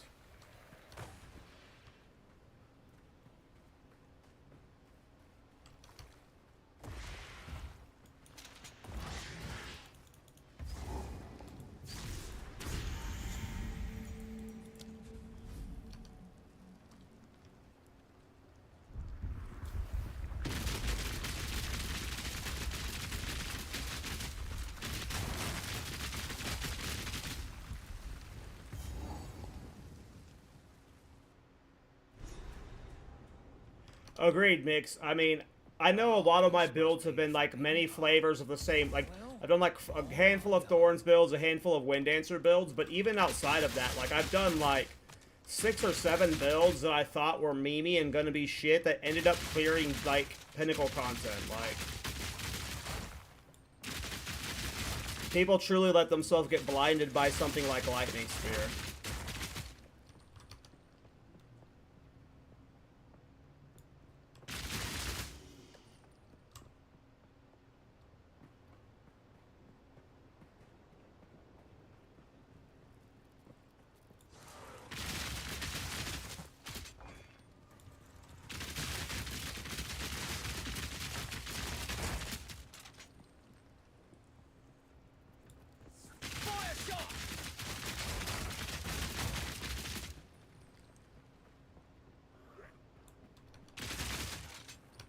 I've played too many high armor shield builds, though.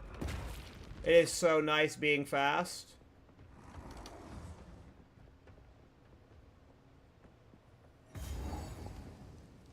Usually I'm having to shield charge everywhere I'm going. And even then I'm slower than this.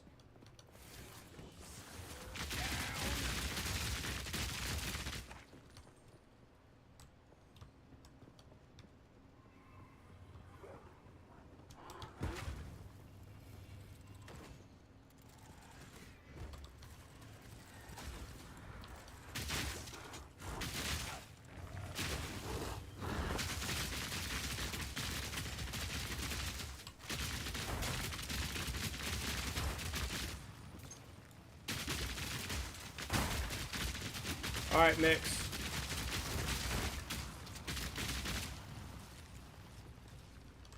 Yeah, I mean, and, like, I feel like they need move speed nodes in, like, all corners of the map.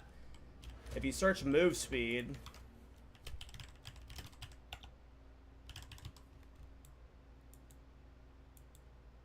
No. And this makes me slower, by the way. The one movement speed load blinking over here makes me slower.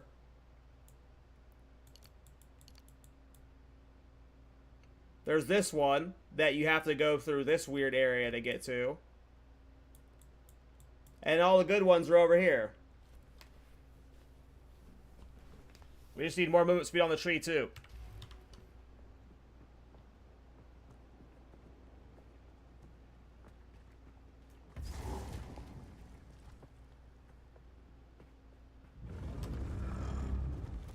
Oh, shy. And I'm a warrior main, Rambling. It's the worst.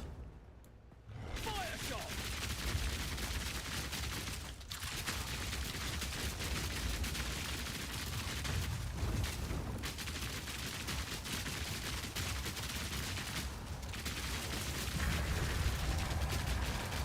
Thought I was cooked for sure.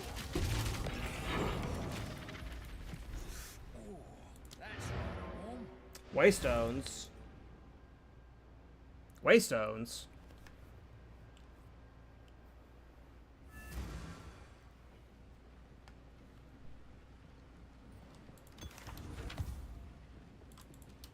It'll take my... Oh, all right, I'll do it. It is time to use the... You have your orders. Don't talk to me like that.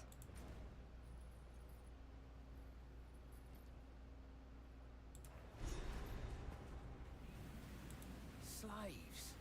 Knew it. It's never a good side. Just arseholes all round. Yep. I am...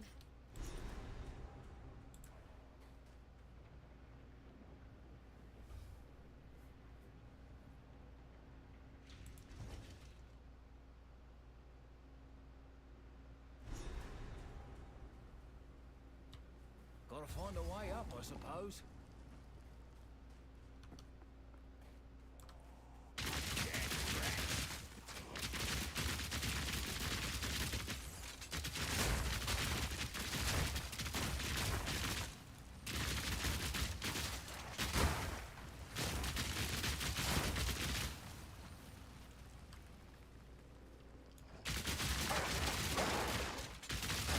Yeah, it's really around, like, heating up 15 that I start getting Herald procs.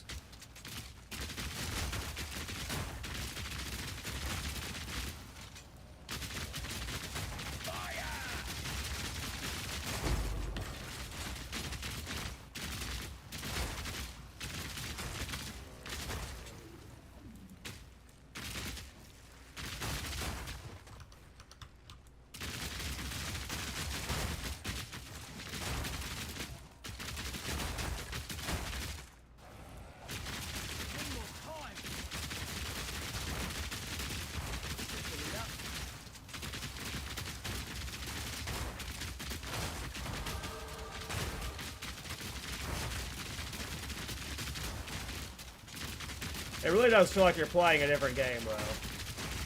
Like, seriously. You're just like... It's like playing, like, one of those FPS arcade games where you're just walking through the map blasting mobs. It's fun. In a very different way.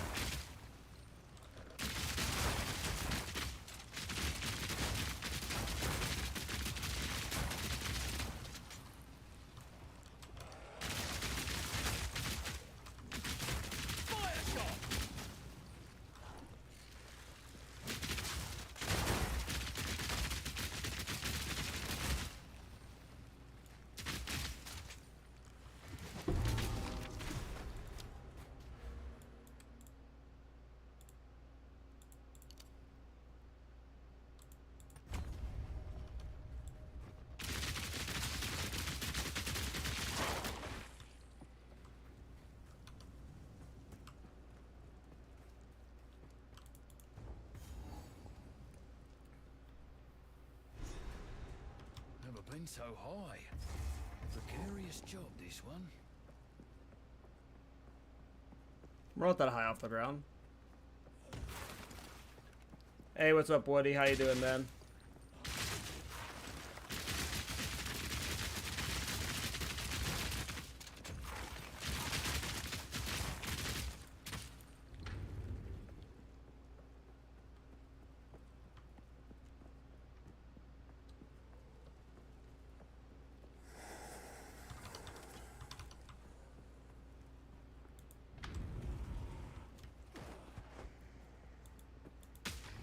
Pretty good. Just having fun playing the crossbow build. Freeze rapid shot.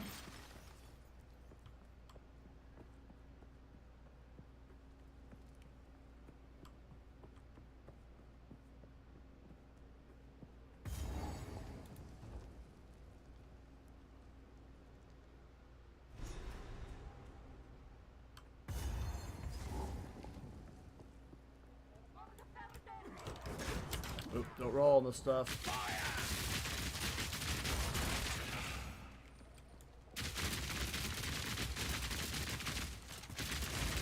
I'm a big fan of Witch Hunter. I don't like Gemling personally, but I like Witch Hunter. Normally play Warriors though, but I do like the Witch Hunter. I'm sure I'll like Duelist too. Am I dead? I rolled into a bad spot. Yeah, I rolled into a bad spot. I gotta stop dodge rolling into stuff with this build. I'm too used to playing melee builds. In general, I got a bad habit of dodge rolling. But yeah, pretty new to crossbow builds. This is actually my first time using a crossbow skill. The only time I've leveled crossbows has been with Ballista build.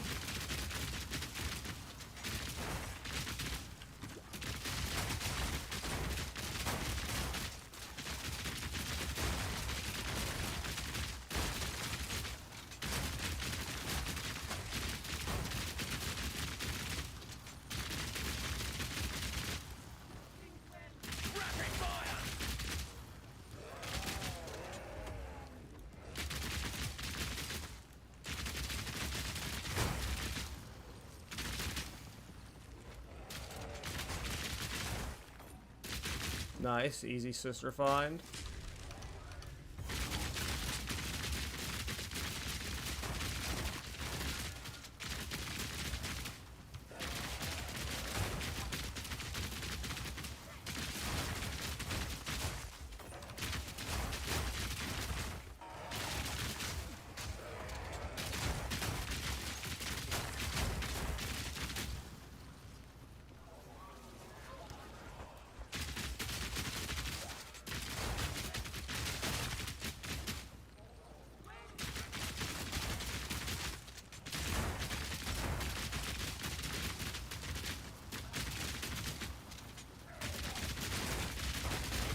Yeah, people recommend Galvanic Shock Burst a lot.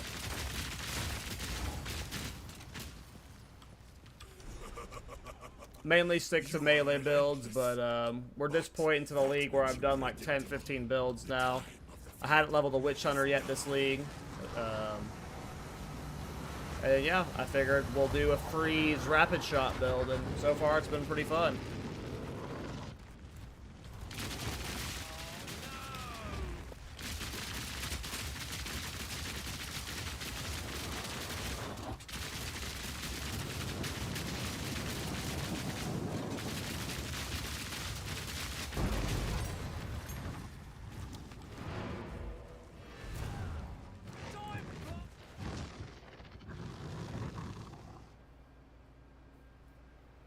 I've been very much enjoying this build. And it leveled way faster than I thought it would. Like, the fact that I'm already 54 is crazy to me. I planned for, like, level 35 and... yeah. Goodbye. Oh yeah, I got a lot of characters. I had to buy 5 new character slots today. Let's see how many I have in Dawn of the Hunt. In Endgame, I have 1, 2, 3... The Roa Dancer is an endgame, but I won't count it. 4, 5, 6, 7, 8, 9, 10, 11, 12. And then I have the hardcore, the slow southbound characters only barely in the end game. So I have 2 characters barely in the end game, and then 12 that are deep in the end game. Yeah, I play this game a little bit too much. About to have this guy in the end game. So if you count my 3 characters that are like on the verge of like deep end game, I'd have 15 characters this season. Okay, I need to go touch grass, you guys.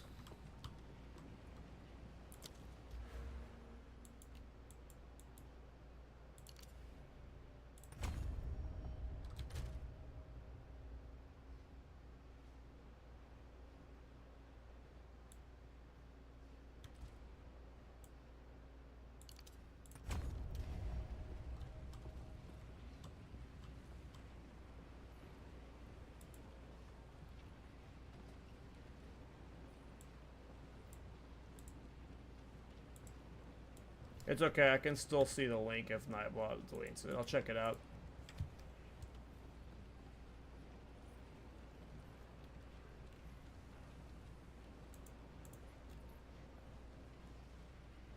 Nice, 200 KI shot. I bet that chunks.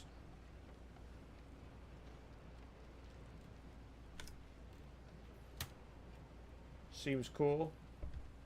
I've always wanted to use snipe, but never got around to it.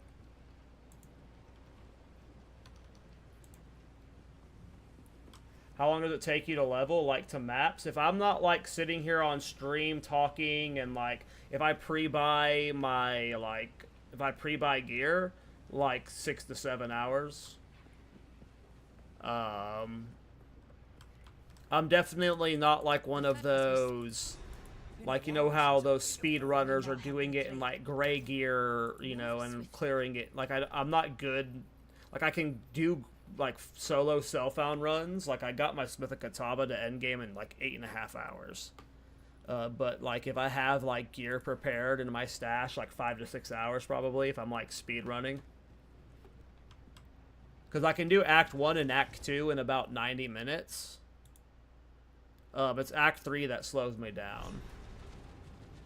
Like this Act, we're at a 4-hour stream and I've done Act 2, Act 3, Act 1, and now Act 2, so.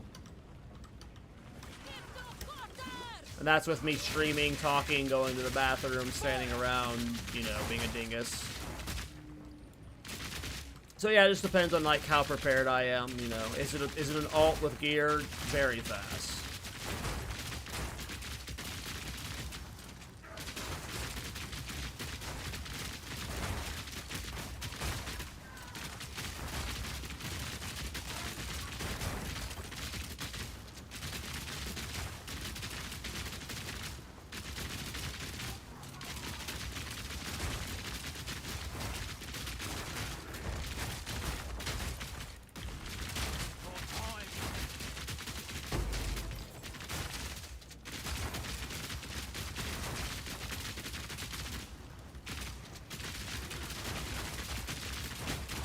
I wish the end game was at the point that like I was willing to sit on one character for like more than a week. Like I imagine if I just sat on like my Titan for like 2 to 3 weeks, I could have made him the beefiest Thorns character ever. It's just that like there's only so many times I can kill a +4 of a boss before I'm bored of it.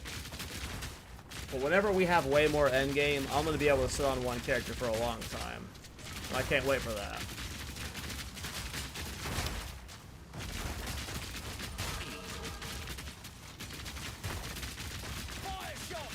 Bleed Mage on a Blood Mage. That seems fun. Yeah, I've always wanted to do, maybe I should do Bone Storm on a Blood Mage soon. I haven't leveled a Blood Mage this patch. I already did Bone Storm on the Pathfinder.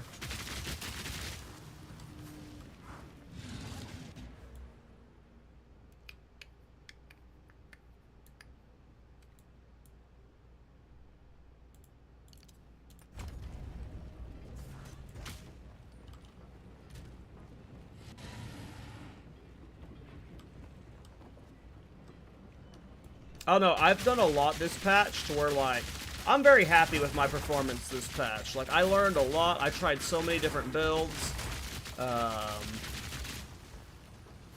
I seriously, if you go look on my YouTube channel and you source by views, right? The minion build where I did that was like the Zerg Swarm build. That was one of my favorite builds of the patch. And it's like not in my normal wheelhouse. Like, I normally don't play minion builds, but I love that build. And it just comes from me trying stuff. Is hulking form what makes Titan good? Hulking form was what makes Titan the best.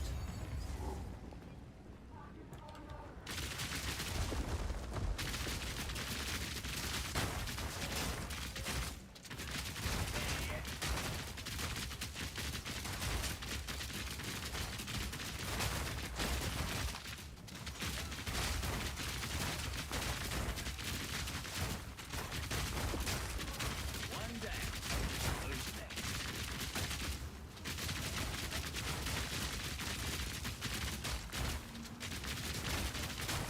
Oh, yeah. Rip Shack, yep. There's like 3 tiers of bases in this game. Like, it's like base, advanced, and superior, so I don't know. I don't bother with any of the crafting and collecting, and like, it's the reason why I don't play solo self-bound is just like, the entire system is so tedious because of how bare bones it is. You just feel like you're wasting your time engaging in it. When I'm playing it. I'm sure I'll enjoy solo self-bound a buttload in the future. But as of right now, not for me.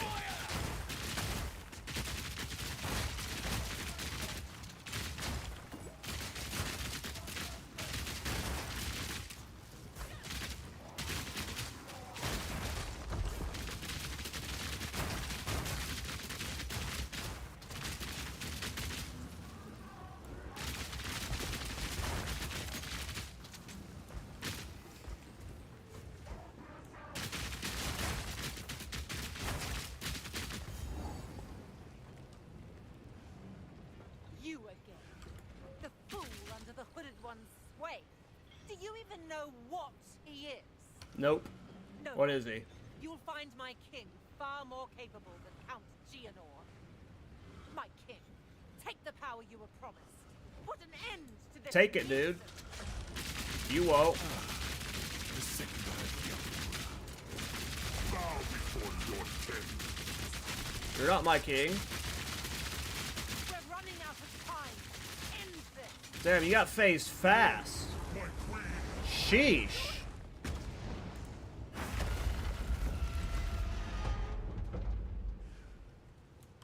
But now I lost all my heat stacks. Stand. Bend to my will. Impede my enemies.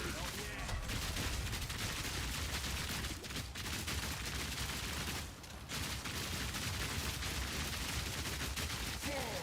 Damn you. Take our fate. Oof. Ate it, though. Fire! Die. We'll set them up. Boss lady!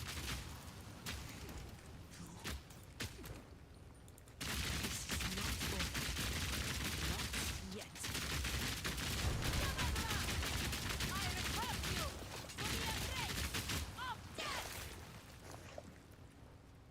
It is done. Return.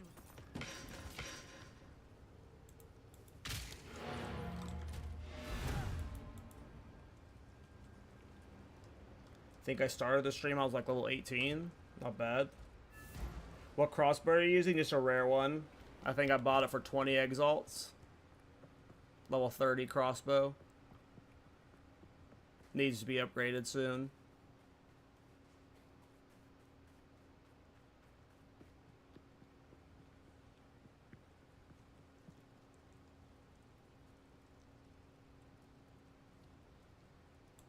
My Go on then.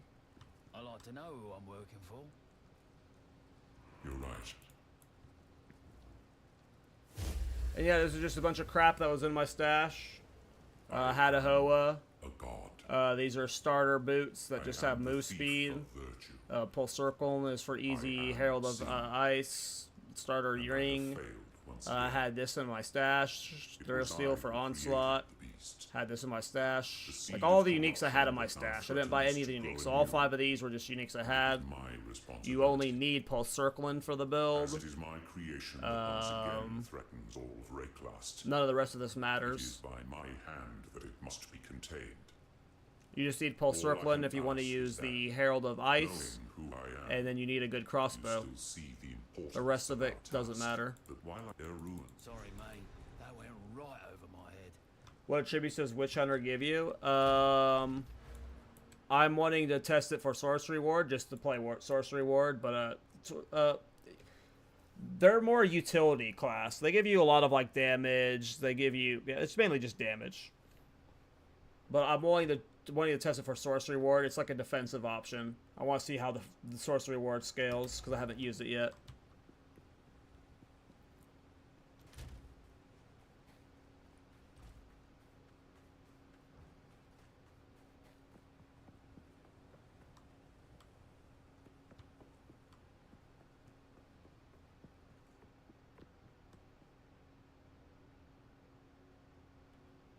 I'm calling it Polky for an easier life.